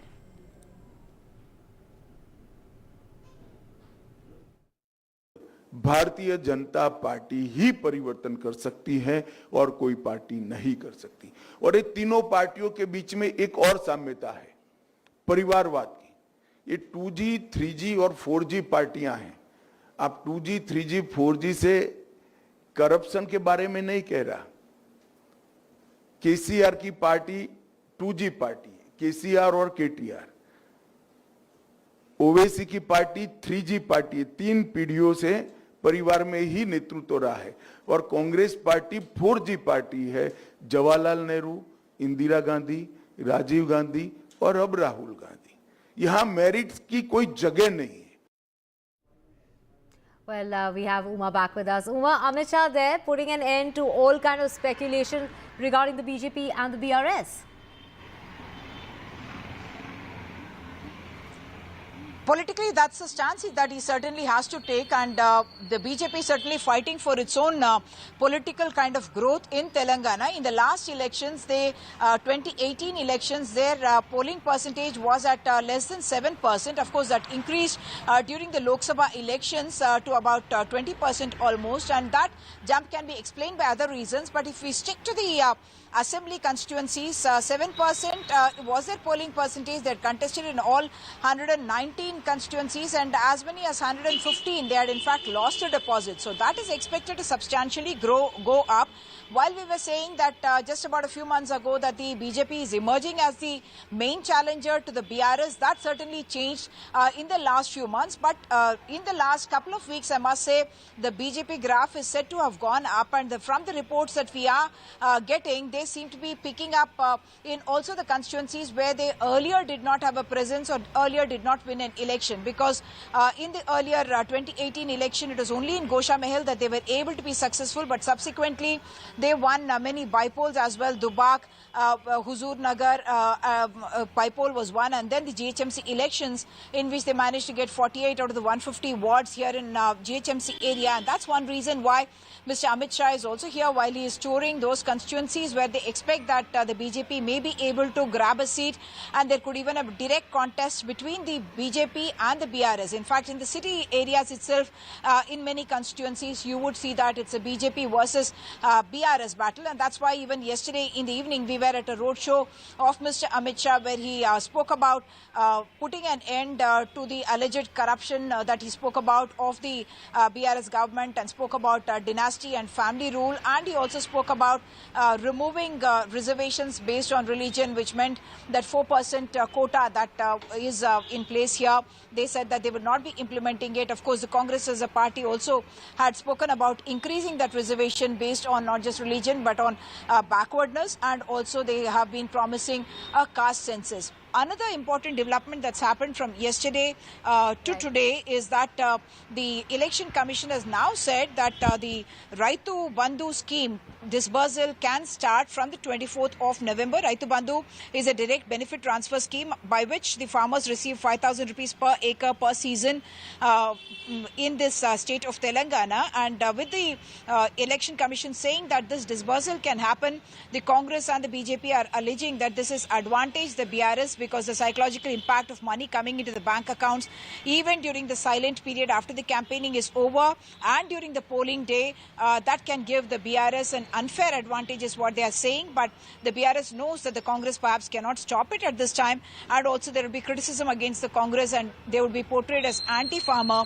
if they were to say now that you must stop this benefit transfer to the farmers at this point in time. Just one final word of analysis, a larger picture, if when you see, we would think that the BJP is running third in this three-cornered contest that is happening in Telangana, and common sense would tell us that if the BJP gains more votes here, it is disadvantaged the Congress, because the anti-incumbency gets split between the BJP and the Congress itself. So in that sense, it would actually help the BRS if the BJP were to get stronger and take away a part of the anti-incumbency vote. And the understanding among political pundits is that the BJP would not want the BRS to become too strong, but yes, they may allow them to get that advantage over the Congress. Back to you. Right.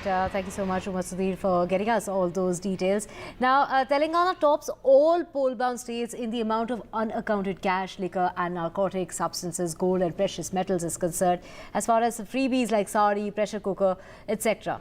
Umar Sudhir spoke with Vikas Raj, who says most of the seizures are poll-related. Let's listen in. The most significant thing now this election seems to be that 669 crores now since the time that the Model Code of Conduct came into effect. What explains this? Tighter vigil, better coordination between the departments, whether it is central or state government, focus of the Election Commission on this. I think that's primarily it. Out of about 1760 or 1780 crores in the entire country, 669 is from Telangana. All politicians, political parties agree that the south of the country is always much more expensive to fight elections than the north of the country. Is this correlation also to be seen in the same manner? I don't know what is happening in north, but see, we have seen the Karnataka election, we have seen now our Telangana election. So we definitely see some trend here of higher seizures. As I said, it looks like my understanding is that this is because of better coordinated action by the ECI and going into details, planning better.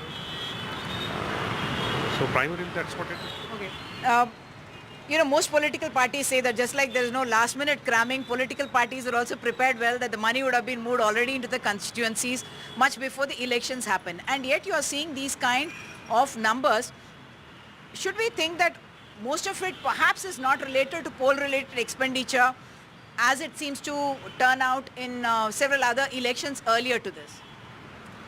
Not really. See, most of the money which is not claimed immediately, safely we can assume that they are related to elections.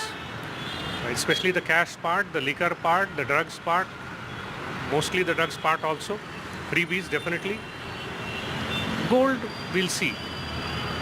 That's still happening. We have to see, what exactly comes out of it. But the rest of the things, I'm quite sure that bulk of it is election related. Well, moving on to more news now, and the polling has begun as far as the state of Rajasthan is concerned. Started at about 7 o'clock this morning, and 25% of voter turnout till about 11 o'clock this morning. There you can see Om Birla casting his vote there in Rajasthan. Voting is underway for 199 seats in the state. 5.25 crore voters will decide the fate of 1,862 candidates who are contesting today. Voters in Rajasthan have not given any government a second term since 1993.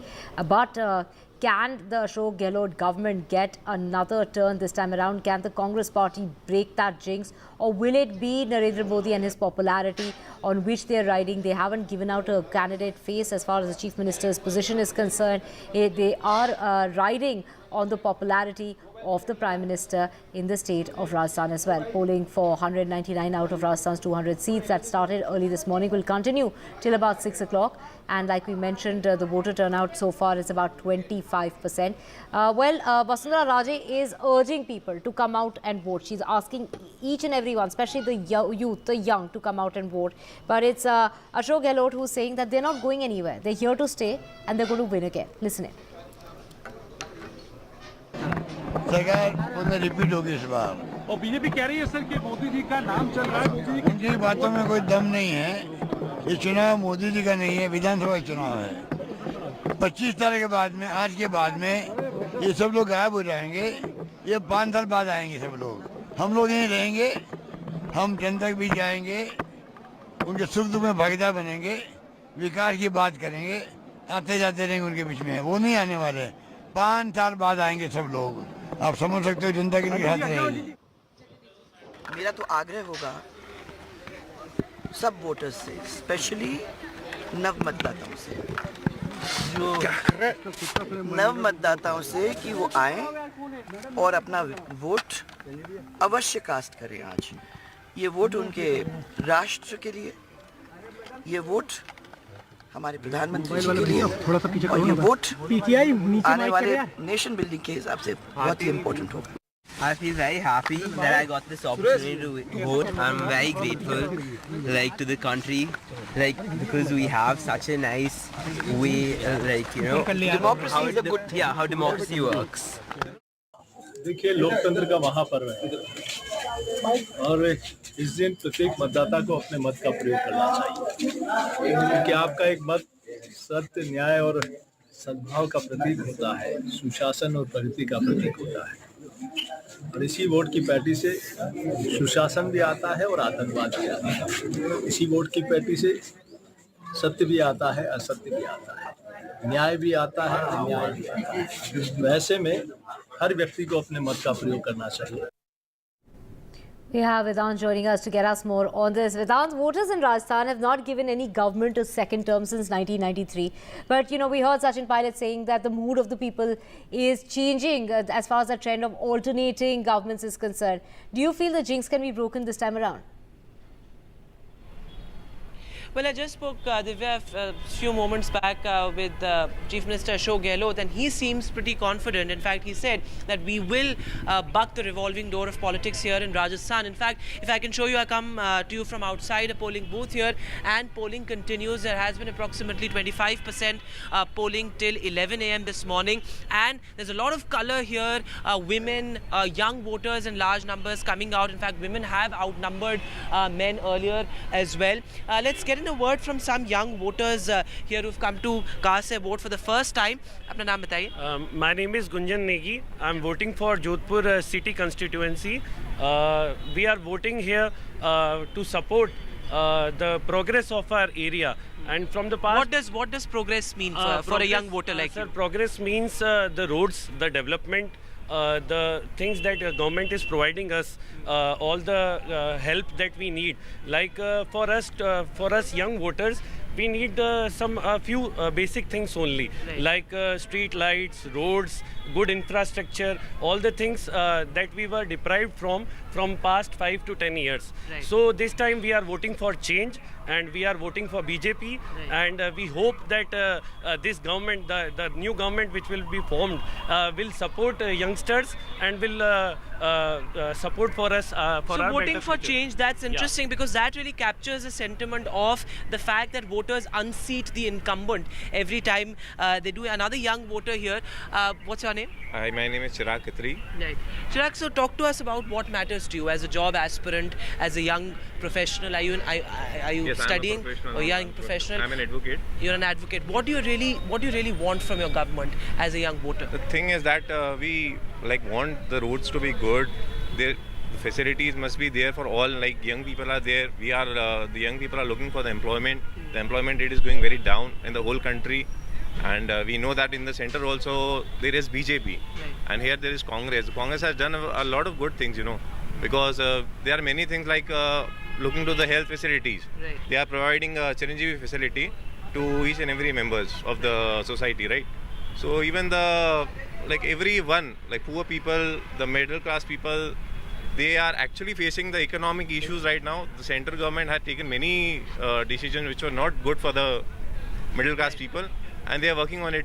So that's an important point again, right, because the fact that middle class seems to be a bit sort of upset with the incumbent government. Sir, pension एक बहुत बड़ा मुद्दा रहा है इस पूरे election campaign में. Old pension scheme की इम्प्लीमेंटेशन की जहाँ तक बात है, कांग्रेस रूल जितने तमाम स्टेट्स हैं, हिमाचल में उन्होंने वो प्रॉमिस किया.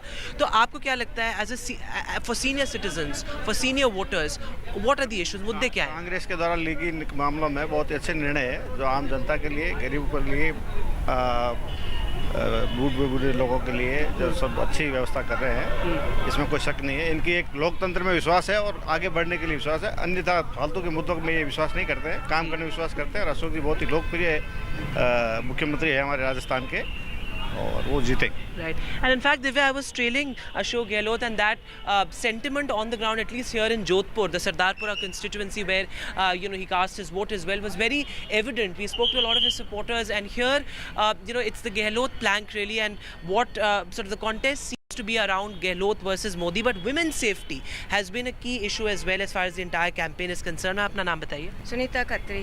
सुनीता जी, आप बताइए कि women's safety की जहाँ तक बात है, महिला सुरक्षा, महिला शिक्षा की बात बहुत prominent रही इस पूरे कैंपेन में. महिलाओं की तरफ आउटरीच भी बहुत हमने देखा, चाहे वो तमाम फ्रीबीज हो, गृह लक्ष्मी स्कीम जो कांग्रेस की है उसको रेप्लिकेट करने की कोशिश की गई यहाँ पर राजस्थान में भी कैंपेन में. आपके लिए महिला वोटर के बतौर क्या मुद्दे हैं आपके लिए? हमारे मुद्दे तो कुछ नहीं, अशोक जी ने किया ही है. वैसे महिलाओं के लिए ऐसा नहीं है कि नहीं किया है उन्होंने. और हेल्थ से रिलेटेड तो मैं भी मानूंगी कि उन्होंने चिरंजीवी योजना वगैरह की है. जी. काफ़ी कुछ किया है, ऐसा कुछ नहीं है। वो तो अब चलता है कि विपक्ष और पक्ष दोनों आपस में एक दूसरे के ऊपर डालते हैं, ऐसा कुछ नहीं है, किया है उन्होंने। All right, so mixed sentiments here, Divya. Of course, remains to be seen how it actually pans out. But right now, the mood on the ground is that some people feel that unseating the incumbent is what is going to happen here. But the BJP, of course, looking to make a comeback with the double-engine Sarkar plank. But of course, ultimately, it boils down to a battle of freebies and also the caste factor, which is very critical to Rajasthan. Right, absolutely. We also have Harsha joining us. Harsha, sorry for keeping you waiting. Wooing the women voters is their big ticket as far as the Congress party is concerned, something the BJP has also heavily invested in. Will these schemes help gain the women voters? Which way will the women sway? Given crime against women is the biggest issue as far as the state of Rajasthan is concerned. Well, I'm here in rural Jhalawar. This is really the hinterlands. If my cameraman can just move and show you where we are really away from the main areas of the city. And we are here in rural Rajasthan, in Jhalawar, which is Chief Minister Vasundhara Raje's, ex-Chief Minister Vasundhara Raje's constituency. The road network at least seems to be quite good here. Now I have all these women who went in to vote. आप लोग बताइए, महिलाओं के लिए सरकारें बहुत कुछ कह रही हैं कि हम 10,000 रुपए देंगे, महिला सुरक्षा देंगे। तो कोई सुविधा ही नहीं है, हमारे तो पैसे भी डालते हैं, मोदी का भी डाले, मैं कहाँ है सुविधा, कहीं तो कोई महिला के। अच्छा, कहीं भी सुविधा नहीं है हमारे। और आपके जैसे विधवा पेंशन है, महिलाओं के हाथ में 10,000 ये 10,000 कहीं भी नहीं आवे हमारे खाते में तो ना मकान, कहीं तो सुविधा कोई नहीं मांगे तो। और पानी की समस्या है क्या यहाँ पे? पानी की भी समस्या है, नल नहीं आता है। कितना दूर जाना पड़ता है पानी भरने के लिए? दूर जाना पड़ता है। अच्छा, okay, women voters not looking very happy है। क्या चाहिए महिलाओं को? पानी की सुविधा नहीं है, घर ही कच्चा मांगा तो। मकान भी कच्चा, पानी की सुविधा चाह रही। अच्छा, ये सबसे बड़ी समस्या है पानी की। So for women it's a big task really to go and fill water. That is the big task.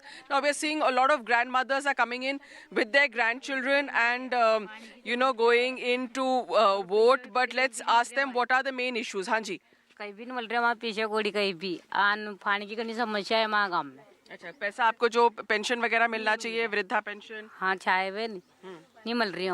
क्यों नहीं मिल रहा है? पता कि आपने अच्छा, क्या सोच के वोट दे रहे हैं? हाल तो अभी मलबला गया तो पेंशन भी। अभी जा रहे हो वोट देने, क्या सोच के वोट दोगे फिर? दाना नहीं, अबे दाना वोट। हाँ, क्या सोच के दोगे? किसको, मतलब क्या चाहिए आपको? भाई आपने भी सुविधा चाह सब आगे तो दाना वोट दे हुई तो है। अच्छा, हाँ। Well, and there's one other lady who's right here at the back. She's also voted this morning. So let's ask her. Vote दे दिया? इतना सारा पानी भर रखा है यहाँ पे, कहाँ से भर के लाए? नहीं, नल से भरिया। अच्छा, तो पानी नल है यहाँ पे? है नहीं, है नहीं। कहाँ गए भरने के लिए? बदमा से भरा। अच्छा, दिखाना कहाँ कितने भरी? ये सब पूरा घर के लिए दिखाओ। ये पानी भरा हुआ है? हाँ, यहाँ से भरे नल चले। अच्छा, so as you can see, water is a very, very big issue here, especially, and the eastern, that's why the Congress has tried to bring up the Eastern Rajasthan Canal project. That's one issue they have been wanting to bring up against the BJP.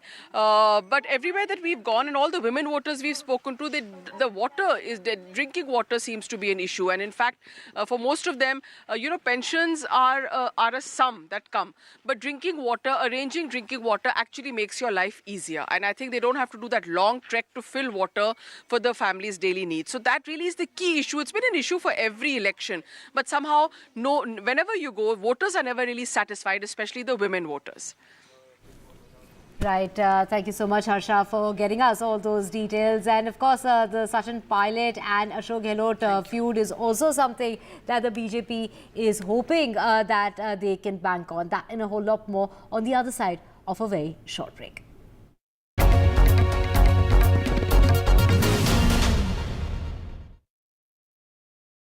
When it comes to sports, we set the ball rolling. Because we have our eyes on the ball. Because we want to get you the best. Latest updates, top interviews, and analysis from around the globe.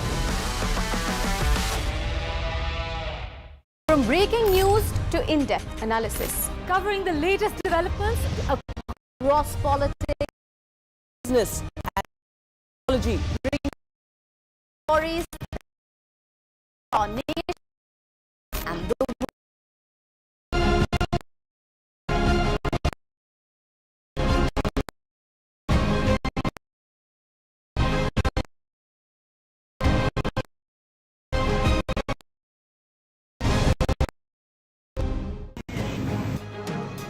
लगभग 50 metre का ये मलबा वहाँ पे landslide हुआ था। जितना बाहर निकालते हैं मलबा उतना ही गिर जाता है। उस पाइप से ये हमको जानकारी मिली कि 40 के 40 सुरक्षित।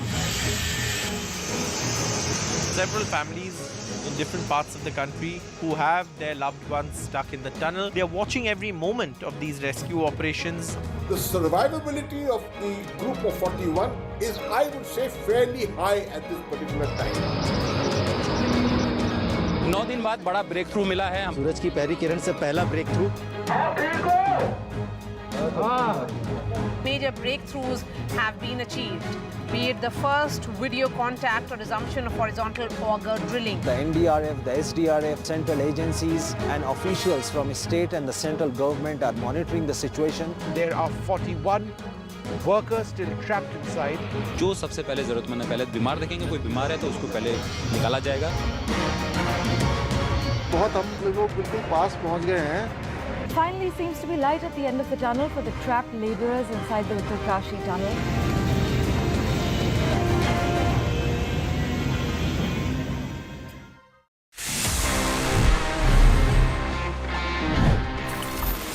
So friends, for the top story of the week, मेरे पास में ये दो स्पेशल लैपटॉप्स हैं. This one's from Acer, this is Lenovo's Yoga, but आपको लग रहा है कि ये दोनों एक साथ क्यों हैं? There must be something common, and the reality is, yes, there's something common, and it's all about the Intel's Evo platform, जो इन दोनों लैपटॉप्स को पावर करता है. And this Intel Evo platform is a game changer in terms of connectivity, in terms of performance, in terms of AI, and in fact battery. आपको जो features मिलते हैं laptops में, they are truly remarkable, and I mean the experience would be really different. And while using these laptops, you'll have all sorts of enjoyment plus some work as well. तो यहाँ पे एक बार हम देखते हैं कि what is this Intel Evo all about, and for these two laptops specifically आपको क्या-क्या नए features मिलते हैं. Let's have a closer look.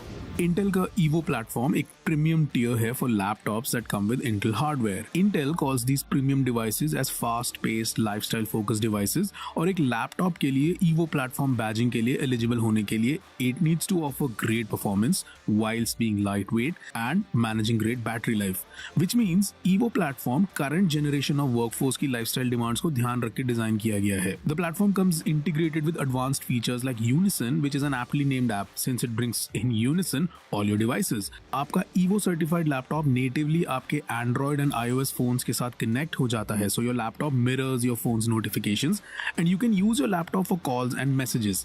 And in devices के बीच में data sharing भी बहुत easy हो जाती है. And the Evo platform offerings go above and beyond. AI powered capabilities get integrated across platforms. ये आपको calls में noise suppression and video calls में background blur, lighting correction जैसे features offer करता है. The Intel Evo badging on any laptop means that it has Intel's seal of approval, and Intel pushes these machines through more than 75 rigorous tests, which not only include size, weight and design adherences. इनमें portable powerhouse performance की capability requirements हैं, fast charging capabilities.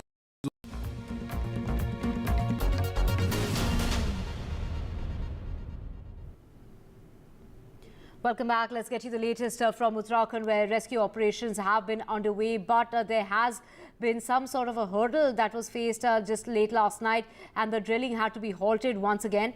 A big drilling machine has now been brought in and the area has been marked. They are now weighing in their options. They might just go in for vertical drilling is what is being said on the ground. Remember, only 10 to 12 meters of debris is left as far as the rescuers to reach the 41 construction workers trapped in that Uttarakhand tunnel is concerned. It's been a fortnight now, day 14, since the workers have been trapped since the 12th of November. But authorities are not being able to give a timeline as to when the mission will be completed. They have, yet again been struck by yet another hurdle. And since late last night, the rescue operations have been hampered. In order to know more, let's just listen into what the tunneling expert Arnold Dix has to say.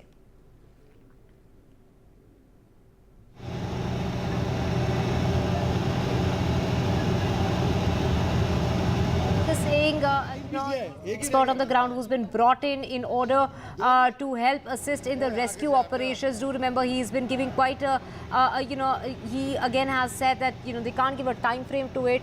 But the latest is the auger machine has completely packed up.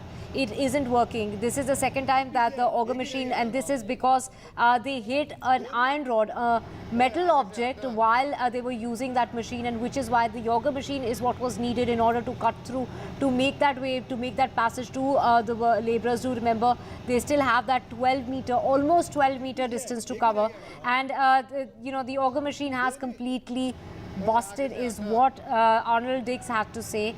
They have multiple options, but right now, what are they going to end up, which is the way forward? They're not very sure. They have brought in this machine, which was there, in fact, from what our reporters on the ground have been saying, that this huge machine that you see on your screen, this machine was there since the past 4 to 5 days, but wasn't being used because this is a machine that probably perhaps is used in vertical drilling, something which perhaps might not be that safe. They try to weigh in their options. Let's listen into what the expert has to say. Please, after removing that auger blade, manual tunneling is possible. Will it be? It may be possible. Manual may be possible, but only if we do not hurt somebody doing it. We're not endangering people's lives as well. We have to keep everybody safe. And so what about vertical drilling, sir? Also, we have to keep everyone safe. The people here, the Indian experts who are here, understand this geology very well. Every door that we're trying to open has its advantages and its disadvantages. But our mission is 41 men home safe and no one hurt in the process. And I am so proud to be involved in a mission with a government who puts the well-being of their rescue workers and the well-being of their people so highly. And please let me go to the meeting because I have to help. Okay, thank you. Sir, vertical is fine. We have Neeta Sharma joining us as well as Ghazali joining us. Neeta, let me go to you first and ask you, we just heard the expert talking about, they are not really sure of the way forward, given the fact that there are many challenges that they are facing. Like he said, every door has an opportunity, but also a disadvantage to it. They brought in that huge machine, the drilling machine. Any word on the ground as to, what is the way forward and what kind of help are they, looking at? See, I also spoke to some senior officers who are directly involved with the rescue operations. They were also of the same viewpoint, as far as this auger machine is concerned. Yesterday, it was working well, but then it hit some technical snags. When I asked them to explain it further, they said metal pieces, small metal pieces, it came when the drilling was going on, it encountered some metal pieces, and that is why, that is when the auger machine was stopped. And now the work is going on manually, but manually obviously it's going to take some days. That is why they are not giving any timeline to it. They are saying it might take 2 to 3 to 4 days if everything goes all right. As far as NDRF is concerned, they have already made some kind of an escape tunnel, which has gone up to 48 feet inside the tunnel, but the last remaining 10 feet are very crucial. Yesterday, when we heard the bureaucrats, Uttarakhand high bureaucrats, senior bureaucrats, they were clear of the view that they had used the technology called ground-breaking radar, but that did not detect any metal thing when the GPR was done. But when I asked the senior officers to explain that how come then the metal came, they said that technology can only see within few inches, but these are small pieces which the auger machine encountered, and it had some problems, and that is why the work was halted last night itself. It is consecutively for the second night the work was stopped, and now the work is going on manually. I also asked them what is the status of workers inside. They said that they are hale and hearty, physically they are well, and even mentally they are quite alert. They have been speaking to them through phones. In fact, some of them were made to speak to their families also. So that kind of a mental strength they have. And about food, they said food is being sent to them in bottles, like Bisleri bottles cut in half, rotis wrapped up, dal put in that, and again it was sealed, and then it is being dropped. So they are getting cut fruits, they are getting warm rotis, dal, sabzi, everything. So their morale is obviously not as low as people, you know, who are outside, who keep asking bureaucrats or people in charge that what is the timeline. They say we cannot give you an exact timeline because it's a difficult task, and obviously all possibilities are being explored. And this machine, which had come 2 to 4 days back there on the spot, but now it is being sent up to and it would start drilling vertically. It would be a biggest challenge. So that is why they are not giving any timeline. But broadly, they are saying 2 to 3 more days it might take for these workers to come out. Back to you. Right, Neeta. We also have Ghazali with us. Ghazali, from that time frame that that was being speculated to about 2 days ago is when we were expecting them to come out early morning, to now 2 to 3 more days. Take us through, do they have an alternative as far as that auger machine is concerned, because that machine is now no longer working? No, as Neeta rightly pointed out, that there is no alternative to auger machine, and Arnold Dix, one of the international tunneling experts, just gave, you heard his reaction that how the machine is busted, like it's not working. What happened that when the auger machine was drilling, it encountered iron pipes, and then the entire blade of the auger machine got entangled with the iron pipes. So the drilling was suspended, then a gas cutter was sent in to clear the auger machine's blades and separate it from those iron pipes which had entangled it. So that is the only development from inside the tunnel, as Neeta rightly pointed out about the manual approach to clear the rubble there. That is going to take a lot of time. Now we get back to what we were reporting 3 to 4 days ago, that how the government has is planning to implement a 5-pronged strategy, from over the top, the vertical drilling from both sides, and from the other end of the tunnel. Now, if you see, the least distance which has to be covered is the one which the auger machine was drilling. 10 meters, 12 meters at max. But any new drilling which has to happen, either vertically or horizontally from outside the tunnel from both sides or from the other side of the tunnel, is more than, yet again it's a fresh drilling, and it is all more than 50 meters. So it is all going to be very time consuming. Neeta gave a rough idea, speaking to the higher bureaucracy who are monitoring the situation here, that it may take 3 to 4 days. But what we are picking up right now is that it even may take more than that. It's not something that we are getting pessimistic about it, but the ground situation suggests so, because there is no machine inside. The auger machines are not working.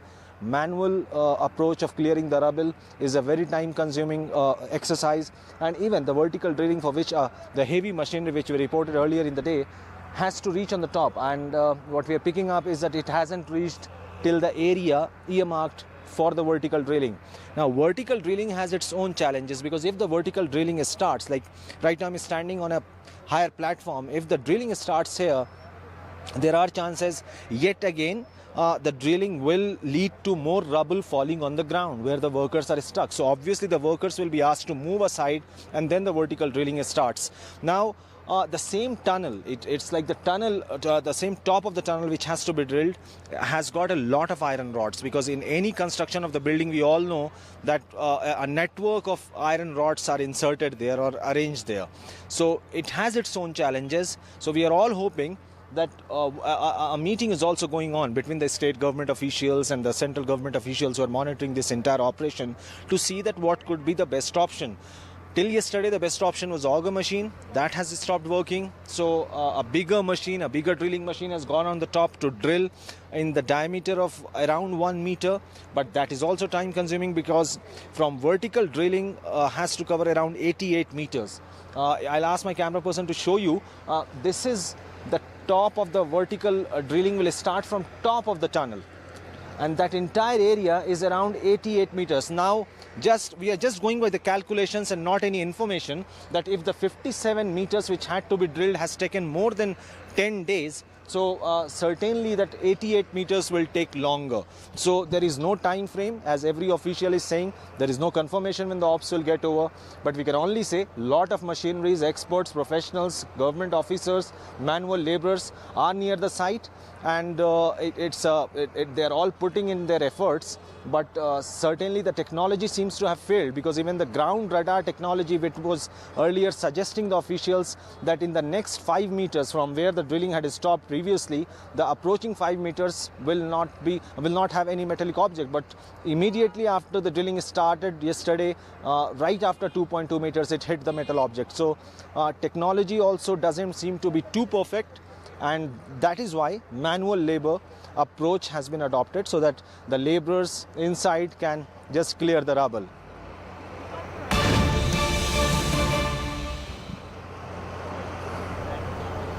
Breaking news coming in of the Prime Minister visiting the Hindustan Aeronautics Limited, and the Prime Minister there taking a sortie on a Tejas jet. The Prime Minister there while visiting, in fact, you can see visuals on your screen.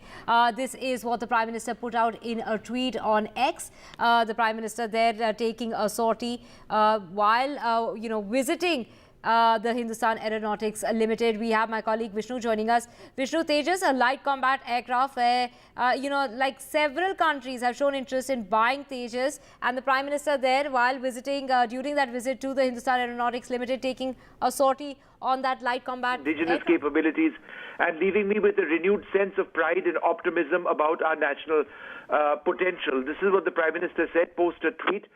This was on a dual-seat Tejas trainer aircraft.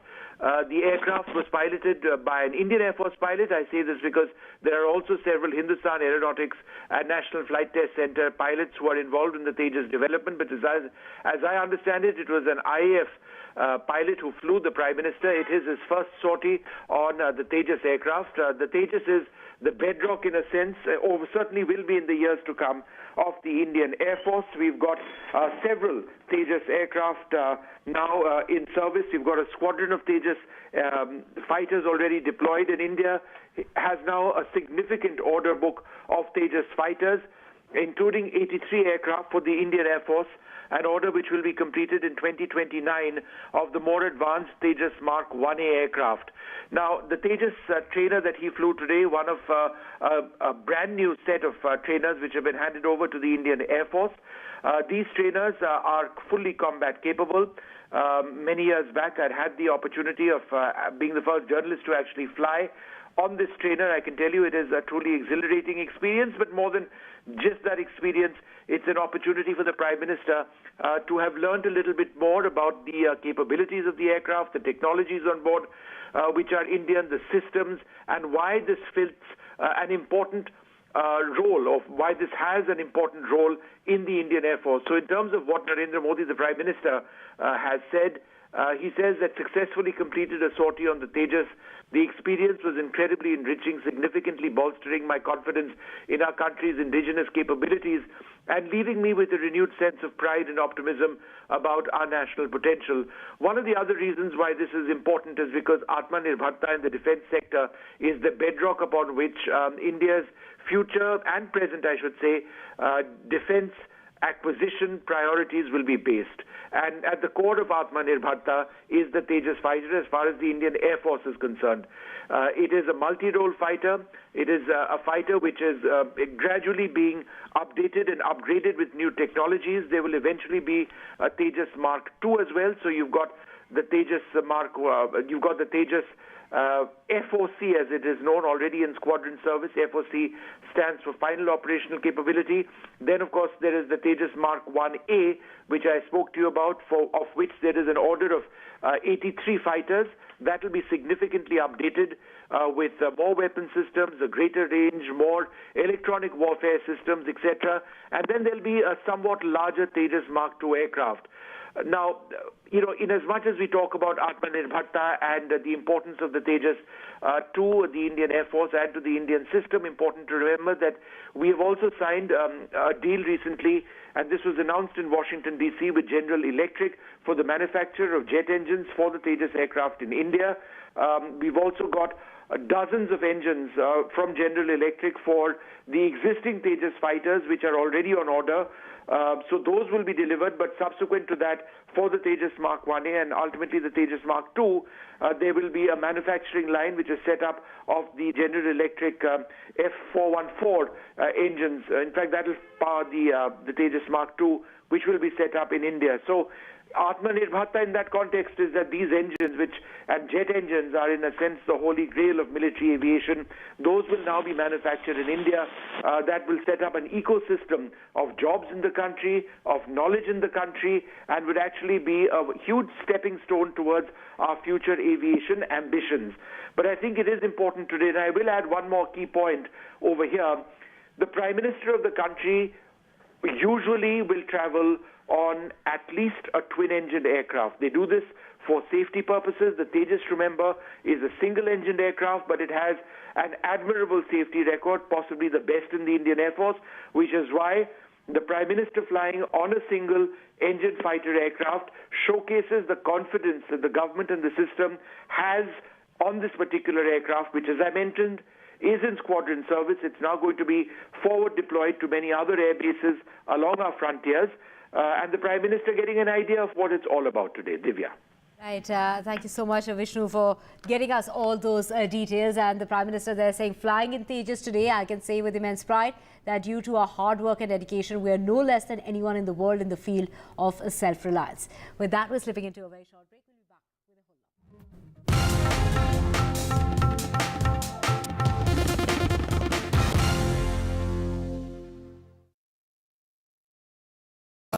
with a surprise for you. We're going to ask a bunch of you some special questions, and every correct answer is going to reveal what our surprise is.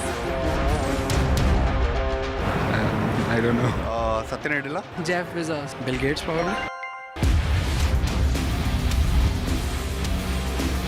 Nehru Place. Saket. Saket. Mumbai?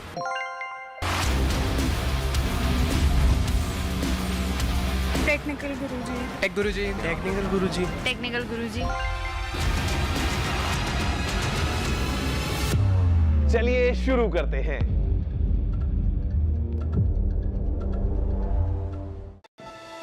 We have many talented people in our country. Our job is to find what each child is good at and then help them achieve their potential. Children in poverty especially need this holistic approach because they're lacking so many elements in their life that makes it impossible for them to succeed in schooling. We started this meta teaching where the older students would be teaching the younger students and in return they would get paid in points. And secondly, we do not group the students by their age.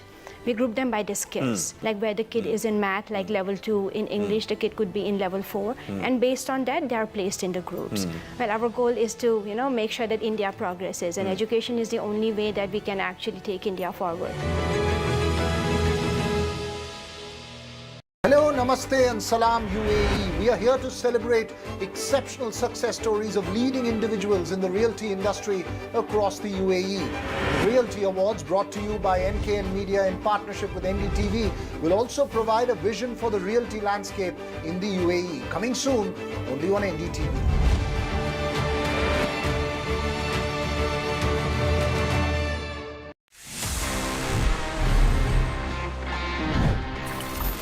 But sometimes the experience is not really great, especially in the terms of printers. जब आपको एक important print निकालना होता है and you realize that the ink is over, the cartridge is finished.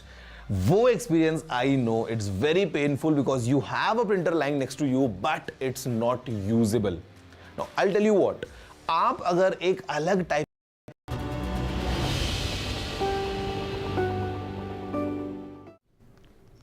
Welcome back. Let's get you the latest from the Israel-Hamas war, and the first real breakthrough that took place just yesterday when 24 hostages have been released by Hamas as part of a swap deal to free Palestinian prisoners in exchange. So 24 hostages were released, out of which 13 were Israelis, 10 Thai and 1 Filipino hostage, in exchange for 39 Palestinian prisoners who were released at the time. It's a part of a deal that's been mediated by Qatar, Egypt and the United States. This includes a 4-day pause which started yesterday at 7 o'clock in the morning local time. This is the first. More people will be released over the course of the day. It is for every hostage, 3 Palestinian prisoners that have been in the prison in Israel are being released as well. So 150 Palestinian prisoners will be released in exchange for the 50 hostages who will be released by the Hamas group.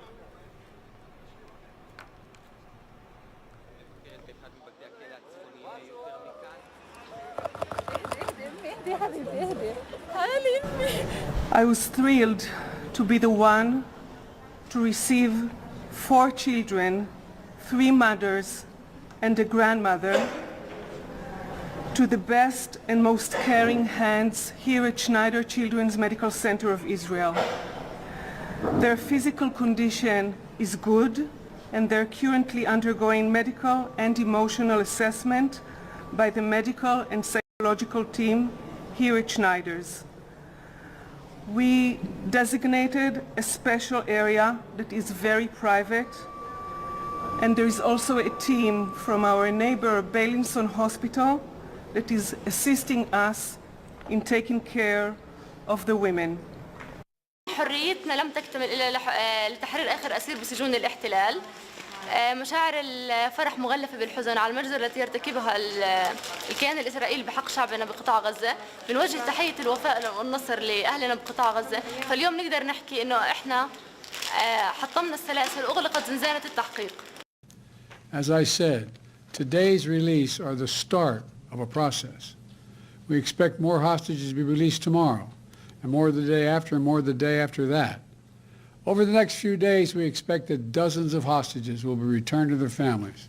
We also remember all those who are still being held and renew our commitment to work for their release as well.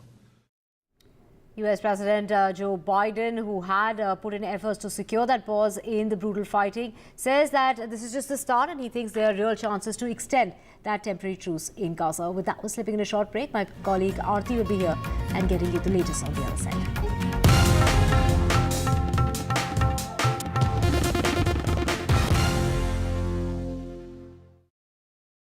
Hello, Namaste and Salam UAE. We are here to celebrate exceptional success stories of leading individuals in the realty industry across UAE. The Realty Awards, brought to you by NKN Media in partnership with NDTV, will also provide a vision for the realty landscape in UAE. Coming soon only on NDTV.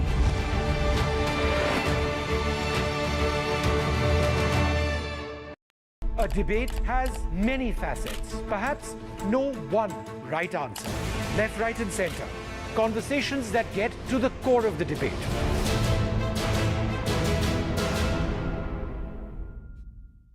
And there's too much talking but very little being said. Too many voices but hardly any being heard.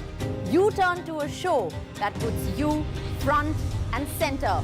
A show that headlines the stories of the people, by the people, for the people.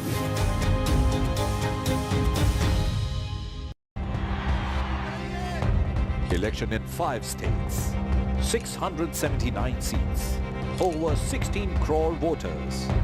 A crucial semi-final before 2024. NDTV brings you the politics, the promises, the stories and backstories, every twist and turn of 5 high-stake battles.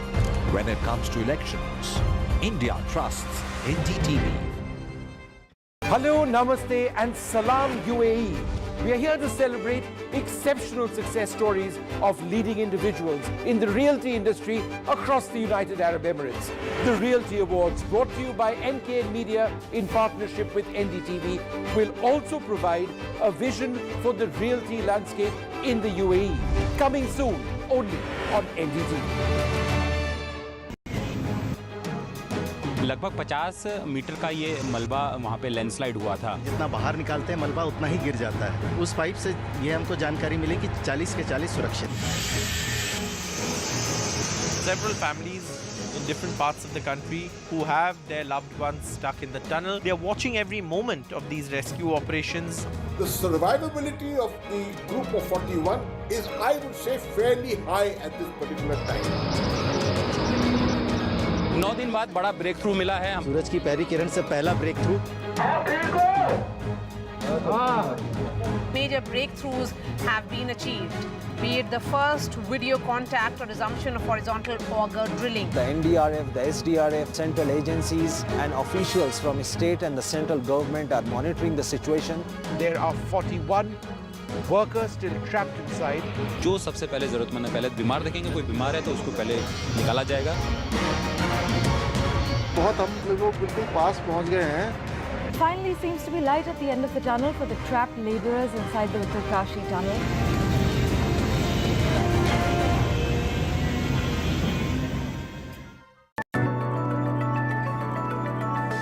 Right now, everything has got a flavor of AI. So, AI is everywhere. Every B2B SaaS company is now integrating elements of AI into their platform, into their offering, simply because AI makes things work better, work smarter. Would this same group look at replicating Ashoka? The same group would not, but we want to be copied. हमको एक चीज समझ में आ गई थी बहुत जल्दी. We understood one thing early on, that if something works in India, it gets copied. Yeah. So the government created 5 IITs. Now there are 3,000 or 4,000 engineering colleges. Yeah. The government created 3 IIMs. Now there are 3,000 management schools. If it works, it gets copied. So we knew if we make one work, others will join. NDTV for news you can trust. No sensationalism, no ugly debates, no agenda. We strive to be transparent and unbiased in our reporting so you can get news that you can rely on.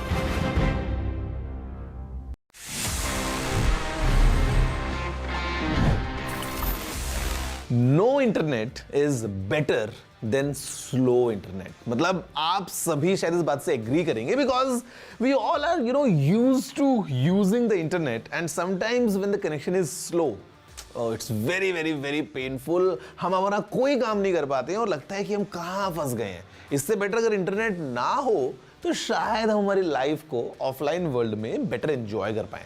But guys, you know what? Speaking of internet, I'm sure आप सभी ने speed test किया होगा at times at home or maybe testing your new 5G network और आप देखते हो कि आपका इंटरनेट कितना फास्ट काम कर रहा है. But let me tell you what's the world's fastest internet.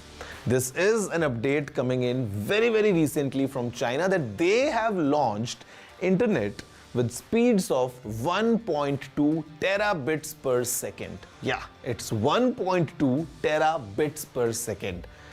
बहुत फास्ट ये नेटवर्क है पूरा का पूरा and it's a collaboration between multiple kind of companies coming together because यहाँ पे we have China Mobile, we have Huawei Technologies, then there is CERNET Corporation and सिंगुआ University. So basically this is a new network that is developed in China जो इसकी पूरी length है. It's over 3000 kilometres of optical fibre network connecting Beijing, Wuhan and Guangzhou and यहाँ पे they are able to transmit data at a speed of 1.2 terabits per second. Now let me tell you one thing very clearly that this is not really like a connection जो आप अपने घर में लगा सकते हो and you will be getting that speed. No, that's not going to happen.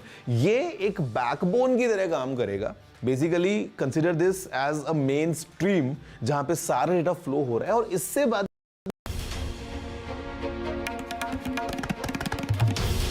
This is NDTV, and you're watching NDTV 24/7.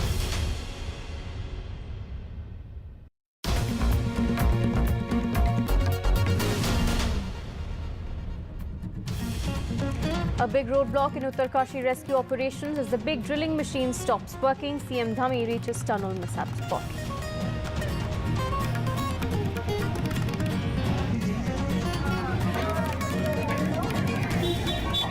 Ahead of elections in Telangana, income tax raids in Hyderabad, several businessmen as well as a former IAS officer has been raided.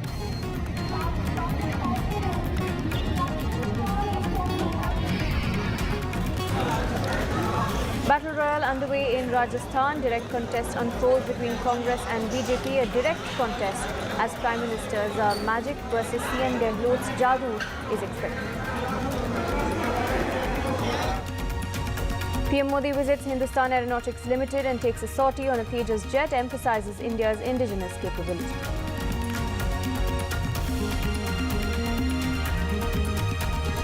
After nearly 2 months of war, 24 hostages released by Hamas. As per the Israel-Hamas prisoners swap deal, 39 Palestinian prisoners released as well.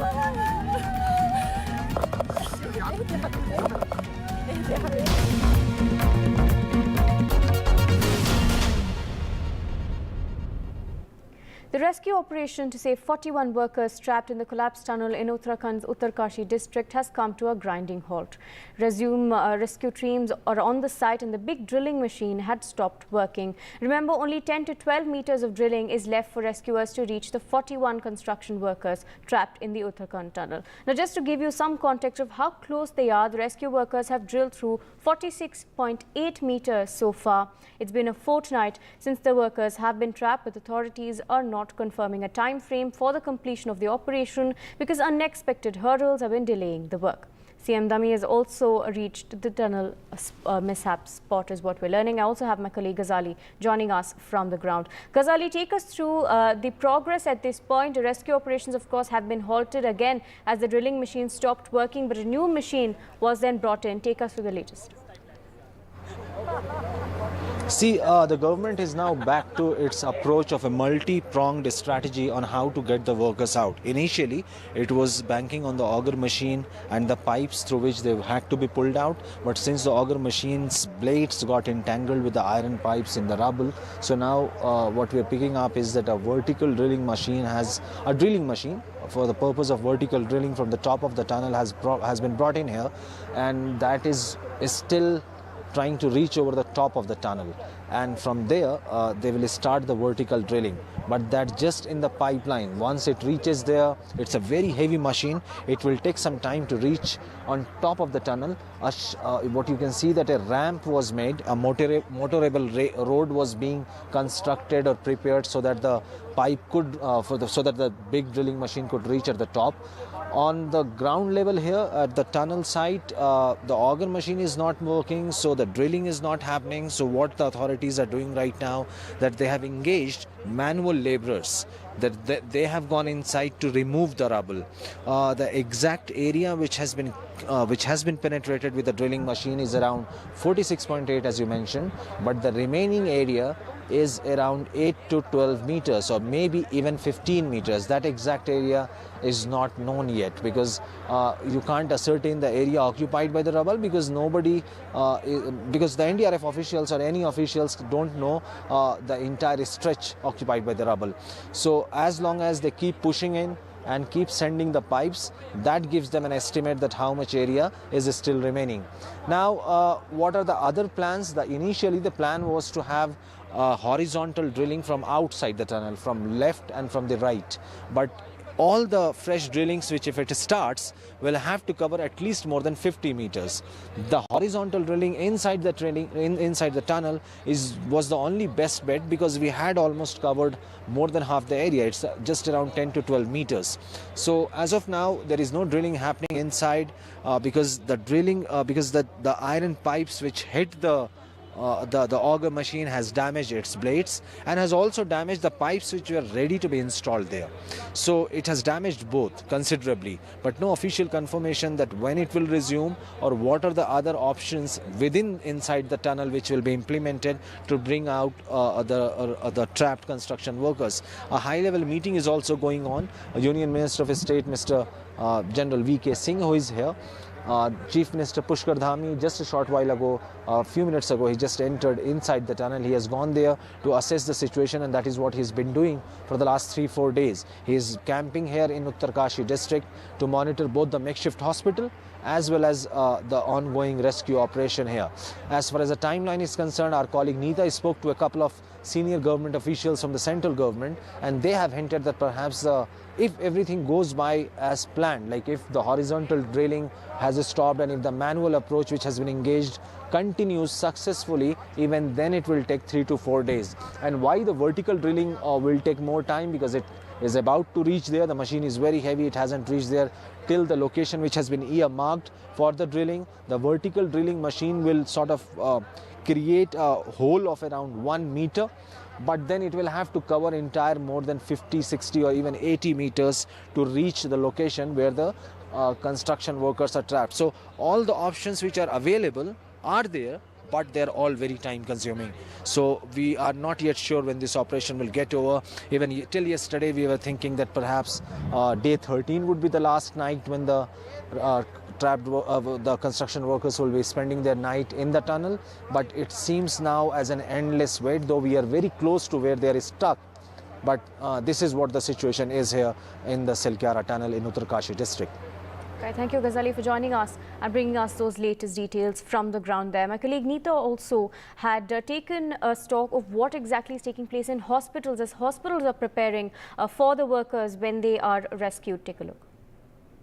Rescue work at Silkyara tunnel was stopped last night because auger machine again detected some metal pieces when it was drilling, although it was said by the administration of Uttarakhand that they had used groundbreaking radar technology through which it was detected that no metal pieces were found. However, when this drilling was going on through auger machine, some metal pieces were detected, and that is why the drilling was stopped. Mantling and dismantling auger machine takes few hours, and that is why the work was stopped at night. Now the work is going on manually. I spoke to senior officers who are there in Silkyara. They say that even though the distance is 5 kilometers, but the soil is very soft and they don't want to take any chances, and that is why they are taking all kinds of precautionary measures, and now they are digging that area manually, and the work is going on as far as digging is concerned.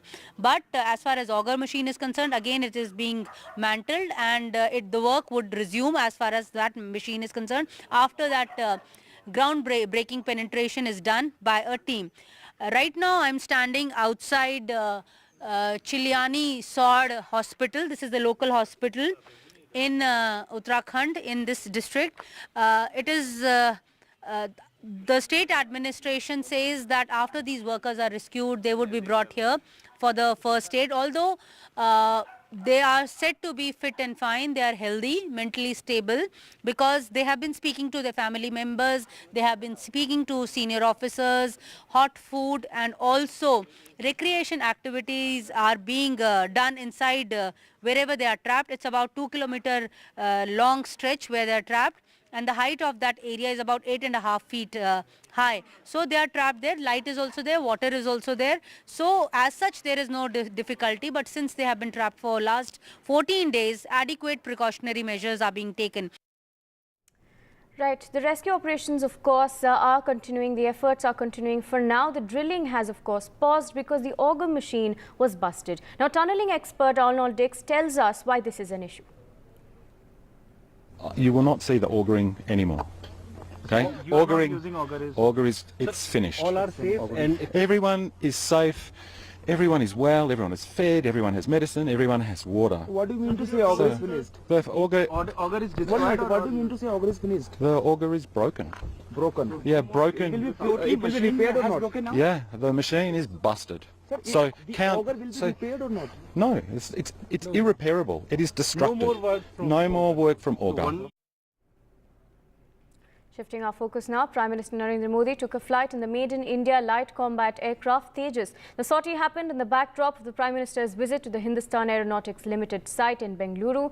During his visit, he conducted a comprehensive review of HAL's manufacturing facility encompassing the production of Tejas jets. Now, posting images of the sortie on social media platform X, Prime Minister Modi said that this was a boost in his confidence over the country's indigenous capabilities. I'm being joined by my colleague Vishnu to tell us more about this. Now, Vishnu, what is the significance of the sortie that the Prime Minister has taken? Well, this is actually a really important move, and it comes at a time when the government and the Indian Air Force have reposed a great deal of faith on the Tejas light combat aircraft. It's been under development for several years, but now it's progressed to being in squadron service with the Indian Air Force a couple of years back. We now have 2 squadrons fully operational with the Indian Air Force and a large order book as well. So there are 40 LCA Mark 1s which have been delivered. In fact, 33 of them. The rest of them are trainers. One of those was one of the trainers is what the Prime Minister flew on. There are further 83 LCA Mark 1A fighters which have been ordered. That is an order of almost 37,000 crore rupees. And ultimately, there is a proposal for an LCA Mark I, a further order of 97 jets, and ultimately even a Tejas Mark II order. A Tejas Mark II would be substantially more powerful than the existing jet and a slightly larger aircraft as well. But the Prime Minister actually flying this shows that this is now mature technology, it is capable technology in squadron service, and it fulfills a particular goal towards Atmanirbharta, which is the bedrock upon which our defence acquisition policy is now based. Right, Vishnu, what role does the Tejas play in India's Atmanirbharta journey? So the Tejas fighter is a multi-role aircraft. It hits targets in the air, it hits targets on the ground.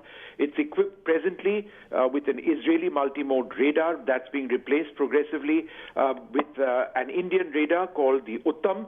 That is under development and will be inducted into service within a finite period of time. It was designed as a MiG-21 replacement. Remember, the MiG-21 has been in service with the Indian Air Force for more than 50 years. But it turned out to be much more advanced than the MiG-21. A lot of the technologies have been homegrown, including the fly-by-wire system, the mission computer, the entire carbon composite design of the aircraft, the manufacture of the aircraft, several subsystems on board. And over a period of time, the percentage of indigenous content on the aircraft has gone up substantially. So this is India's aircraft, and it is a world-class platform in terms of the generation of aircraft that it represents. It's called a Generation 4 aircraft or a Generation 4 plus aircraft. It is the world's smallest, lightest supersonic multi-role fighter, and it fulfills an important role for the Indian Air Force, particularly in frontline fighter bases such as Srinagar. Right, before we let you go, Vishnu, you were in fact the first journalist to have flown on the Tejas. Can you describe to us what the Prime Minister would have experienced? Well, not just experienced, but also showcased, Aarti. And I've flown on a Tejas trainer as well several years back. There is a particular routine that the pilot who flies up front actually does, in addition to showcasing some of the maneuverability of the aircraft. I'm not sure whether the Prime Minister would necessarily have been have pulled very many Gs, because that is physically very strenuous. But certainly the multi-mode radar would have been showcased to the Prime Minister. The multifunction displays would have been showcased to the Prime Minister. The basic flight controls would have been showcased as well. And there would have been an explanation of what it is that the Tejas actually does. So you can count on more footage actually coming in some time from now, the Prime Minister flying on the Tejas. And one final point I'd like to make. The standard practice is that whenever the Prime Minister or the President of the country flies on an aircraft, it is at least a twin-engined aircraft for safety reasons. The Tejas, remember, is a single-engined aircraft. And the fact that the system, the government went ahead and said, okay, Prime Minister can fly on this aircraft is a show of confidence in the Tejas, which has perhaps the best safety record of any aircraft in the Indian Air Force. Right, thank you for joining us and bringing us those details on this particular story.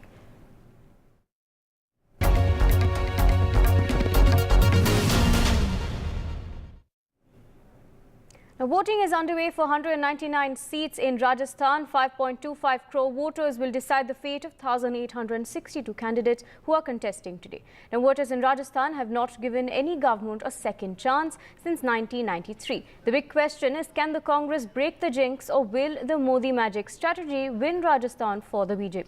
Now, polling for 199 of Rajasthan's 200 seats began at around 7 a.m. today and will continue till 6 p.m. Voter turnout was 11 a.m. Till 11 a.m. was nearly 25%. Listen in to what Rajasthan CM Ashok Gehlot told NDTV.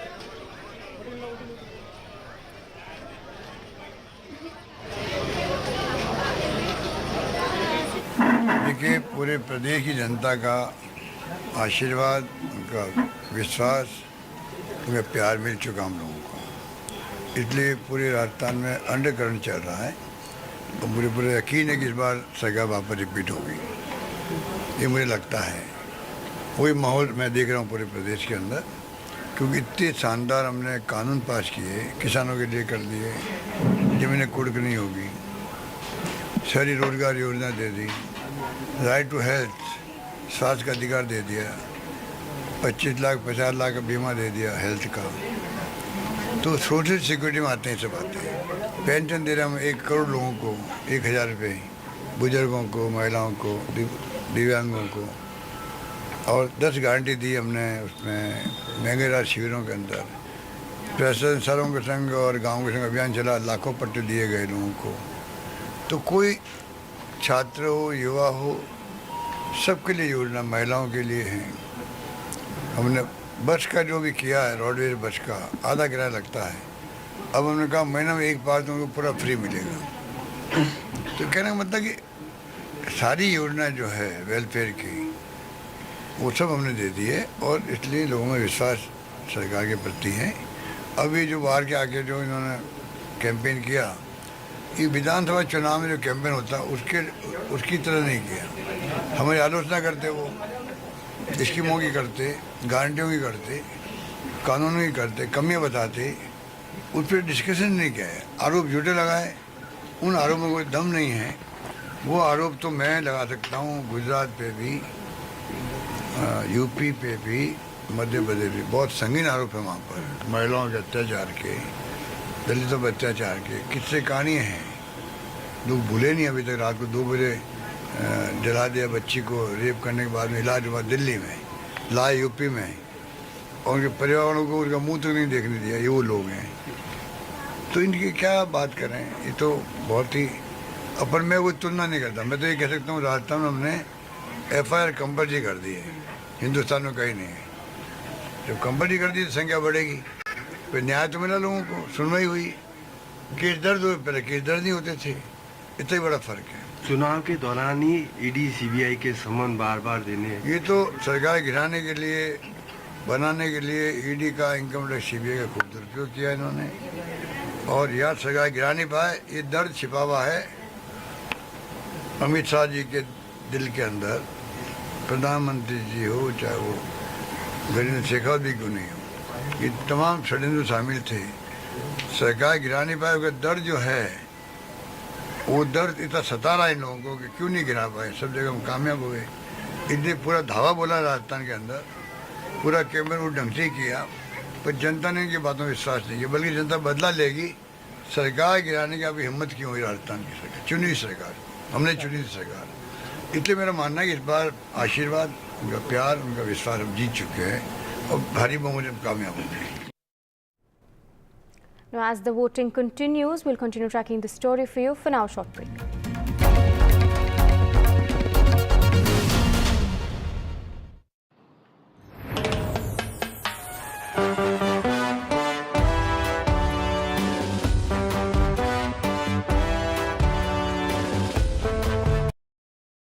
This show isn't just about news from the southern states. It's one that looks at the rest of India and the world from a diverse South India point of view, because NDTV has always taken the southern view seriously. The Southern View with Veera Raghav, only on NDTV 24/7. Hello, Namaste and Salam UAE. We are here to celebrate exceptional success stories of leading individuals in the reality industry across UAE. The Reality Awards, brought to you by NKN Media in partnership with NDTV, will also provide a vision for the reality landscape in UAE. Coming soon, only on NDTV. For 25 items of plastic a week, the Akshar School in Guwahati provides its students free and holistic education. A solution that was meant to tackle the abject poverty of children has now built an inspirational model of education fostering sustainability and equality. Meet Parmita and Mezin, whose unique idea has won international awards and built sustainable communities imparting skill-based education to underprivileged kids.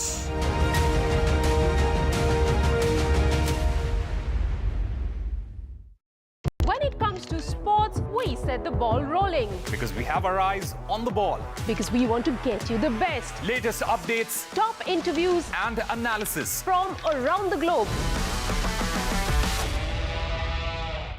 From breaking news to in-depth analysis, Covering the latest developments across politics, business, and technology. bringing stories, our nation, and the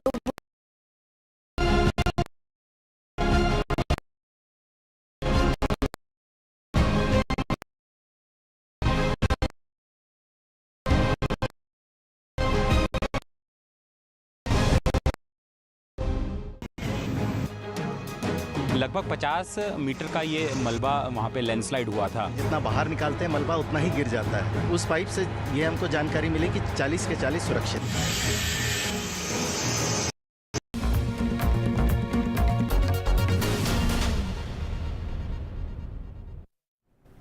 Welcome back. Just days ahead of elections in Telangana, income tax raids are underway in Hyderabad. Several residences of business persons are being raided, as well as the house of a former IAS officer. Remember, just recently, crores of rupees in cash and jewellery were recovered. Now more raids are underway by the election task force. Congress Telangana chief Revolving Reddy has condemned the raids of central investigation agencies against Congress leaders in the state and has alleged that these raids were planned by top leaders of BJP and BRS, including Union Home Minister Amit Shah and Chief Minister KCR.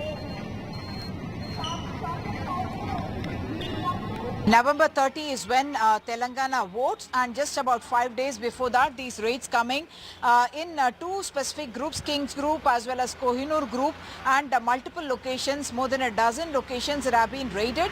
And what we do understand is that raids have happened earlier as well on the Kings Group, for example, and the connections that are being made is to the MIM party here, the BRS party here as well. But one of the officials even said that there was some doubt about funding of Congress. So the dynamics and the equations seem to be very fluid and very impactful in some ways, should I say, because these raids are something that the agencies say, of course, are based on complaints. Earlier last night, as you were mentioning, former IAS officer Mr. A.K. Goel, who happens to be working as an advisor to the government. In fact, the BRS government has several former chief secretaries and IAS officers, former DGP, everyone working as advisors to him. And in this specific case, a complaint from the Congress is what had led to the raids on the residence of Mr. A.K. Goel here in Hyderabad. So all this is happening, of course, on the eve of elections. And only yesterday, last night, when I met the chief electoral officer, we were talking about how the highest amount of money during the period of the model code of conduct, unaccounted money in the form of currency as well as liquor, narcotics, drugs, gold and other precious metals. All that is in fact being reported highest in Telangana, where already we are talking about close to 700 crore rupees worth of this unaccounted freebies as well and cash that's been accounted for. And I asked him whether most of it can be related to poll expenditure or there could be other IT related issues because of which this is coming out. He said quite a bit of that money, 700 crores, can you imagine, is nobody has come forward to claim it, and therefore he says it is obviously related to the election itself. So the South per se is expected to be always known to be or understood to be much more expensive in terms of elections, and in this case Telangana certainly very expensive, because you have seen in the last elections the total amount all through the model code period was about 130 crore rupees, and now already 700 crore rupees, and in the last 4 days is when the activity really picks up to a very, very big extent. Back to you. Now, the contest for Telangana is just days away. Home Minister Amit Shah campaigned in the poll-bound state. He ruled out any possibility of a BRS-BJP alliance and slams the BRS government over corruption, saying that KCR and his family have looted the people of the state. Listen in to what the Home Minister had to say. ये 10 साल में BRS ने एक प्रकार से corruption के अलावे कोई उद्यम नहीं किया है। मिशन भागीरथ घोटाला हो, पासपोर्ट स्कैम हो, मियापुर भूमि सौदे का 4000 करोड़ का घोटाला हो, ये सारी बातें आज तेलंगाना की जनता की जनमानस में स्थिर हो चुकी हैं और तेलंगाना की जनता मानती है कि केसीआर की पार्टी बीआरएस ने यहां पर घपले, घोटाले और भ्रष्टाचार के सिवाय कुछ नहीं किया।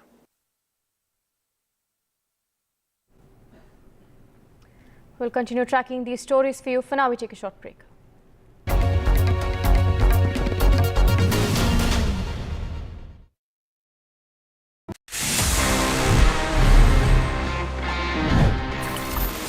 So friends, for the top story of the week, मेरे पास में ये दो special laptops हैं. This one's from Acer. This is Lenovo's Yoga.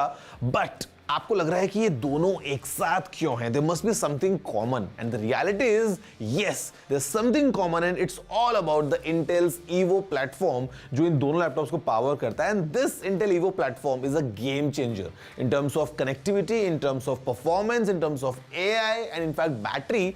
आपको जो features मिलते हैं लैपटॉप्स में, they are truly remarkable, and I mean the experience would be really different. And while using these laptops, you'll have all sorts of enjoyment plus some work as well.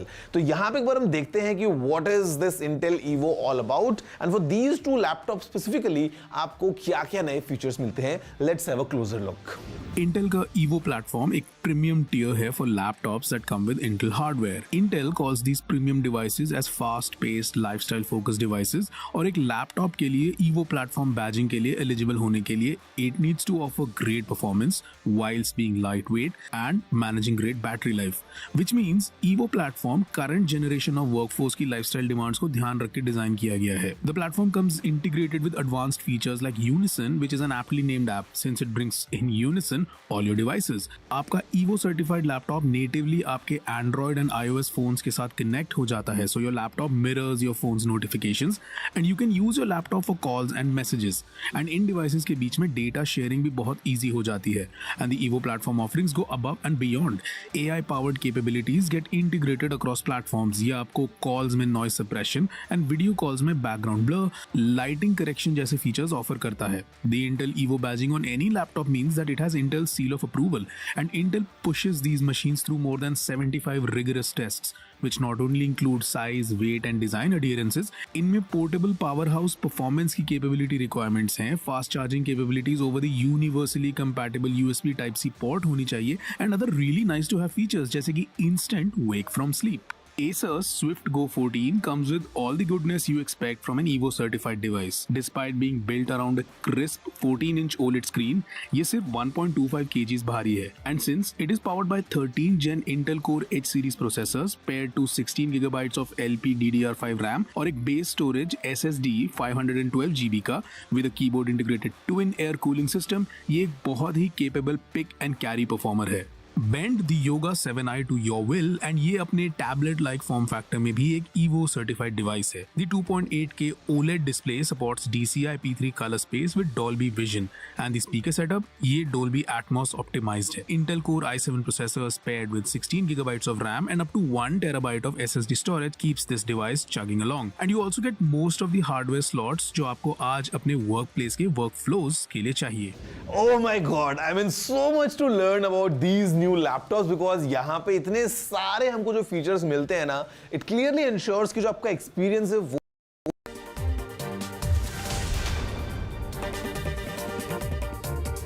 You are watching India Global with me, Parmeshwar Bava. Now this week, we focus on Qatar, where a court has accepted India's appeal against the death penalty to 8 former Indian Navy personnel. We'll get you a detailed update on the 4-day truce that has been called in Gaza, while getting you the latest from Manipur and Mizoram as India faces a refugee challenge from Myanmar. Also, it was quite possibly the wildest weekend ever in tech. The details are lined up for you. Let's begin with our big focus, the ongoing Israel-Hamas war. Well, the 4-day ceasefire in Gaza between Israel and Hamas has come into effect, and the diplomatic breakthrough, delayed by 24 hours, marks the first pause in 7 weeks of war in Gaza. 13 Israeli hostages have been released, while Thailand's Prime Minister has confirmed that 12 Thai workers have also been released by the Hamas amid this truce.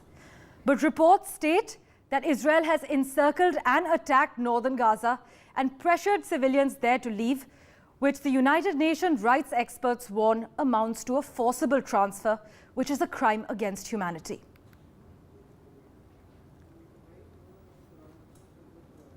While joining us with the details from Israel, Alan Sorensen, a Middle East correspondent for a Danish daily newspaper. Alan, thanks for joining us live from Haifa. Now, despite the 4-day truce that has been called in Gaza, and even though hostages are being released as we speak, there are also reports of explosions heard in northern Gaza moments after the truce came into effect. And we're also told Israeli troops shot 2 Gazans. What's the situation on the ground? What can you report? Yes, that's true. There have been a few incidents throughout the day. 15 minutes after the ceasefire came into or started, then a rocket was fired from Gaza towards Israel. It didn't hit anything, and it was a single rocket.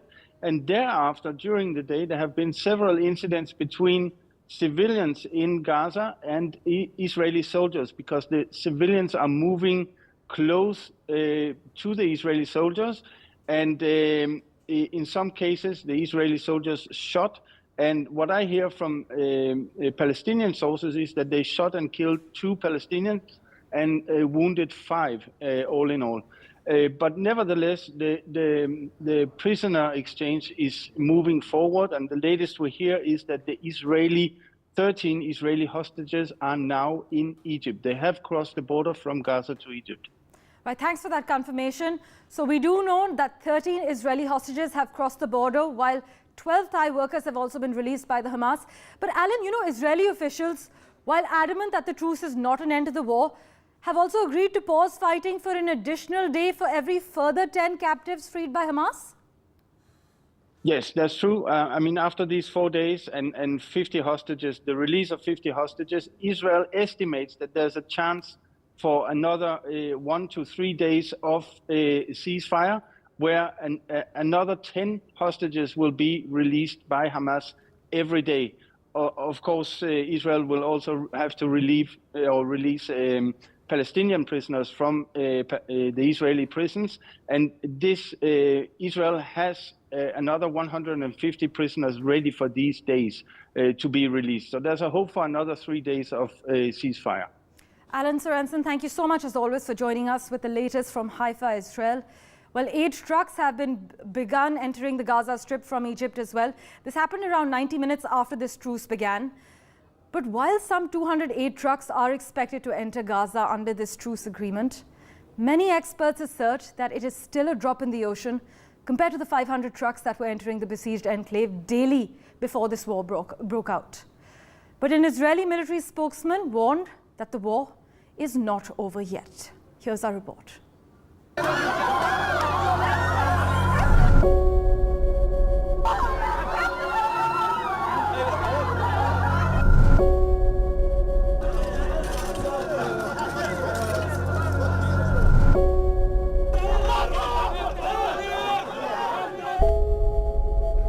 Hours before the beginning of a 4-day ceasefire between Israel and Hamas, an Israeli airstrike struck the Nusayrat refugee camp in central Gaza, killing at least 12 people. Hosni Moharib's wife and several children died in the strike.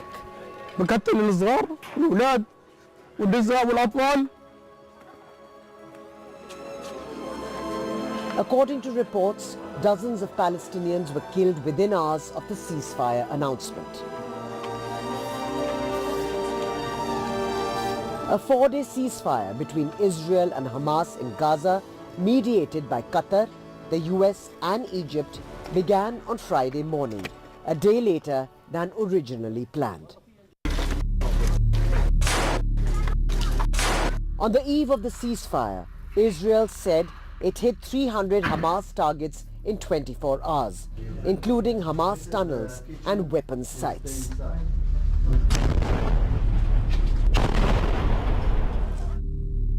The ceasefire deal has been finalized after intense deliberations. It will ensure the release of at least 50 hostages held by Hamas and about 150 Palestinians imprisoned by Israel. At least 208 trucks would be allowed to enter Gaza during this period. Israel has said that truce could be extended if Hamas continues to release at least 10 hostages per day. Reports of a ceasefire deal started emerging on November 15. Reports said Israel had agreed to move forward with the deal. The next day, US President Joe Biden said the deal was close and Israel finally agreed to it on November 22nd.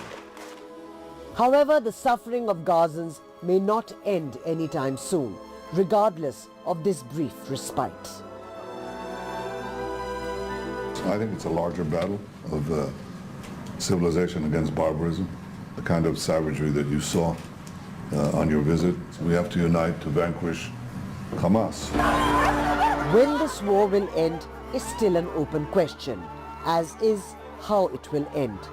Will this prove to be the second Nakba or occupation of Gaza?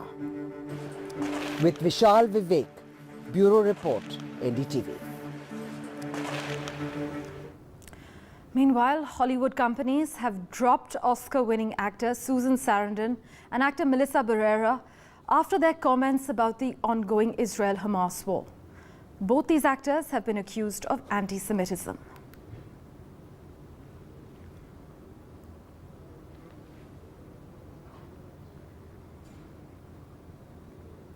Now, amid the Israel-Hamas war, cross-border terrorism is back in focus. While India's global partners are treading carefully in calling out perpetrators of terror, New Delhi has maintained a tough stand on extremism in all its forms. But can India effectively unite the world in halting a possible new wave of global terrorism? Take a look at our report.